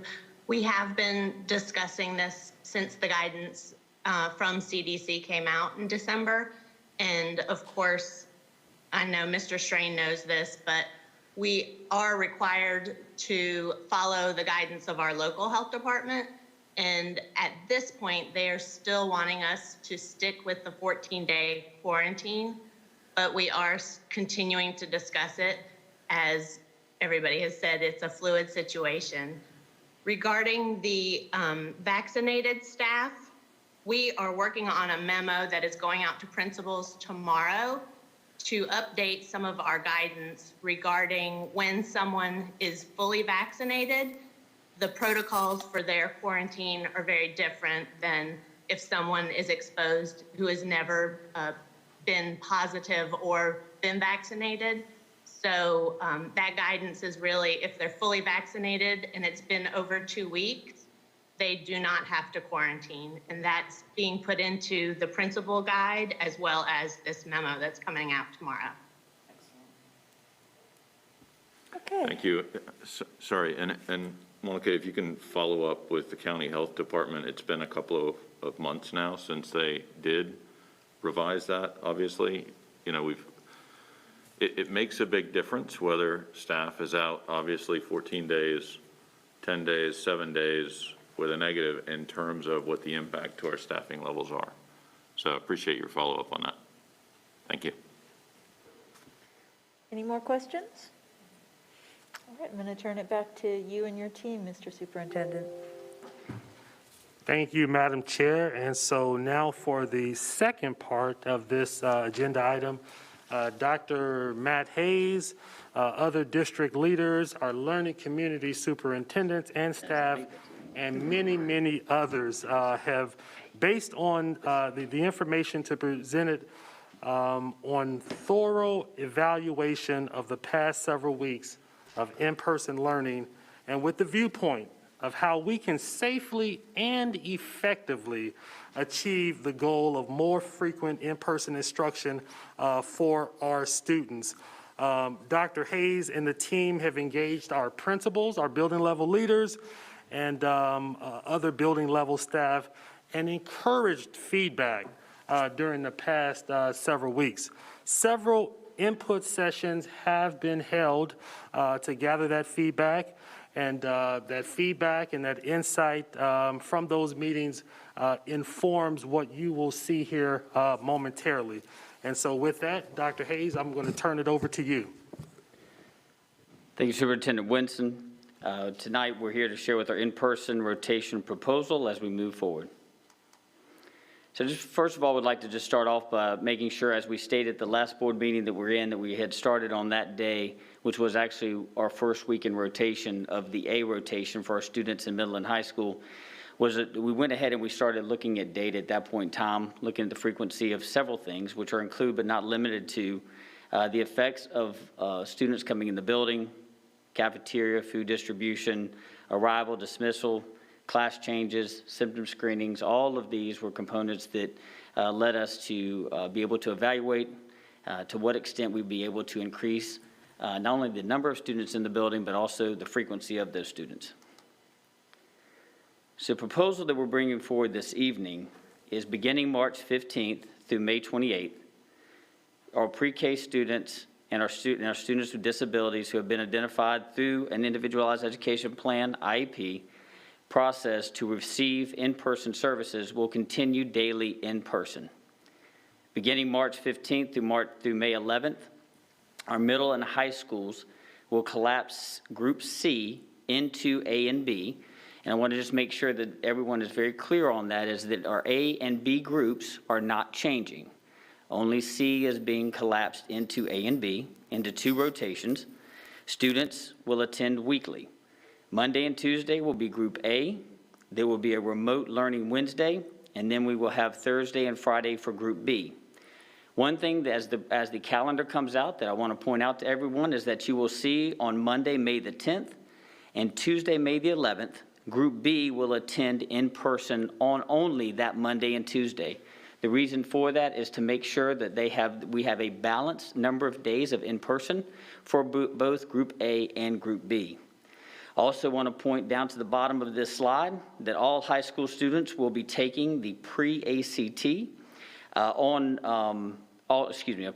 all high school students who are taking the pre-ACT on April the 21st will be required to be in person. Now, beginning on March 22nd through May the 11th, our K-5 and K-8 schools will collapse into one group with no rotations. Monday and Tuesday will be in person. There will be a remote learning Wednesday, and then Thursday and Friday will be in person. Also, for our end-of-year testing window, which will begin on May 12th and last until May the 28th, this is when all students will return to remote learning, except for when they are required to be in our schoolhouse for taking in-person exams or testing. Testing for year-long courses and for fall makeup tests will begin on May the 12th. If you remember, at the conclusion of our fall semester, of our first semester, students were given the opportunity that if they did not feel comfortable coming into the building, that they could take those assessments at a later date. This gives them that opportunity. Advanced placement, international baccalaureate, Cambridge testing, all will have testing windows that will be determined within the confines of the established calendar and also based on guidance issued by that testing organization. Our pre-K and students with disabilities whose IEP plan requires them in-person instruction will continue with in-person instruction during the end-of-year testing window. So one thing that we want to be very clear on this evening is that we will not have an open opportunity for families to switch between full remote academy and in-person attendance. The reason for this is that our secondary students that are in middle and high school are still under Plan B. And underneath those restrictions, they are not able to have more than 24 students per bus, nor are they able to come social distancing of 6 feet, 6 feet on center by their desk, and in the hallways, and as they move through the building, 6 feet distancing between 2 individuals. So it is critical, as we built out these opportunities for our students to come to our schools by buses, that we maintain our full remote academy students in full remote and our in-person students in person, because that is how everything has been set up at this point in time. I will tell you, though, that as we stated at the beginning of this semester, we will always still have in place our hardship opportunity if a family meets the criteria that has been set forth here that you see on screen. That has not changed since we have had that at the beginning of the year. Three other critical components to this that have to be considered also for the hardship that have not had to be considered in the past, especially when we're dealing with our students that are in middle and high school. First of all, that is, can we ensure that there's 6-foot distancing in a secondary classes? Our classes are the same size, our bodies are bigger. We have to make sure that we can accommodate that first. The second is, can we accommodate the student's schedule? And then third is, if the student needs transportation, is there space on the bus that would not exceed past the 24 number of students by the guidelines? No additional changes will be made in attendance to rotations between A and B or B and A, once again, for the same reasons that I spoke to earlier. So we have changed one sort of terminology that we've used. We will be having remote learning Wednesdays. These are opportunities that will enable teachers the opportunity to provide focused instruction to whole groups of students, provide time for planning and delivering differentiated support to students, and the plan for hybrid and instructional for teachers responsible for both in-person and students simultaneously will have this opportunity to utilize this time to bring those students underneath the same modality of learning, which would be remote. So a timeline that's set forward at this point in time is beginning March 10th through March 14th. District Connect 5 messages will be sent to all families to announce students' new attendance rotations. March the 11th through the 12th, schools will communicate any bus route changes to the families. On March 15th, middle and high school rotation changes will begin. Also on March 15th, our K-5 and K-8 schools will be preparing the building to receive more students and reviewing student schedule in order to ensure the safety protocols can be maintained inside the classroom. It is critical as we listen to our principals that they have this extra time to make sure that the environment for our elementary school students and the environment for our K-8 students is properly prepared. On the week of March the 22nd, our K-5 and K-8 students will begin their rotation changes at that time on the 22nd.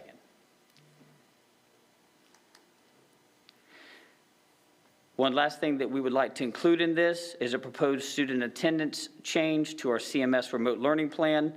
We're requesting to modify the district's remote learning plan to include present off-site, which is a 1R code, as a code for students who are participating remotely on days that they are assigned to be in person.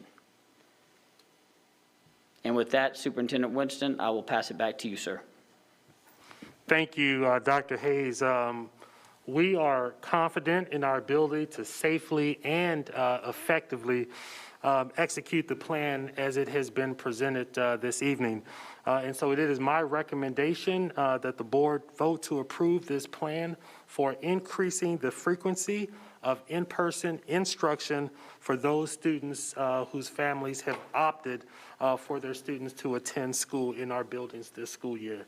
Madam Chair, that concludes my comments. Okay.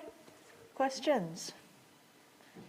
Dr. Jones. Yes, I've had quite a few emails. This is pretty sad or imminent. How have we, do we feel confident in our communication with families on all this? Yes, ma'am, we do. Okay. Elaborate. So first of all, I want to state that, starting last Thursday, we began the conversation with all of our principals around this proposal and the opportunity to possibly bring it to you this evening. During that time, we were very specific around certain criteria and certain expectations that we would have for them to be able to notify their families. One thing that came out of that meeting specifically was from our elementary principals. who stated that they have a little bit more of a concern with the number of individuals coming back into the building. Because you have to remember, our elementary schools, you may have one school that has 40 to 50% of their students that are in person and remote. We've got other elementary schools that have 80 to 85% of their students that are in person. So we have to make sure that they have the adequate time to prepare not only just the school to receive those students, but also that our elementary folks have the opportunity to have that communication chain as well. Okay. Which brings me to the next question. The fact that teachers are teaching in person and then remotely with the virtual, that's pretty much an overload of responsibilities. It's going to take quite a bit of preparation. Have we considered how we will give teachers the opportunity to feel some competence and effectiveness in implementing this? Yes, ma'am. And that's one of the reasons why you see that we've gone to what we would call a remote Wednesday, which actually will have remote learning opportunities for the students during that day, in which teachers can bring underneath one modality, which would be the remote learning opportunity to their students. That also allows our the teachers the opportunity during that day as well to participate in their PLCs, PD, and other development that helps them deliver that instruction properly to those students, even if they have a dual modality in which they're doing that. But I also just want to state that as we talked with our principals, one of the key things that I said to them clearly was that each of our schools has a learning community superintendent. We have 6 of those individuals that are throughout our district that are there to help close gaps and support them. So that is what they will actually do. So if there's an individual school, because each school, some schools have exactly the format that you're speaking to, the modality in which you have a teacher that may have to teach in both modalities, right, in person and full remote. But we also have schools that have been able to, because the number of students that are in one of those modalities, have been able to dedicate specific teachers just to teach in a remote or in person. So we have a lot of variations that are out there. The one thing that we've asked them to do is to make sure that they're communicating directly with their learning community superintendents, teachers to the principals, principals to the learning community superintendents, and then we will deploy whatever support services that we have in which to make sure that they are ready. Beth Thompson, who is our Assistant Superintendent for Academic Services, is here with us as well. She helps make sure, and her team, that they have all that rich curriculum and are able to make sure that it's delivered in the proper manner as well. Okay, that quality control is important. Yes, ma'am. Thank you. Ms. Shipp? Yes, I know the importance of moving and changing us as soon as possible to support teaching and learning for in-person. As I looked at the pre-K and K-8 model, you're saying that they will be on the same schedule with K-5, but that changes the look of the middle school where they're going to have more days in, or that will be a different type of planning and instruction than the 6-8s that are not in a K-8 model. And that was a question that's been asked too. How do you propose that equity there when they're going to be doing something different than the rest of the 6-8s in the district? Yes, ma'am. And we did several configurations of looking at the spacing. That really comes down to the spacing and the opportunities that we have in which to bring those students in based on current regulations that they have. So in our K-8s, although very tight, we are able to have under 24 students per bus, because even in the K-8, we have to make sure we maintain that, and we're also able to maintain 6-foot distancing in those 6 to 8, grades 6 through 8. In our middle schools, where you have just a pure middle school, right, and so you in the square footage that you have, we are only able to maintain the configuration we have at this point in time to make sure that we are adhering to the 24 students per bus and also the 6-foot on center distancing of desk. And that is, and I want everybody to please know that means that there's furniture coming out of rooms. There's furniture being pushed against the rooms. I mean, so they're having to clear space to be able to do that. But that is exactly it. So you have an opportunity where you can increase the number of days with our K-8s because they're being with our K-5s. And included in that manner because really it's just square footage of the building and the spaces that they have to float or to move into, which in some of our middle schools that we have in our traditional middle schools, they will not have that flexibility at this point in time due to being in Plan B. So you're not concerned about the inequities there with the amount of instruction and in-person going on in that K-8 model compared to the 6-8 schools? No, ma'am. I believe all of our principals at each of those have done a phenomenal job of making sure that they are reducing that as much as possible and providing a strong quality education to each of those students who have chosen to be in a K-8 model. Yes, ma'am. I have a question about the timing for effectiveness and efficiency. So the whole purpose is to ensure that we're going to have quality, effective teaching and learning where they are engaging with teachers, not continuing to be in a remote type setting. For example, I visited several schools in the last couple of weeks, and in many cases, the students are still on their Chromebooks. They're still looking like this virtual model with the teacher teaching to the kids that are in remote.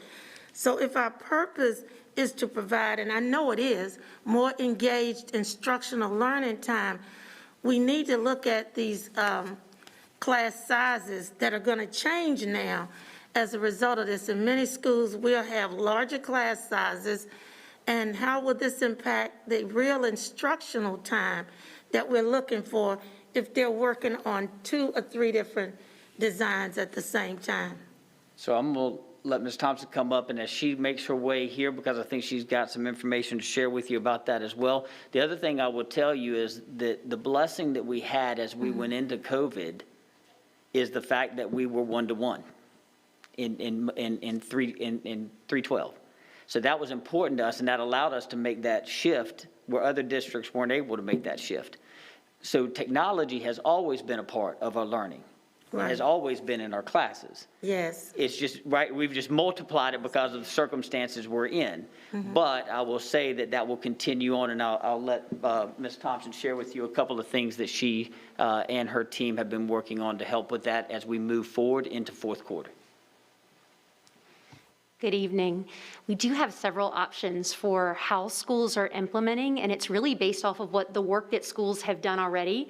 So not us saying you should do it this way, but working with schools to say what's going to work in your setting, and then how do we take what's working in one school and be able to share that more widely. I think to your point, Ms. Shipp, we've had lots of conversations already with teachers and school leaders, even looking into summer and next year, about what happens with all of the resources that are in Canvas, almost what's our next iteration of this as we are in person. And what folks have largely told us at this point in time is, don't take the stuff away that we've worked so hard on, particularly in Canvas, but continue to help us know how to be able to use it both in person and in addition to what we've learned in terms of a remote environment.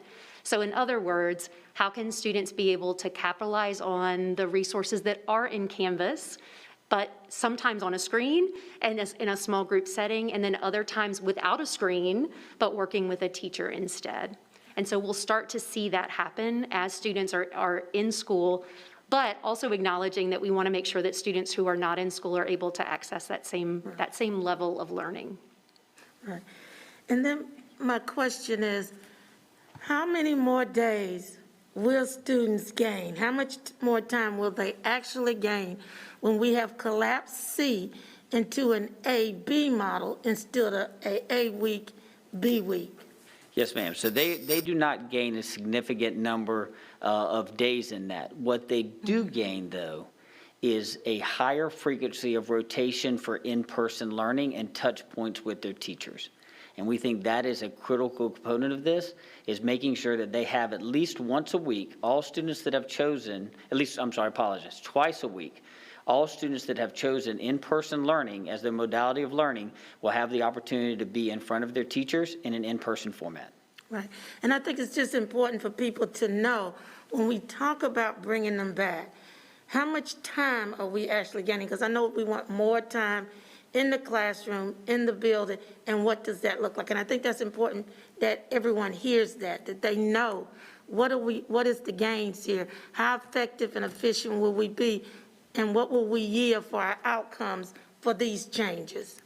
Yes, ma'am. I'll tell you, to look at, if you would just put that in one of the reasons for being able to begin and launch this rotation on the 15th is because that actually would be the second rotation of A, once we began to be in person. So that means that C, which is finishing up now, would wait 2 full weeks before having an in-person opportunity for learning while the others were in session. C, the group this week, waited their 2 weeks. And so what it really does is instead of waiting 2 weeks, you literally are waiting a couple of days to be back in that classroom and have that in-person opportunity with your teachers. And and this is my final question, are we dispersing students as opposed to having substitutes? I know, and I've been in the schools, as I said, that they were already using dispersing. Now, when we bring in more students back, how is that going to work? And because it's always important that we take a look at how we disperse students anyway.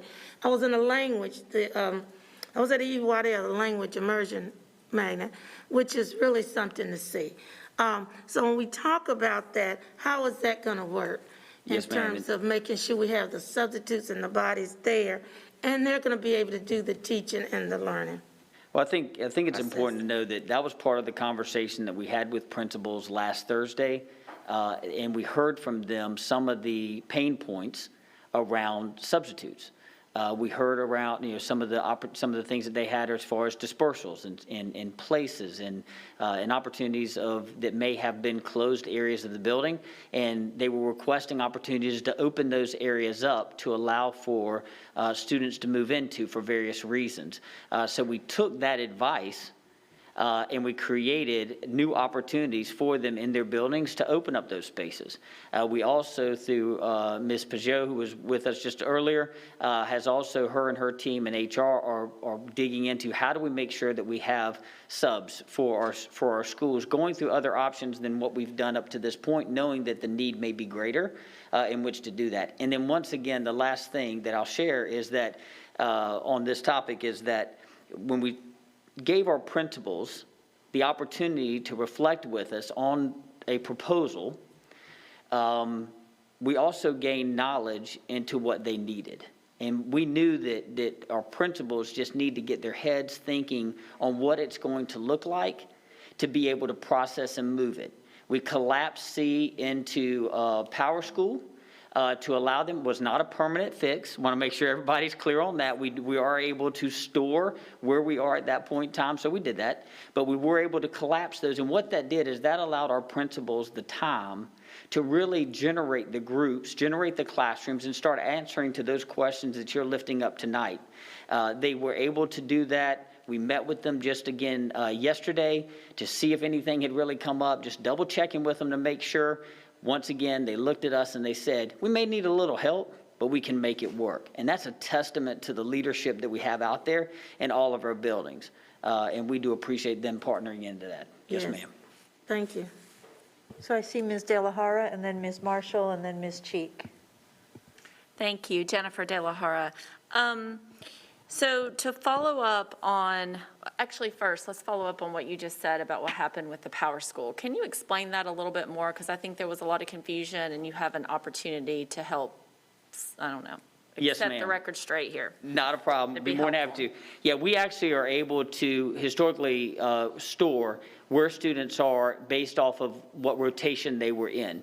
One key thing to think about here is as the transportation department, Adam Johnson and his team, as they created the routes for our students this year, they were way smarter than most of us, because what they did is they said, we're not going to create routes for Group A, routes for Group B, and routes for Group C. What they did is they created a route for all 3 groups.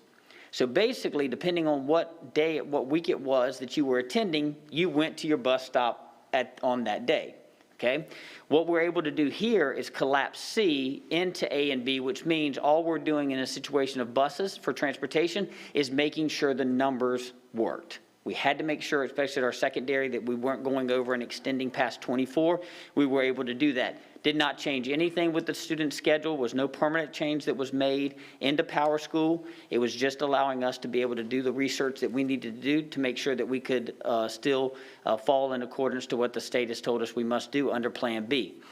That also, what it also allowed our principals to do is to look at how many students now they had in each of their classes that weren't just A, but were A and part of C, B and part of C. Why is that important? Because we have to make sure that we can maintain the social distancing. Once again, especially because we have to remember, even in Plan A, we still require social distancing in the hallways and in open areas. Want to make sure that they could do that, that we could, as we open this up, that we're not violating any of those policies or regulations that are in front of us at this point in time. But I will say, apologize, if for some reason our proposal does not go through, all we have to do is go back to historically stored data. We put it right back in, and we have A, B, and C as it's designated for each of those students right back up and running again. It is not a permanent change That was until going we to be make my it next one. follow-up question. Like if we all voted no on this tonight, you have the ability Yes, within ma'am. Power. Okay. Yes, Just ma'am. so that folks are clear on that. So thank you. Also, in your response to Ms. Shipp, you mentioned that certain parts of the building had been closed and you were able to meet the need and open up. Can you, that's news to me, or maybe I just misunderstood. Why would that be, that certain parts of the buildings were maybe closed off? So for example, like with our cafeterias, like I said before, we have some schools that may, in a certain rotation, probably, we have schools out there that have 60, 70, 80% of their students that are in person. When you're looking at bringing them in a rotation, then you're able to say, you know what, we're going to have you eat in the classroom, right? And they're able to move and function, do what they need to do. We've had many of those cafeterias have not been open. Students have gone, got their food, they've gone back to the room and eat, and then they take their trays and things back when they're done eating. What we're doing at this point in time is opening up those cafeterias for schools that need them, give them that opportunity to do that. Once again, making sure that they maintain 6-foot social distancing, make sure that they are wiping the tables down and cleaning those areas properly for the next group of students that are coming in. We have not had gym classes that have been inside the gym.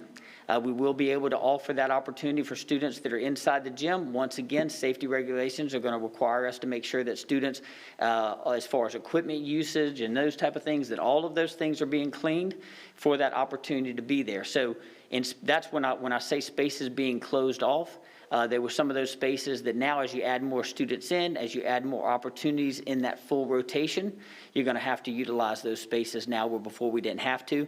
And some of those spaces may actually even need to be used for instructional spots, especially around our K-8s. If for some reason a room in size and social distancing becomes into question, it gives them an overflow space to be able to move into.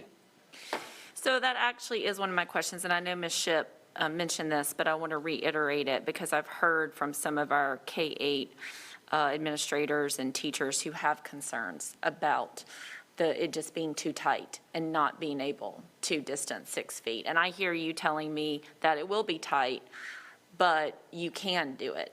And I guess I just want to hear you reiterate that because I'm very concerned because they're looking at whatever numbers they have. They see their A and their B rotations, and they know that there are 12 students in the class, and that exceeds what they think their capacity is to be able to maintain the 6 feet of distancing. So talk to me more about that and help me feel better, more convinced that we're able to do this. Yes, not a problem at all. So based off of the current configurations that they have at this point in time and what we've been able to do on square footage of the classrooms and number of students to occupy those spaces, all of the data tells us they could do it. Now, what we're asking our principals to do at this point in time, and that's one of the reasons of moving them away from the 15th and back to the 22nd, is to be able to make sure that they have that proper lead time to be able to do that. Many of our schools, up until this evening and this presentation tonight, did not know that we were moving that back, or that that was even an option to give them an extra week of planning in which to be able to execute on what they need to as far as space and utilization. So I'm pretty sure to many of them, this is a relief to know that it's on the table at this point in time to have an extra week to get that planning done. But once again, the thing that we've shared with them in all the meetings that we've had with our principals is you have a learning community superintendent. Many of these things are individual to the school. So there's not just a system-wide fix for it. They're individual to that school and individual to that school's population, and how many of those students are in person and how many are in remote, for remote learning. So what we've asked them to do is speak specifically to their learning community superintendent, whatever they need in that support in which to pull this off for the 22nd to be ready to roll. We're going to take care of that and make sure that that's in its place. And then we talked about substitutes being a challenge, and your principal shared with you their pain points, I think you called it. Knowing that, that could be at other schools that it's a tight fit. You mentioned some of our schools, 85% of the students are signed up for the in-person learning versus others that might just be 50, so that makes a difference. But what are we doing, help me understand the protocol. Let's say, for example, just because these K-8s are of mine, and I'm talking about the middle school, where we know we have more stringent limitations, right, set forth by the governor. What's the protocol when we realize teacher, staff, any educator has to be out and there's no sub available? We do not want to disperse. We don't want the overflow because we are out of compliance with the law if we do that. Tell me what the protocol is for making sure that we're communicating with the superintendent so that he may then enact his authority to maybe have to go to full remote because we don't have the staffing and we do not want to be out of compliance with the law.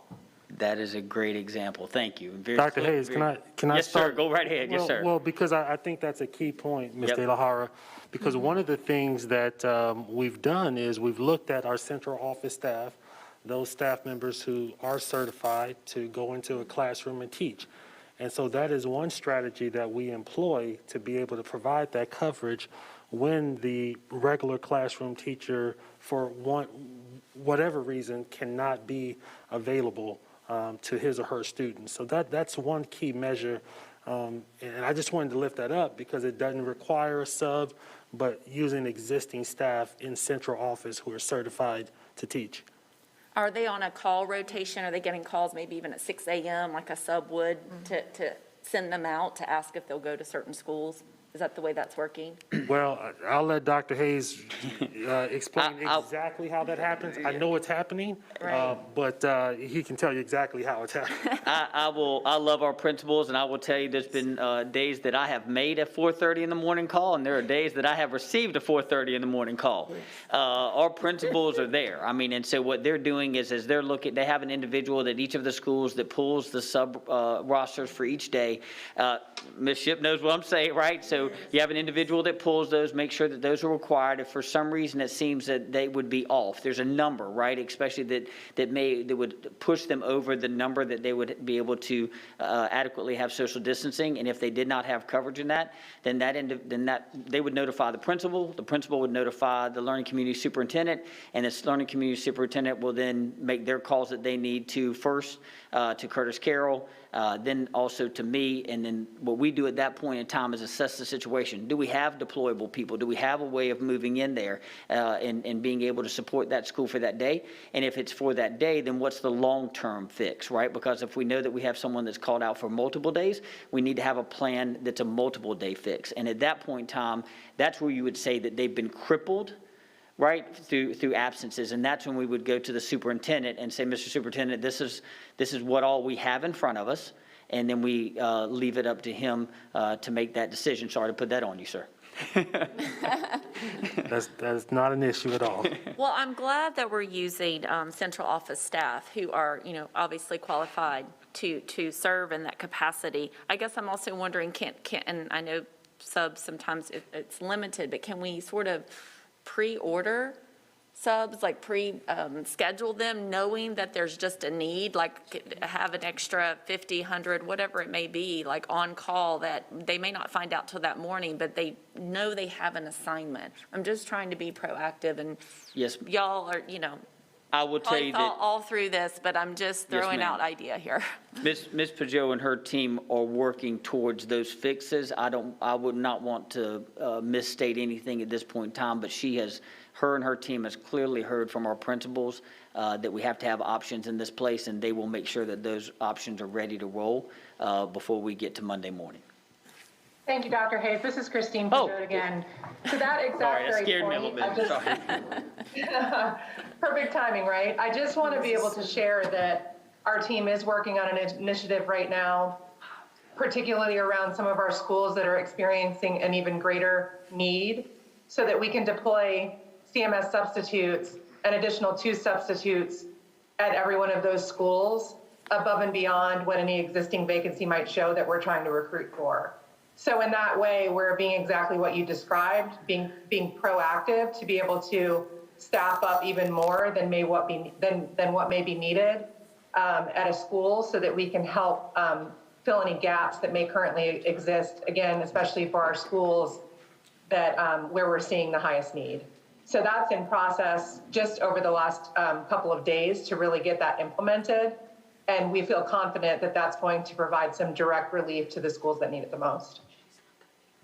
Thank you. That is great to hear. And lastly, I'll just ask if you want to take an opportunity to sort of explain to the public about why May 12th on the testing window, because my phone's like blowing up with text. Why is that so long? If someone wants to speak to that, I think it would just be helpful for the public to know a little bit more about why that needs to be. Yes, ma'am. I have Dr. Barnes here with us, and he's going to share that answer. Yes, ma'am. Ms. De La Hart, thank you for asking that question. For end-of-year testing, in conventional times, we have 10 days for year-long courses and 5 days for semester-long courses. So in conventional times, we'd be using those 10 days. According to our existing board policy, we do not test on religious holidays, which are on our religious calendar. On one of those days, between the 12th and the 28th, is the last day of Ramadan. On the second, on 2 of those days, I believe the 17th and 18th, is a Jewish holiday called Shavuot. So we would not test on those 3 days. So actually moving back to the 12th is a reflective of those days, being that we're ending on the 28th this year, prior to Memorial Day. One more final question. And the full remote academy folks, where it is right now, there's no federal waiver. They will also have to come in and take end-of-year testing, just to clarify. Ms. De La Hart, that's a good question. We're seeking further guidance from the North Carolina Department of Public Instruction. What the U.S. Department of Education issued was an open letter to its chief state school officers, which said that school districts do not need to bring students in to test in what they would call unsafe conditions. However, what the United States Department of Education was silent on is what constitutes unsafe.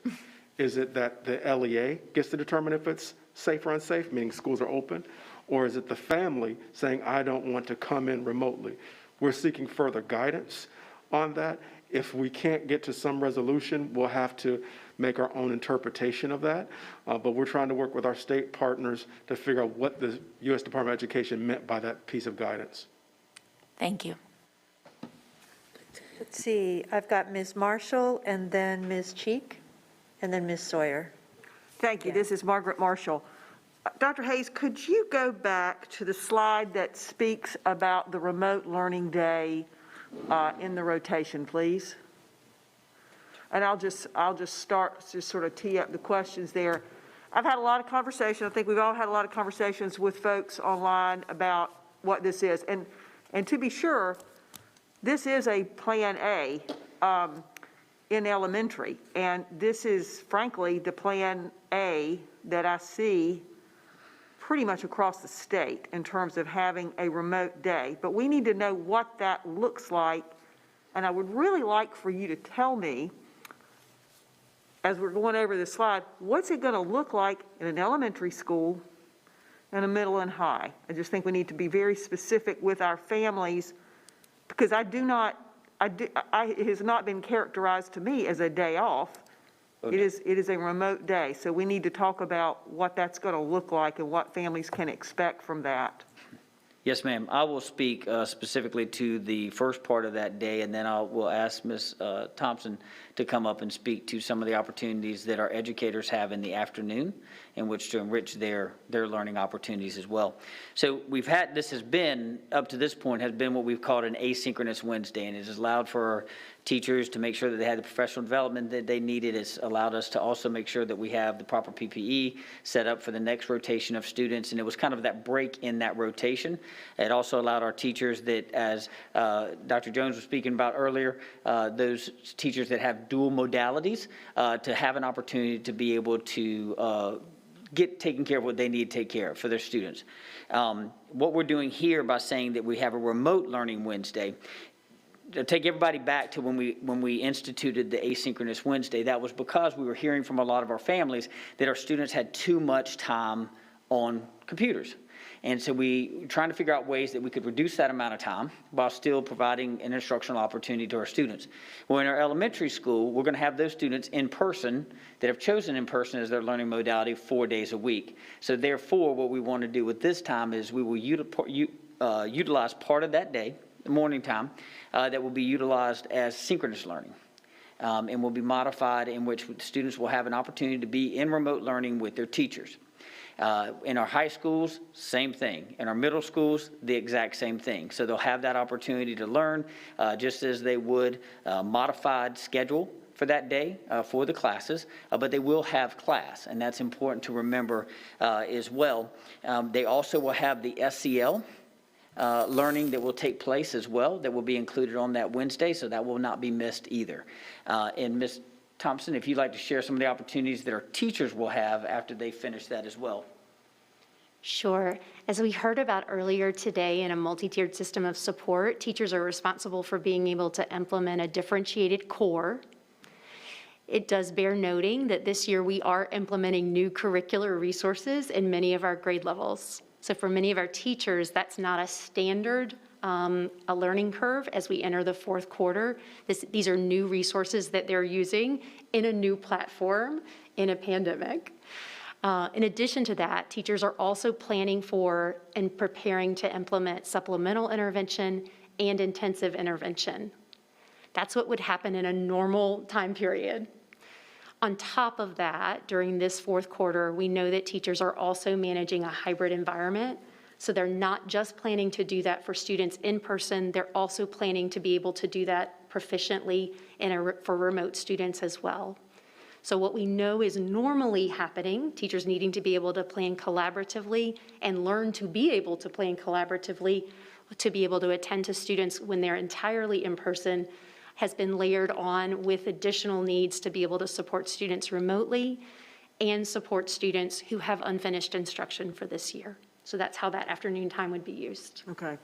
So it does sound like there's more of a structure than previously an asynchronous Wednesday had been really observed. Yes, correct? ma'am. And we went back to, once again, this is where we engaged our principals, our learning community superintendents in that learning opportunity and asked them, what do they need to see? And this is where we landed on that. I also want to state that one key thing to this is that we are putting large numbers of students in all of our levels, right? So we have to. This also gives us an opportunity, and the principal's opportunity in those buildings to make sure that once again the PPE is updated to like it needs to be, that we have hand sanitizer where it needs to be. It also gives them an opportunity to assess how they did at the beginning of the week and in planning for the second half of the week. That's going to be critical, especially in our middle and high schools as we launch into this new rotation, because there will probably be changes that need to occur on that Wednesday in preparation for Group B coming in on that Thursday and Friday. This gives them the opportunity to do that.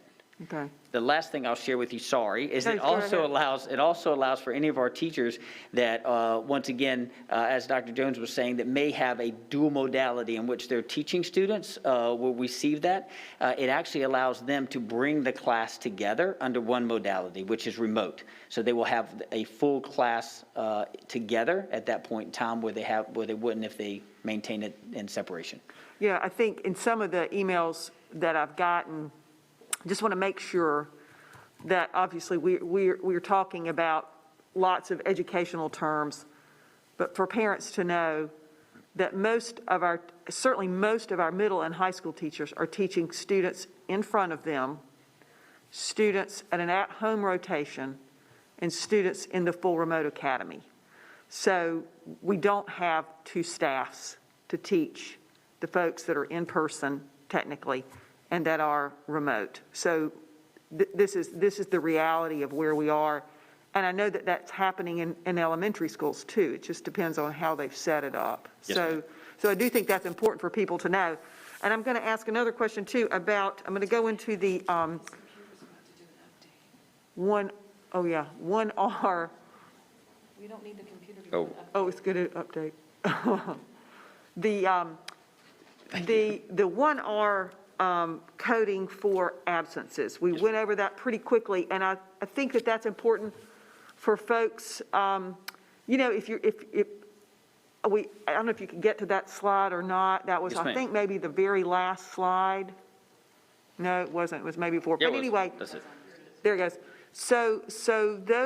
So let's talk again about, give me an example about what you think that is and how that is communicated from home to school. Right, so what we're asking here is for the opportunity to request for the state to allow us to add the R1 code, which is present off-site, into our CMS remote learning plan. So even if it's approved here, it still has to go to the state to be accepted into that plan. What it allows us to do, which we haven't been able to do up to this point, is it allows us for a student that is supposed to be in person, that chooses to not be in person but still engage remotely, to be counted as being present. What we will be requesting at the school level is that our families that opt into doing that they would notify the school and the teacher of that option to do that at that point in time, just so they can properly account for that. Why is that important? Well, because if we continue to count the student as being absent, it may give us a false representation of students and their attendance records. And so then we may be trying to re-engage students into a course that are actually engaged into the course. And that is why we're requesting it. Okay. And the last thing I want to talk about is the testing again, because I think that, you know, when parents hear or when families hear that May 12th we started to testing and that is remote, but let's think about an elementary student and what that is going to look like for an elementary student, because they will be in their school taking their end of grade tests just like they always have. So when they finish that, let's talk about what that schedule is going to look like for those elementary students. I think the high school students are probably a little more used to some of that.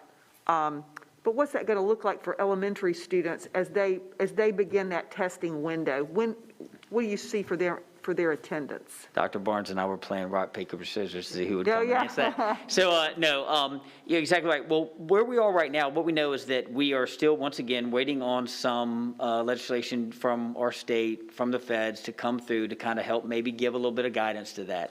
There may be things that come down that we don't know of between now and the beginning of May that we will have to react to.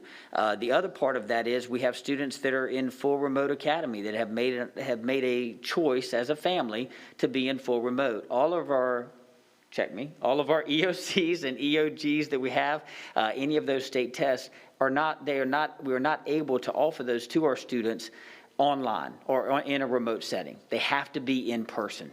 And so we have to take that in consideration, that now if you're a school that has set everything up to have 50 or 60% of your students in person and 40 be remote, well, now you've got to bring those 40 in as part of, because everyone has to be tested. And so we're going to be looking to our principals that they're going to have to create these testing days and regiment it may take the week, it may take the 2 weeks. And that's really going to be independent of each of those schools and which tests they have to have and with what frequency. You're more than welcome to jump in. Anything? Elementary, I think, will be the most straightforward, because under the proposal that's presented to you, if approved, they would be present just like conventional testing. We'd have to figure out things with full remote academy students.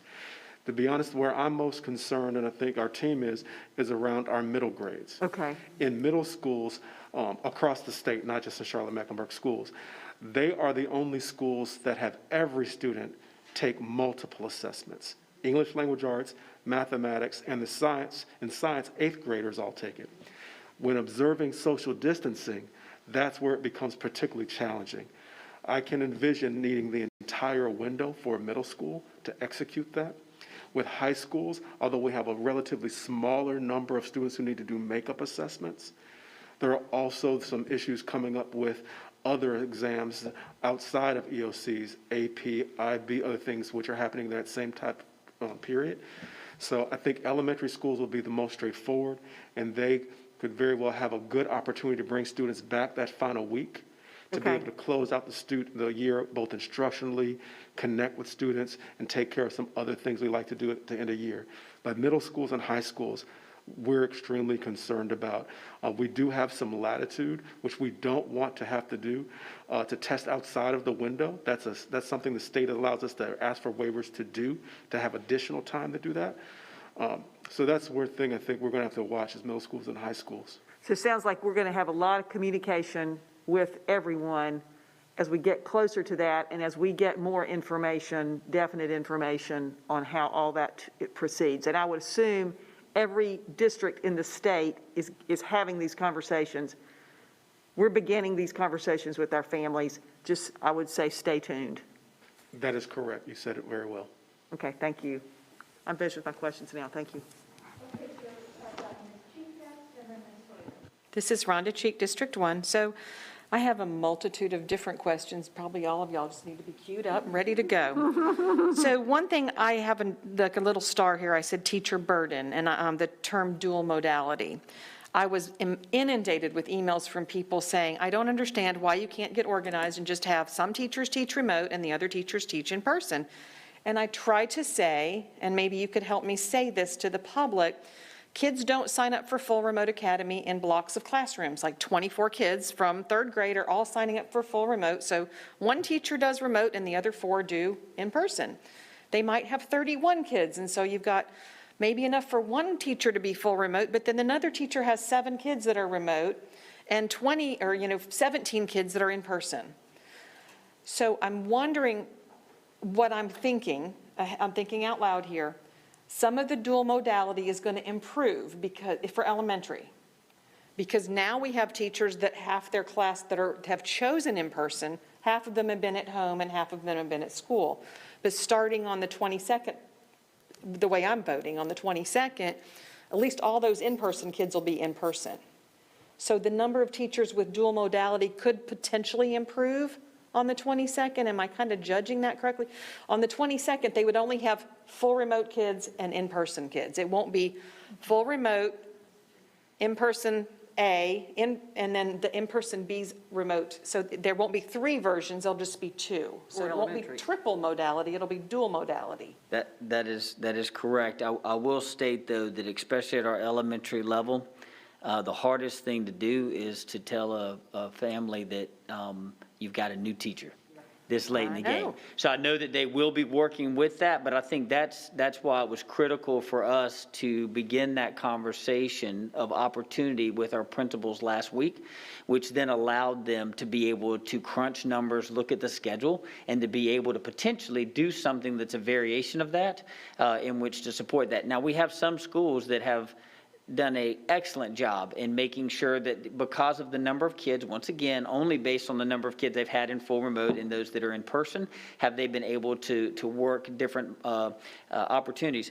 I will tell you, and I share this with people all the time, we live this. We live these changes. I have a middle schooler and I have a high schooler. And I have a high schooler that sat in a room with one other student, and I had a middle schooler that sat in a room with about 10 others that were in that room with her. And so, that's just a variation. And like you said, especially when we start looking at the classes, our classes are not where they just evenly divide up into the same numbers, right? Students, especially in our high school ranks, choose to certain opportunities and courses in which to take based on the grades they're in and so forth. So you're exactly right. But that's why it's important for principals to have that time to be able to sit down, look at what they need to be able to accomplish, and then adjust schedules to be able to do that. And as you said, in like a middle school, all sixth graders do electives at the same time, all of them, whether they're remote or in person. So if you've got an elective teacher, they're doing dual at every block that they're teaching, because at every grade level. So I think that's something that a lot of parents are just like, just make it more organized, just be more organized. Well, there are certain things that can't be fixed. So I'm going to get to the Wednesdays. I appreciate Ms. Marshall getting into a lot of details. It's not going to be an asynchronous Wednesday. It's going to be a remote Wednesday now with more structure, correct? Yes, ma'am. Is the staff still going to come in the building so that they can, work together, integrate, do their PLCs and do all that stuff, and then still have the accountability and the leadership of their principal close by? So that was a great, healthy conversation that existed amongst all of our principals. The guidance that they've been given up until this point in time is that staff do not have to be in person at the school, but principals do have the authorization to be able to require them to be in the building. They maintain that because we started that way, they would like to continue that as we transition into this new rotations as well, and so we said yes to that. Another common thread was, you're only giving me one more day every 3 weeks for my middle and high school kids. That's not enough. I get it. But I will tell you that the parents that have reached out to me have said what an amazing, and I'd love to hear from our student leader if she's heard a lot of the same. So hopefully, I know you're going to speak to it in a little bit. But the parents have told me the connection that kids made just by being in person with their teacher was so crucial. And now they're going to do that every week. And just the sense of community that can build, and we talk so much about social emotional needs, I think that is bridging a big gap with that. So it isn't enough to me. I wish we could do more. And then that leads me to the next one. Everyone's like, okay, well then we've got almost 50% of our kids in full remote. Why can't we go full-time for high school? My answer is, I've got one middle school with 22% of kids in full remote, and I've got another one with 58%. And that one with 22% can't get all the kids in and meet the guidelines. But could you just reiterate one more time? It's a state, the governor has given us some guidelines. Yes, ma'am. It says we can only do certain things. That is correct. So our elementaries are in what's called Plan A, where we can exceed past the 24 students, one student per seat on a bus.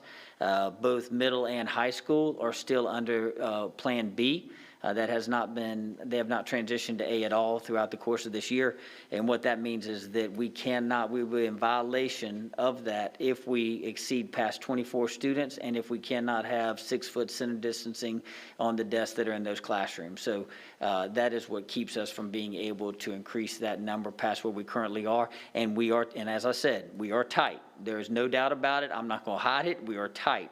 That is why it's critical that we maintain between the students that are in full remote at this point in time and the students that are in person, that we maintain those numbers, and we're not shifting students back and forth, because that could quickly push those numbers higher. I did hear, I know one of my colleagues brought up the K-8s. I did hear really great news from the K-8s in my area, that all of them have done what they needed to do to change classrooms and move around, and they've all accommodated, and they're all really think that they're ready for that. I think my last thing is, do you think that staff thinks that this is a surprise, like they didn't have any idea that this collapsing of rotations was coming? Because I've been talking about it for at least 6 weeks. So I heard a couple people comment that it was a total shock to them, that how could we pull this on them with nobody knowing about it? I think for anyone, surprises can come in many forms, but I will say that we've been looking at as far as the metrics that we've talked about. We've been looking at the rotations and number of students on buses. We've been out on the bus lot looking to see who's coming in and who's not, and our custodial services have been looking at the amount of facility usage and those type of things, and bus rotations, and who we have in different places at different times of the day. All of our schools have been doing that. I think the main thing here is that we did have the opportunity last Thursday to engage our principals. That was engaging them to get their input around a proposal. And I think that was key to this. And I think that allowed us, there's several components of this plan that has changed since then. Absolutely. As we know, it was in the media, and so that was shared and people were watching the news. But what I will say is that there is there are multiple things that are in this new presentation, and this new proposal, that is a clear reflection of what our principals, and speaking on the behalf of their teachers, said they must have and that they needed. And from that, we were able to include those things, but we also were able to begin, as Ms. Pajot just shared a little while ago, to begin working behind the scenes for pain points that they may have, to be able to close those up. So when we do move to this, we do this in a very uniformed manner with a systemic approach. That would be my questions. I probably have a couple comments later. Those were Okay. mostly comments anyway, but. Yes, ma'am. So Ms. Sawyer? Hi, Carol Sawyer. Going to depart completely from what you've been talking about and ask about food and nutrition. Will meal bundles still be available? Will there be a grab-and-go take-home on Tuesday for Wednesday? What's the plan? So Ms. Sawyer, I have to apologize, because that was not, my gut would say yes, but that is not anything that I know at this point in time, but I will definitely find that out for you, and I will make sure that the board is informed on that as well. I apologize. No, that's fine. Yes, ma'am. It's one of those things that is important to our families. Most definitely, and we will make sure that that gets out in the communication. Thank you. Okay, thank you. That's all. Okay. Anybody else? But I just want to give people chances for first questions before we go to second rounds. So I see Mr. Strain. Thank you, Madam Chair. And I appreciate you all doing the work to get to this plan. Couple of questions. One is around IEPs. So when we have IEPs for in-person instruction, for the Wednesdays that are now remote, will those students be in person per their IEPs, or will they be remote? With whatever their IEPs require. So when we have students that have IEPs requiring in-person instruction, they will still be going to school? That is correct, as they have since we started. Yes, sir. They're 5 days a week. Okay, and so how large is that population? Do we have a general size of that population now? It seems at the beginning of the year, we were talking about something on the order of 2,500. I would be speculating if I were to say a specific number. That does, okay. Yes. It's okay. All right, so we've talked some about Wednesdays. I'd like to talk a little more about Wednesdays as well, because we talked about the opportunity to provide kids in-person instruction. Nobody disagrees that that's better for the overwhelming majority of students. And I appreciate you all bringing this forward. It looks to me as if we're increasing our 612 in-person instruction from our current plan by 20% and the elementary school students by 100%. Mm-hmm. So that's goodness. There are other options, alternatives, that would increase 612 by 50% and elementary school by 150%. Now, the model that we've got is very similar, almost exact to what has been implemented so many places across the state. Ms. Marshall certainly mentioned that, you know, this is a very common model, whether it's a Wednesday or a Friday, that there's kind of a remote day. How do we get to the, you know, this is what's best for kids, given that there are other alternatives which provide more in-person instruction? So I believe that what we have in front of us is what we believe and what our leaders of our buildings believe is right for the students that are in their buildings. As we've had conversations with them, and as we've consulted with the learning community superintendents, as we've looked at various operational tasks that have to be completed, we believe this is the best option that we have for our students in front of us. And so it's better than using the Wednesdays for in-person instruction for the students? I think with where we are right now, a couple of things came into play with that. As far as that Wednesday, our students will still be receiving instruction. It will be remote. But once again, as we stated earlier, as you're bringing in a large number of students into the facilities that have not been in those facilities in the past, it allows us to be able to not only just meet the needs operationally for those buildings in preparation, but it also allows us to meet the individual needs of our teachers so they can meet the individual needs of our students. I didn't quite track with that. I don't know of any kids that are going into buildings that haven't been there, right? We'll have more. That's good. That's a good thing. So, sticking with the Wednesday theme, which jobs and job classifications are restricted from full employment as a result of recommending that Wednesdays be remote? We don't have any that would be outside of potentially our transportation and our food services. Right. Right. They wouldn't go in on those days. So can we just, I mean, that needs to be communicated as well, right? So yes, we're ramping up, but you know, for our bus drivers, for example, as you just said, the expectation would be that would be 80% of employment. And we just need to be clear that that's the best we're going to get to. Same thing for our food services, right? Our hourly employees, that this doesn't represent full employment for them as it would do if we were going back to school 5 days a week, right? Can I get a list of what those jobs and job classifications are? I don't mean now. Yeah, no, I understand that. I understand that. It's not too dissimilar to a question that I asked that I'm still waiting on some data for. So I'm sure Ms. Peugeot has that query.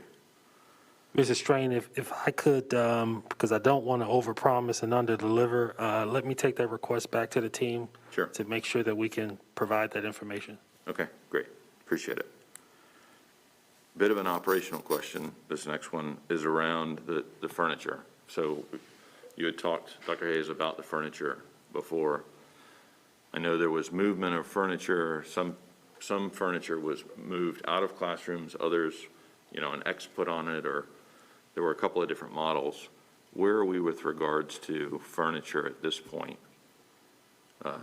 For example, in our, well, full stop, right? Where are we with regards to furniture in our classrooms? And is that different for 6-8s than it is for elementary schools?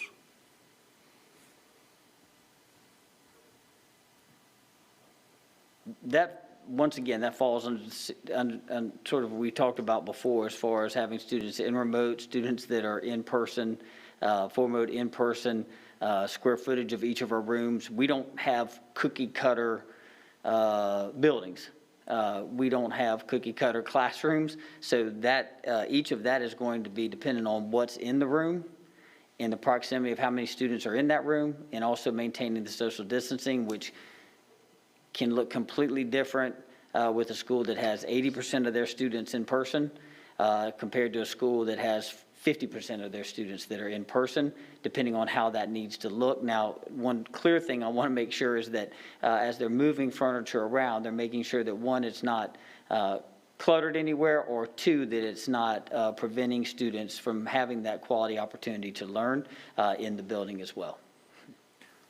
Yeah, so the question comes from, you know, if we're going to double the size of a class, a fourth grade class, does that mean we're tearing some strips of tape off of desks, or are we having to move furniture into classrooms? And that plays to, I'm trying to understand a little more behind the recommendation to delay moving to 4 days a week. I've got to believe some of that is moving furniture and whatnot, but I'm trying to understand what's driving that recommendation for a delay. Yeah, it could be both and, depending on the setup of the school, depending on what resources they have, what furniture they have, how they're deploying those resources and things that are there that need to be in students' hands, and how they're doing that in a safe manner. So really, the extra time, what it allows us to do is really make sure that any environment, whether it's the classroom environment, whether it's a specials environment the students are in, all of those are set up to make sure that they're maintaining a safe environment for our students to learn, and also that they have the proper equipment to make sure that they're cleaned and maintained as students transition in and out of those shared spaces at times. And our building leaders have asked for next week to do that further preparation to pivot from Plan B to Plan A for our elementary schools and K-8s. Is that right? Mr. Strain, on that call that I was on, if they could have banged their fist on the table to say that's what they needed, they would have. That was clearly communicated through their ask to just say we get it, we understand it, we love our kids, but we got to have the opportunity to make sure that we can provide them the safe learning environment when they come in, and we need an extra week to be able to make sure that we do that, and that we're also able to communicate with our families and communicate with our staff what that needs to look like when those students come in a higher frequency into the schoolhouse. Yeah, and I totally understand that. I have a little bit of frustration in that we've been talking about this. A number of us have been talking about this for about 8 weeks. And I appreciate that they need the time. I just wish we could have given it to them so we could have hit, that 15th date. The middle schools and high schools, there's been some talk about the extent to which students are in classrooms, well, elementary schools as well, but students in a classroom with teachers rotating. I don't know how that would work in a high school, actually, or even a middle school, versus students actually switching classes. Mm-hmm. So how is that working? In particular, I'm hearing a mix of different models in our middle schools. High schools, I can't imagine not having students switch classes.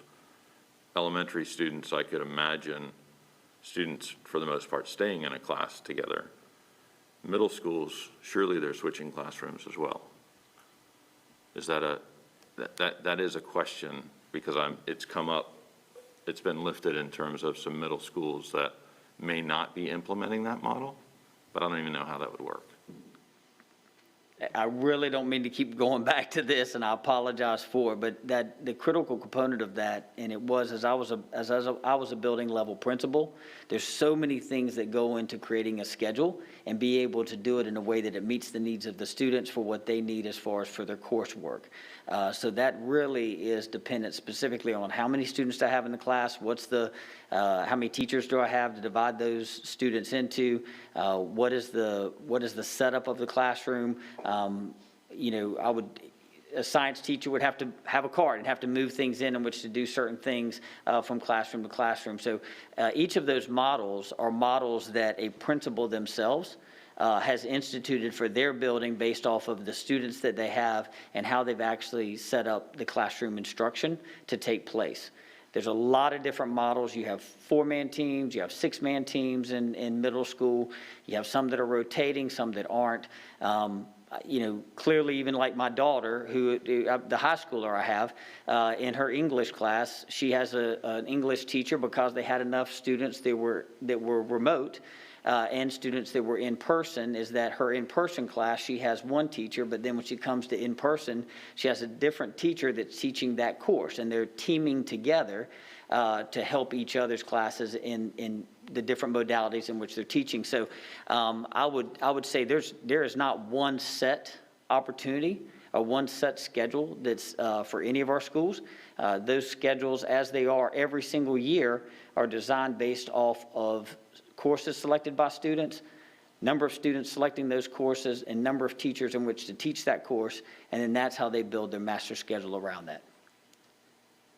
But given the electives that are taken by various students in middle school, starting in 6th grade, are students sat in an individual classroom in our middle schools with teachers rotating into the classroom, Or are students actually moving between the classrooms to attend their different classes at different levels and their electives? Both of those are opportunities that could be happening and probably are happening at this point in time. I've seen both. I have a daughter that's experienced one of those. Okay. The last question I have here is something that's close to our hearts as high school fathers, right? What are the start times on Wednesdays? Same time as they are on any other days that they are in school. We will not be modifying that to an 8 o'clock start time. They'll start at 7:15 to be able to maintain a certain sequencing of courses for that day. Okay, and but is the Wednesday planned to be a half day then? Effectively a half day? I thought as you described the Wednesday, it was effectively a half day, is it not? So they'll be utilizing a set number of minutes for the morning time that will be used per class for instruction. All that information will be sent out to principals before the end of the week. It's based off of the recommendation of the principals that we just finished up with yesterday. And then that will also include time that students will have for their SEL. And then it will go into the afternoon time where they will be able to complete asynchronous work in the afternoon to make sure that we're maintaining the proper hours that are needed for that day. And at that point in time, also teachers will have the opportunity to be able to pull small groups or individual students based off of their needs, while at the same time attending the PLCs and everything else that Ms. Thompson was just sharing with us a few minutes ago in that afternoon time as well. Thank you very much. Yes, sir. This is Christine Pajot. I would like to take the opportunity to offer some clarification to one of Mr. Sprint's questions regarding staffing on Wednesdays. While it is true that some of those normal duties for some of our non-instructional staff would be different on those days, there is no plan to reduce hours among those non-instructional personnel who are providing support. Rather, they're going to be conducting somewhat modified duties.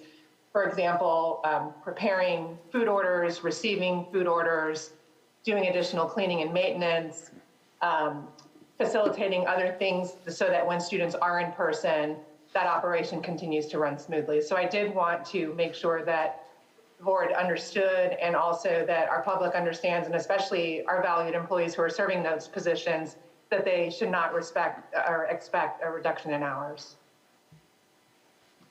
I keep forgetting she's there.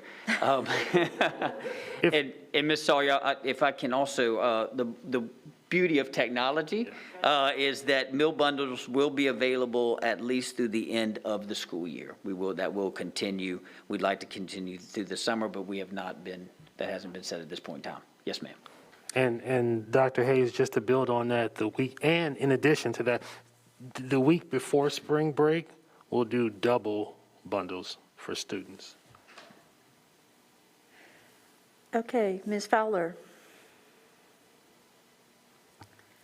Hi, this is Brianna Fowler, and I would just like to clarify that I'm looking down at my phone because I do polls during the meetings.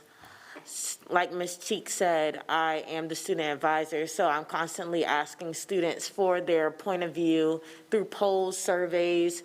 I'm looking at my DMs and seeing what the students are saying. And my question before like Ms. Cheek said, I'm going to explain the student perspective, but is the Wednesday an asynchronous day? Like, is it part of half asynchronous? Or is the Wednesday like full virtual students are now? Is it just a regular school day? We wake up at 7:15, go through our first through fourth blocks, and continue on the day like that for middle school and high school? Yes, ma'am. So you will actually start off 7:15. You will have a set time that you will have all 4 blocks for that day.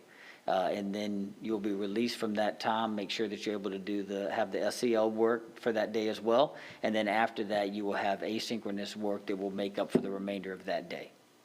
But there will be that opportunity, because we knew that, especially in high school, and we heard this specifically from some of our high school principals, I'm pretty sure some of your teachers at North are going to be very clear as well. They want to make sure that they have you, in that remote. They want to make sure in that remote you're getting that day of learning, and then they'll have an assignment that will then take place and move you into that asynchronous work later on throughout the day.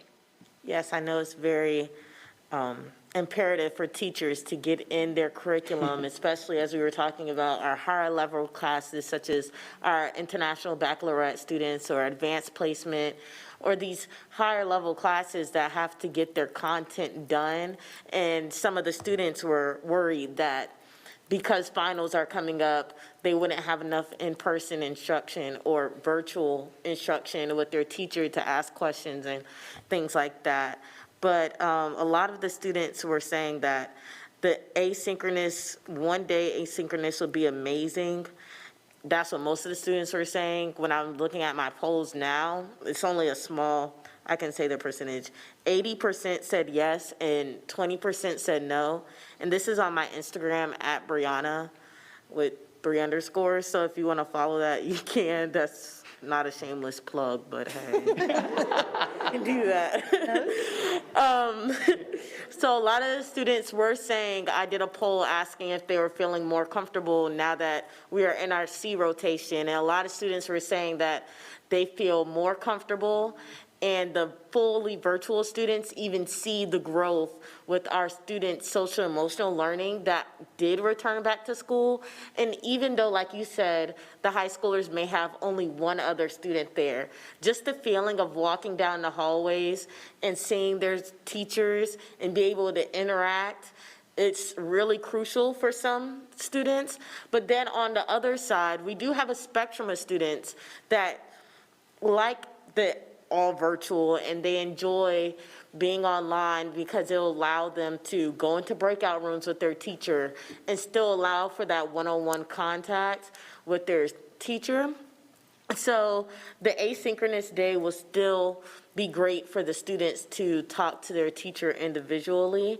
That was just a major concern for some of the students, that they were going to be losing some class time. But like you explained, they're not going to be losing any class time. So the I don't want to say asynchronous, but the virtual Wednesday, I think, will be a great idea. Thank you. Good to know. Okay, I have a question too. You've talked about, I mean, you've been a principal. You've mentioned a number of times how it's the building level leaders that are going to pull this off. And so can you talk some more about the process through which you got feedback from principals? Because I know you guys brought some ideas to us, then you went back to principals to get feedback and then came back with some adaptations. So can you just talk the public through that process? Yes, ma'am. So we start off and we had a early proposal with start dates and really kind of speaking to some of the things that we're going to require, things that are probably more in the weeds than what we have right here, right? There are things that are operational things that happen inside a school building that principals need to weigh in on. So we shared that with all of our principals. I started off with the proposal of what we would be bringing. At that point in time, then they broke into our level of light meetings. And level of light meetings are elementary, middle, and high school. We have 3 equity superintendents that all report to Dr. Frank Barnes, each of them at each of their levels, elementary, middle, and high, then divided up into those individual groups, and then went through a presentation with those principals that specifically laid out not only just the plan, some of the pieces of the plan you saw here, but also some of those operational pieces, right, which are key to the principals. They sat in that seat, they know what it needed, they know what the questions to ask. Then we had a robust conversation, and over in the chat feature of a Zoom call, quite a few. So we captured all of those questions that were in the chat. Our learning community superintendents we have 6 of those learning community superintendents. They were leaning in on those meetings with our equity superintendents. They were maintaining the list of questions that were asked, really, and then what they did after we finished up with our meeting, the equity superintendents with some of the learning community superintendents then grabbed all of those questions, they categorized those, and really started looking at where there were common trends and where there were certain concerns and questions that may come up, and then that led into a deeper conversation around moving back to the 22nd, and several other pieces that you have in here as well. Then we pulled back in PLAT, which is the Principal Leadership Advisory Team, which is specific to the superintendent. That is it's a representative from each of the levels in our learning communities across the district. And then we brought them together, kind of used a little bit of asking them about, these are some things we're thinking about, right? And altering or monitoring in the proposal. They gave us feedback on that. Once again, the Wednesday was a key topic of conversation that came up at that point in time, as well as having teachers report to the building. After we talked to Platt, we're able to simplify that a little bit. We then pulled the principals back together again in their learning communities, which in the learning communities now you have all the levels in one meeting together.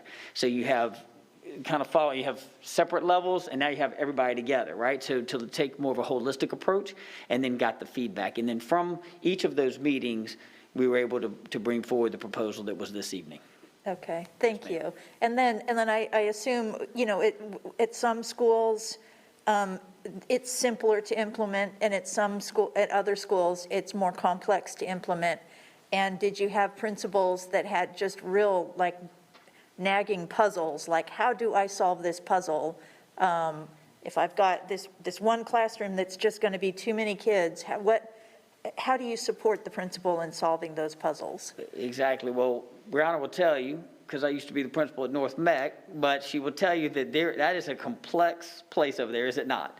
With IB and CTE courses and world languages and everything else. So, all of those are pieces that you have to take in consideration as you create that schedule and as you bring students back and how many students are in each one of those. So what we asked them to do is we once again, that goes back to where we were talking about collapsing C into A and B. Give them the opportunity to pull those numbers and to know what that's going to look like, and then begin to build what those classes potentially could look like with adding the extra number of students into those rooms. Then what we shared with them is that this isn't a responsibility of just the principals. This is a responsibility of us as a district and us as central office to make sure that we're supporting our principals. So we wanted to make sure that as we were in these meetings with them, if there were things that were pertaining just to one school, that those things that were one school kind of one-offs, that they took those and directly referred those to their learning community superintendent, who would then reach out to central services to find out whatever supports they need, whether that's around academics, whether that's around testing, whether it's around safety pieces, whatever that is, they would take care of it, and they did. What we look for in that meeting is really a systemic approach, a system-wide approach into each of the levels in which to move on. And then we will individualize what each school's needs are and then support them through those needs through the learning community superintendents and then the various department leads that are in those conversations, which I will tell you that every single one of my team members were keyed in and listening with open ears. And that doesn't just stop with tonight. If this moves forward, we have an alignment meeting tomorrow. And in the alignment meeting, we will have academics in that meeting. We will have operations in that meeting. And what we will discuss is making sure that everything is primed and ready to begin this new rotation starting on Monday and then also on the 22nd. Okay, thank you. Yes, ma'am. So just a time check, it is 10:18. We've been at this part of the conversation for about an hour and 20 minutes. So if there are more questions, please go ahead and ask those questions. If you've got opinions to share, let's go ahead and get to the motion, and then we can move into deliberation. So do we have more questions before we go to the motion? Ms. Marshall? And I won't take too long. And Ms. Shipp, and then Ms. Delahara. The subs, we had talked about that earlier in the conversation. I know that it's not we just don't let anybody walk into the classroom and be a substitute, so there's a process. But I'm hearing from folks that it's pretty onerous, and it continues to be pretty onerous. How are we streamlining that so we can get more folks in the pool? to make this last quarter successful. I'm looking up to see if Ms. Peugeot is with Christine us. is coming from, right. I am. Ms. Marshall, thank you for your question. This is Christine Peugeot. We are being responsive to the recent feedback that we've received regarding the application system. As the board is aware, we are going through a modernization process right now, in fact, to enhance the system by which people apply for jobs. But that doesn't give us our immediate fix. So we are being incredibly responsive to those one-off situations where people are having difficulty applying, if that is the case, to get back with those individuals on a one-on-one basis to be able to walk them through. We are also reaching out to our substitutes who have already been registered as CMS subs, but who have not already taken a job. So of course, this is not talking about new recruits, but we think it's incredibly important to capitalize and leverage the people that we have existing in our system to be able to make sure that they are also aware that we are now back to in-person and that we are in fact talking and discussing, and there may be a board vote tonight to increase that frequency of in-person so that we can generate a lot of that interest again among the subs who previously worked for us. So we have conducted surveys from our existing substitutes to ascertain their interest, and we are targeting those subs specifically to deploy them proactively, like we had shared early on tonight, to the schools who need it the most. So I think it's a two-pronged approach to respond to those specific situations where people are having difficulties, looking at what we can do in the meantime to make that process easier across the board, even though we're not at the point where we can launch our new system, but then also leveraging the current staff that we have who, for whatever reason, to this point, have not taken any of the jobs. Okay, thank you. And I also want to make a quick comment, too, about the Wednesday day for employment. So if meal bundles are going to be offered, then I would assume we're going to have still a lot of work for our cafeteria folks, that their workload continues and has been for some time. And our transportation folks, they are also delivering our pre-Ks and our students that are receiving the IEP services 5 days a week. So there are transportation needs. And I would hope that we could encourage, I know we've got some testing of English language learners. It's a pretty onerous process. If we could even use some of our folks to be doing that on those those remote days to be helpful to move that process along. So I think we can be creative as we've been in the past. So I would encourage that. And Mr. Superintendent, I would also say that since we are looking and in terms of adding more days for elementary, that I know we've had some conversation on some of the after-school enrichment programs that we're going to shutter that have really seen a very large increase in the folks that are interested in those programs. So I would really encourage us, and I know that there are some things we have to look at and consider, but to be able to communicate with families pretty soon, if we can bring some of those programs back, because I do believe if a program is self-sustaining, that we should give that consideration, because I know that's going to be really more of a necessary thing as we finish up the last bit of school here. So thank you for considering. You have our commitment that we are considering that to make sure that whatever plan or proposal we bring back to the board, that it is financially responsible. Sure. But we do anticipate that if the plan that we've proposed tonight, if that plan is approved, we do anticipate that there could be increased interest. And so we would want to look at that and then carefully bring back a proposal to the board. Thank you very much. Ms. Schiff and then Ms. De La Hara.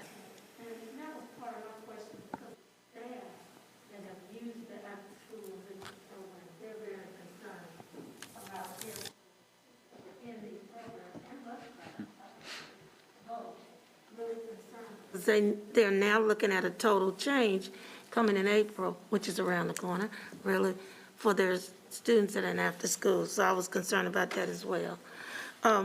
My question to Dr. Hayes, did 6, 8, and 9 through 12 feel like they needed, I know we looked at the week of March 22nd for the K-5 and the K-8. How did the 6, 8, 9, 12 feel about this time window, which is really tight for them to be able to get things ready, starting tonight, this passes, then how ready will they be? And I know we didn't want to start those 3 rotations over again, so I understand the March 15th, but are they going to really feel like they're ready to go and do what they need to do in such a quick turnaround? We didn't address their need for time. Yes, ma'am. Well, the 6, 8, and 9, 12s, so that was a big part of being able to have that conversation with them last week on Thursday, and begin to collapse C into A and B. I know we've talked about that. I don't want to, but that was the critical part of that, right? Because you're exactly right. If we would have made that, if we would have been here this evening and this proposal would have moved forward and we had not given them that extra time, there is really no way they could have in 3 days turned around an opportunity to be ready to open their doors for an increased number of students on Monday. So the time was critical that they began to be able to start looking at that and really help inform us on our proposal and what we could and what they could actually execute on. Now, I will say that we have, do we have a couple principals have reached out to their learning community superintendents? Yes, ma'am, we sure have. Have they reached out to central office to ask for supports and help? Yes, they have. But they have said they can get it done. And I think that's key to this. They've said they can get it done. They're going to need support to do that. And we're all ready to lean in to help make sure that they have that support. And that's critical, because I do think they're going to need help. And Yes, some ma'am. of them may not have, and I'm glad they're saying it, and I hope they feel free to say it, that they're going to need help, they need bodies there, or whatever they need to make this happen, because this is a quick turnaround for them. Yeah, and that's a great point, Ms. Shipp, and I don't know how many times we can say this, that if you need to fire a flare in the air to get support, do it. Because folks, we're learning and we're working in a time that we've never had to before, right? And we're now trying to increase, right? And we're trying to bring more students back to in person. We're trying to work all this. There is nothing wrong with saying, I need help.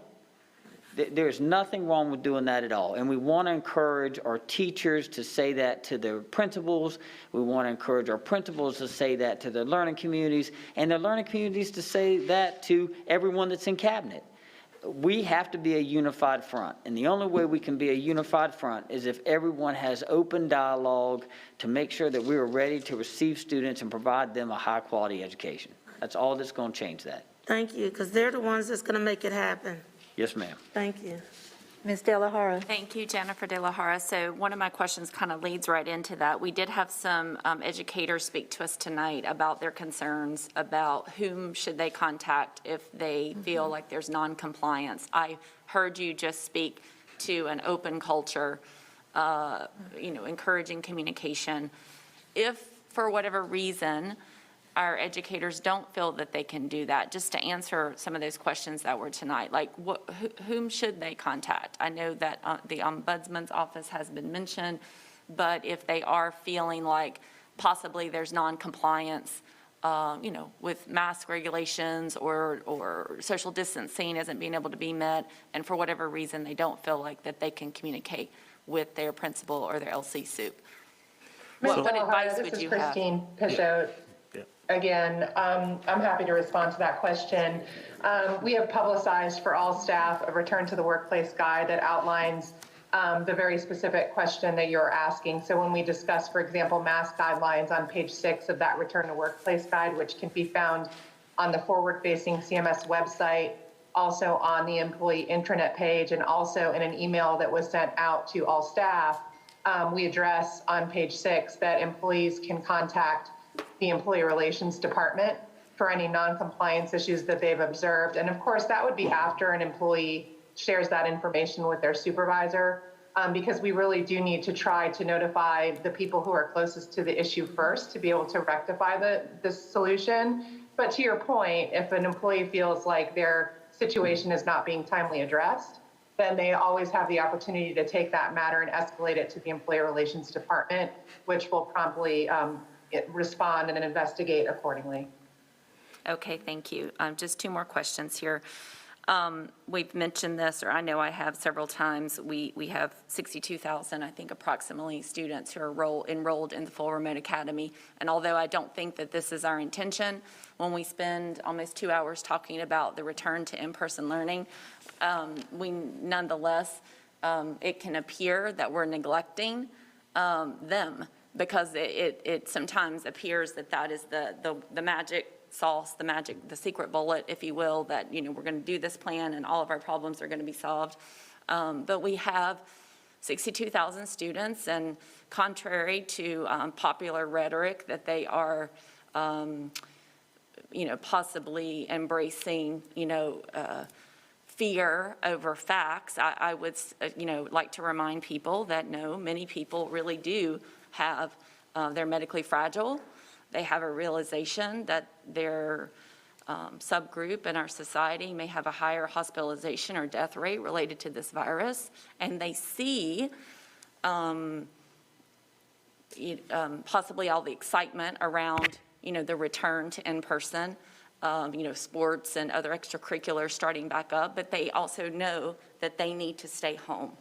And so I guess I'm just asking you to speak to that, because I know that you're not forgetting them, but sometimes the way we present this, it can seem like they're being brushed off. So could you just say some encouraging words for how you would direct our staff, our educators, our teachers, if you will, but also our social workers, counselors, psychologists, how they can reach out and make sure they are still engaging these students who have real facts on their side, and it's not just some unfounded fear for why they've been able to make the decision they needed to make. Yes, ma'am, and that's you know, that's a little personal for me, and the fact that we've got friends of our family that have made that option and have taken that option for one of their daughters and the other one not. I will tell you that each person has their own reasons for that. You're exactly right. What I will also say is that, as Ms. Thompson spoke so eloquently about earlier, is that our teachers are having to learn how to do this efficiently. Her team has provided various resources to make sure that our students that are in a full remote setting at any point in time that we've been in there are getting a quality education and receiving those services. We've also focused in on our teams at our schools around the social and emotional needs of our students, those that are in person, and especially those that are in our full remote, because some students have thrived being in a remote setting, and it's been great for them. But we still know that, as you stated, we have some students that, not out of choice, but because they have to, have had to go into full remote academy, and we understand that. I will say to you that our teachers, and as we have been in this almost for a full year now, our teachers, our principals, our learning community superintendents constantly, almost on a weekly basis, talk about case management of students, especially those that are fragile, those are at risk. We're making sure that we are not only providing the academic supports that they need to be successful, but also providing those social emotional checkpoints, call-ins, and so forth that are very important to our students that are there. So you're exactly right. I mean, we want to say, you know, to many of the people that are out there, in person, you know, having the vaccinations right now that are on the rise, and having that opportunity and getting all this stuff back, that's great, and we're going to celebrate that, and we appreciate that. But that's because that's what people have chosen. People have chosen to be in person. We've got a group of like you said, 62,000, 61,000 students that are in our district right now that have chosen a different option. That doesn't mean that they receive anything any different or less than what we receive, than what we're providing to our students that are in person.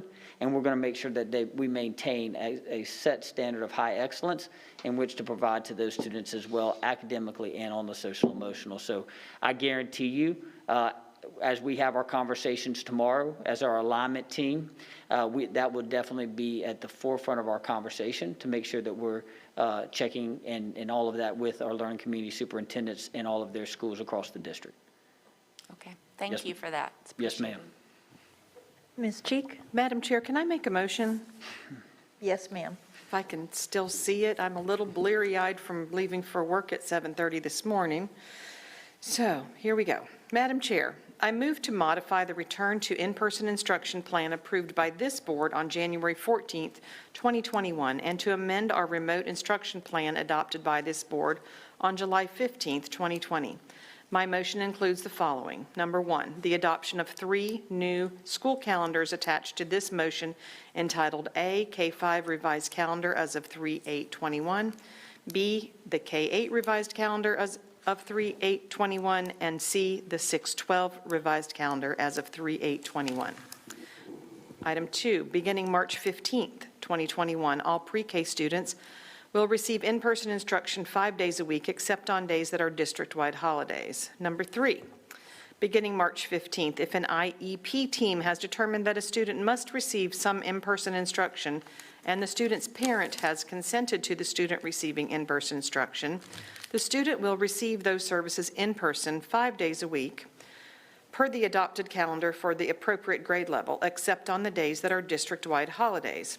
Students shall receive in-person evaluations to determine eligibility for special education services that cannot be accomplished remotely. All students with disabilities will continue to have equal access to remote instruction, and that remote instruction will be provided in a manner consistent with each student's IEP, 504 plan, and remote contingency plan.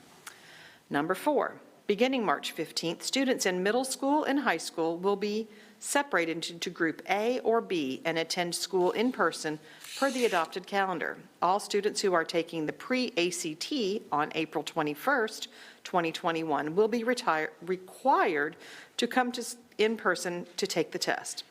Beginning, on item 5, beginning March 22nd, 2021, students in elementary schools and K-8 schools will begin in-person instruction 4 days a week.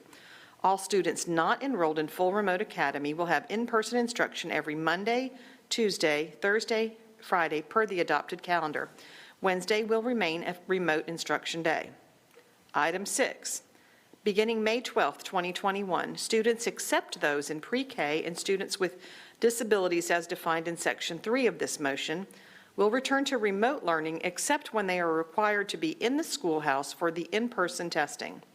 All pre-K students and students with disabilities as defined in Section 3 of this motion shall continue to receive in-person instruction through the end of this school year.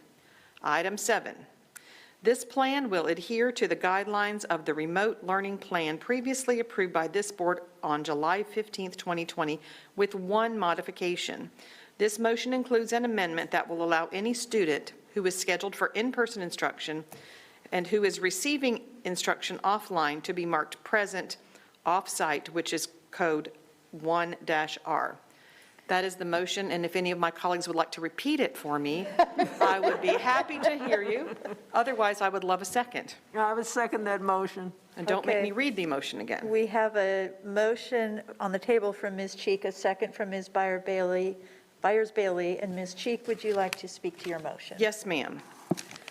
This is pretty similar to what I wish that had happened last summer, I'll be honest, and I've been wanting it since then.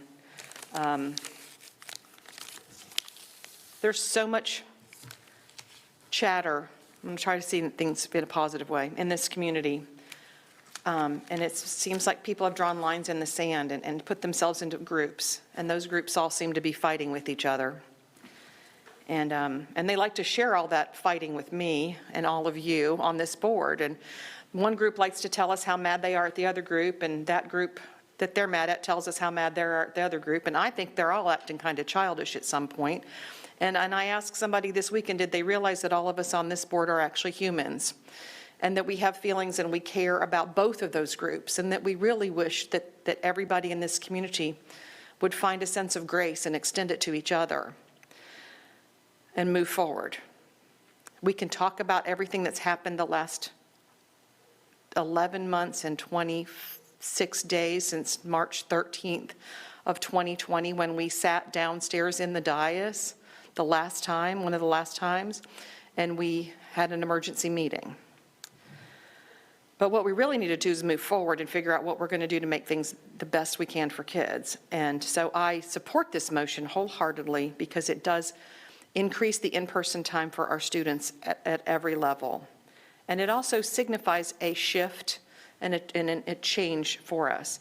And I hope that Mr. Winston can speak after this vote about maybe what our plans are for 21 and 22 and where we are moving forward. So I will be supporting the motion, and I urge my colleagues to look at this motion as not just something that is good for kids, because we can't just have the vote be just what's the best thing for kids. We have to have it's best for kids, and it works with what we can do efficiently and effectively with our schools, our facilities, and our staff. And we have to take all those things into consideration tonight. So I urge everyone to support this motion. Ms. Byers-Bailey? Thank you. I seconded this motion enthusiastically. When we moved to go to remote for all students, I felt that was what we needed to do for the health and safety of our students and our staff. But and the virus load went up, and then they plateaued, then they started to come down, then they went up again. And we thought that they would come down after Christmas and that we could do it then, or after New Year. But that didn't happen. But we have seen the viral loads coming down now. And we're not Florida, we're not having a humongous spring break of people who are not, observing the protocols.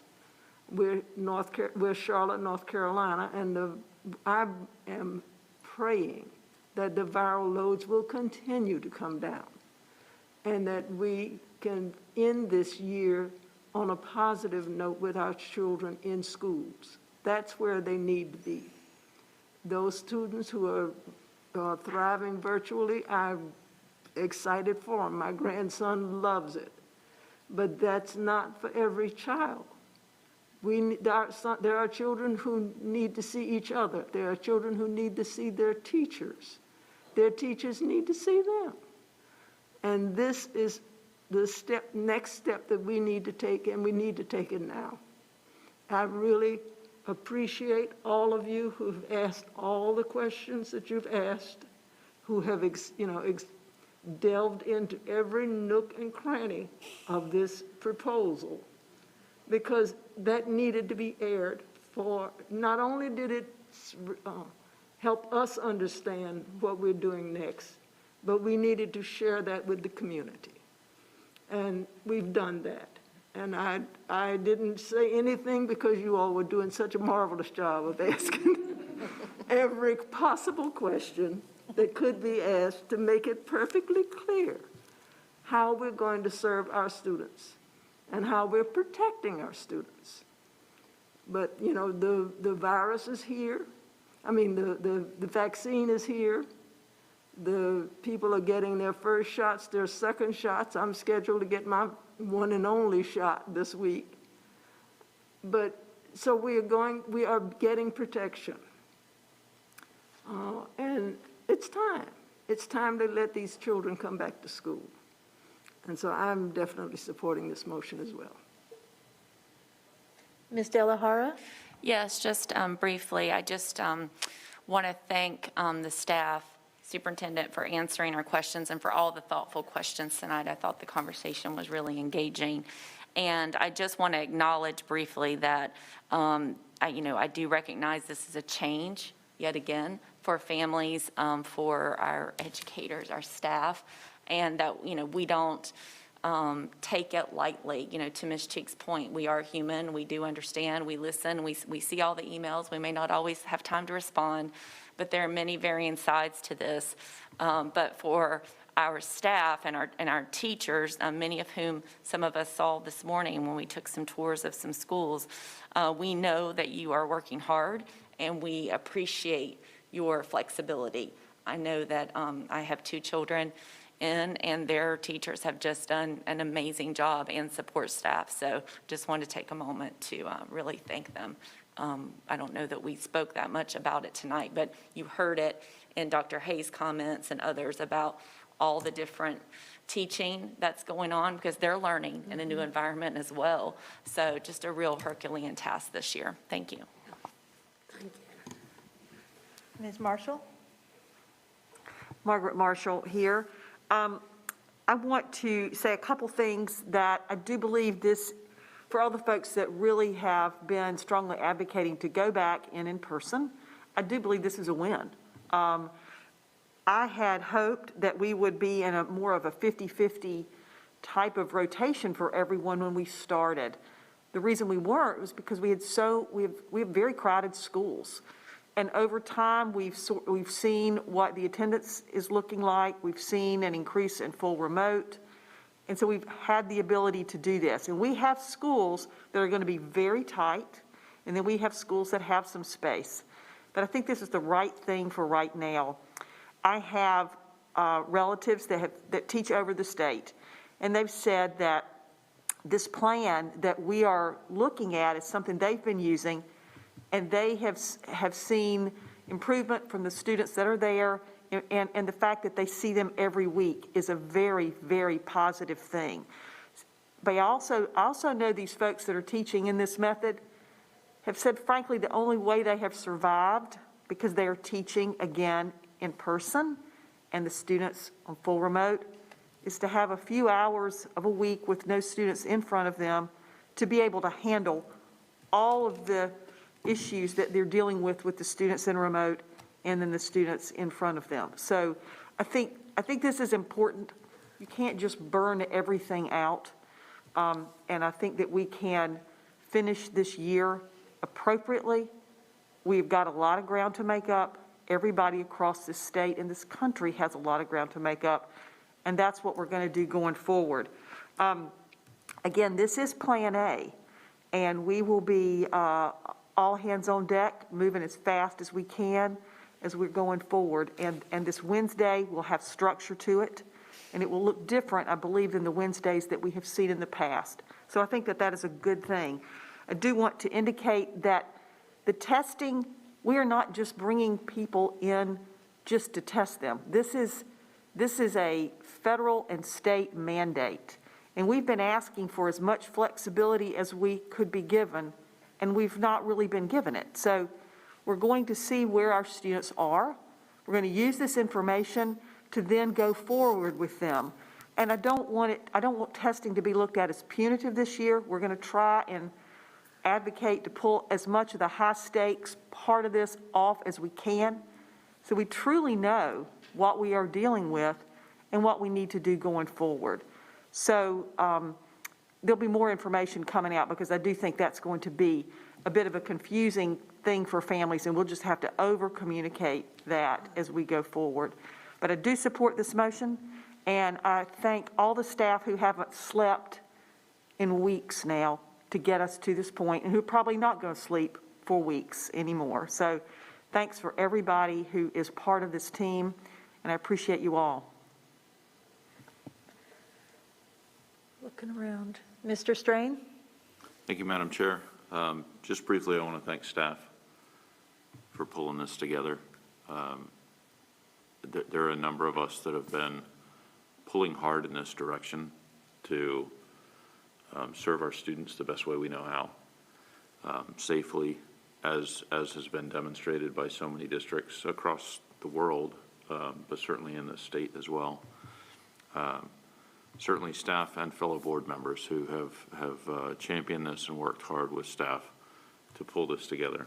I appreciate it, and I look forward to a safe implementation and getting our kids more seat time as they need and they deserve. Thank you. Ms. Shipp? I just wanted to end too by saying thank you to the staff. I know how much work this has been, and I think it's very important that we, recognize the work at the ground floor, which is the teachers, the principals, and the schools, because they're going to make this happen. And I want them to know how important it is that we acknowledge the work, we acknowledge the changes that are going to happen, and we know they can do it. It takes teamwork, and I appreciate the team. We are stronger together, and that we're all in this together. And thank you for all the support you're going to bring to the schools to make it happen, and that they know they will have the support from all of us to do the work that they're going to need to do. Thank you. Ms. Sawyer? Carol Sawyer, thank you. Again, I want to reiterate the thanks to staff for the incredible work for this entire year and more, certainly this school year and last spring. And, you know, the work will continue this summer, and I know we're going to have to find ways for staff to get vacations in here somehow. I think I'm looking forward to having no more calendar changes for the rest of the year. I think we are now where we need to be to get through the last quarter of this year. And hopefully we won't have another marathon like this, and with any luck, next fall will be a normal school year. But that's a long way off from now, but I'm hopeful. So that's all, just much gratitude to the staff, and thank you. Ms. Fowler, do you have any more insight for us? This is Brianna Fowler speaking, and like everyone said today, the teachers are humans as well. I can see it. My teachers, they have the desire to see the students' faces, even on the Zoom screens, like we said before. Second semester, most of our students are starting to turn off their camera, and there's less of a disconnect. But then we have to think, for our teachers, they're still humans. They desire that human interaction. So our students being able to come back inside of the building and having our C collapse with the two groups will be amazing, because my teacher, shout out Mr. Cook, my literature teacher, he'll flip the camera and be like, look at your classmates, and there'll be no one in the desk. And he misses, you can see it, and he'll tell you that he'll miss seeing us. But that's for all of the teachers, even teachers that don't attend the school. They'll email me and they'll talk about how they desire seeing the students. So I think that this will be very helpful. And I think that the teachers will benefit from this, not as well as the students. And the students that do go into school, they are saying that it's very helpful for them, and it gives them more, a lot of our students are talking about like the lack of motivation that they have towards school. So them going back into school and giving them that type of structure really helps certain students. But then you have our introverted students, such as myself, that enjoys being online. So I think that this way that we are going forward is very beneficial for our students, especially like Ms. Shipp said earlier, how it's a spectrum of people that we cannot satisfy everyone. But I believe that with this plan, it will be the best for right now. Thank you. Well, no, I'm supporting this motion. I think that when you look at the virus numbers coming down in our community, when you look at the vaccine availability, this is the right time. It's not too early, it's not too late. This is the right time, and this is what is best for the students that we serve. This is going to benefit our students. And at the same time, I acknowledge we continue to ask a lot of our adults who serve our kids. So I just have to acknowledge that too. So with that, all in favor of Ms. Cheek's motion, which she is not going to restate. All in favor of Ms. Cheek's motion, let it be known by a show of hands. Any opposed? Okay, Madam Clerk, the motion passes 9-0.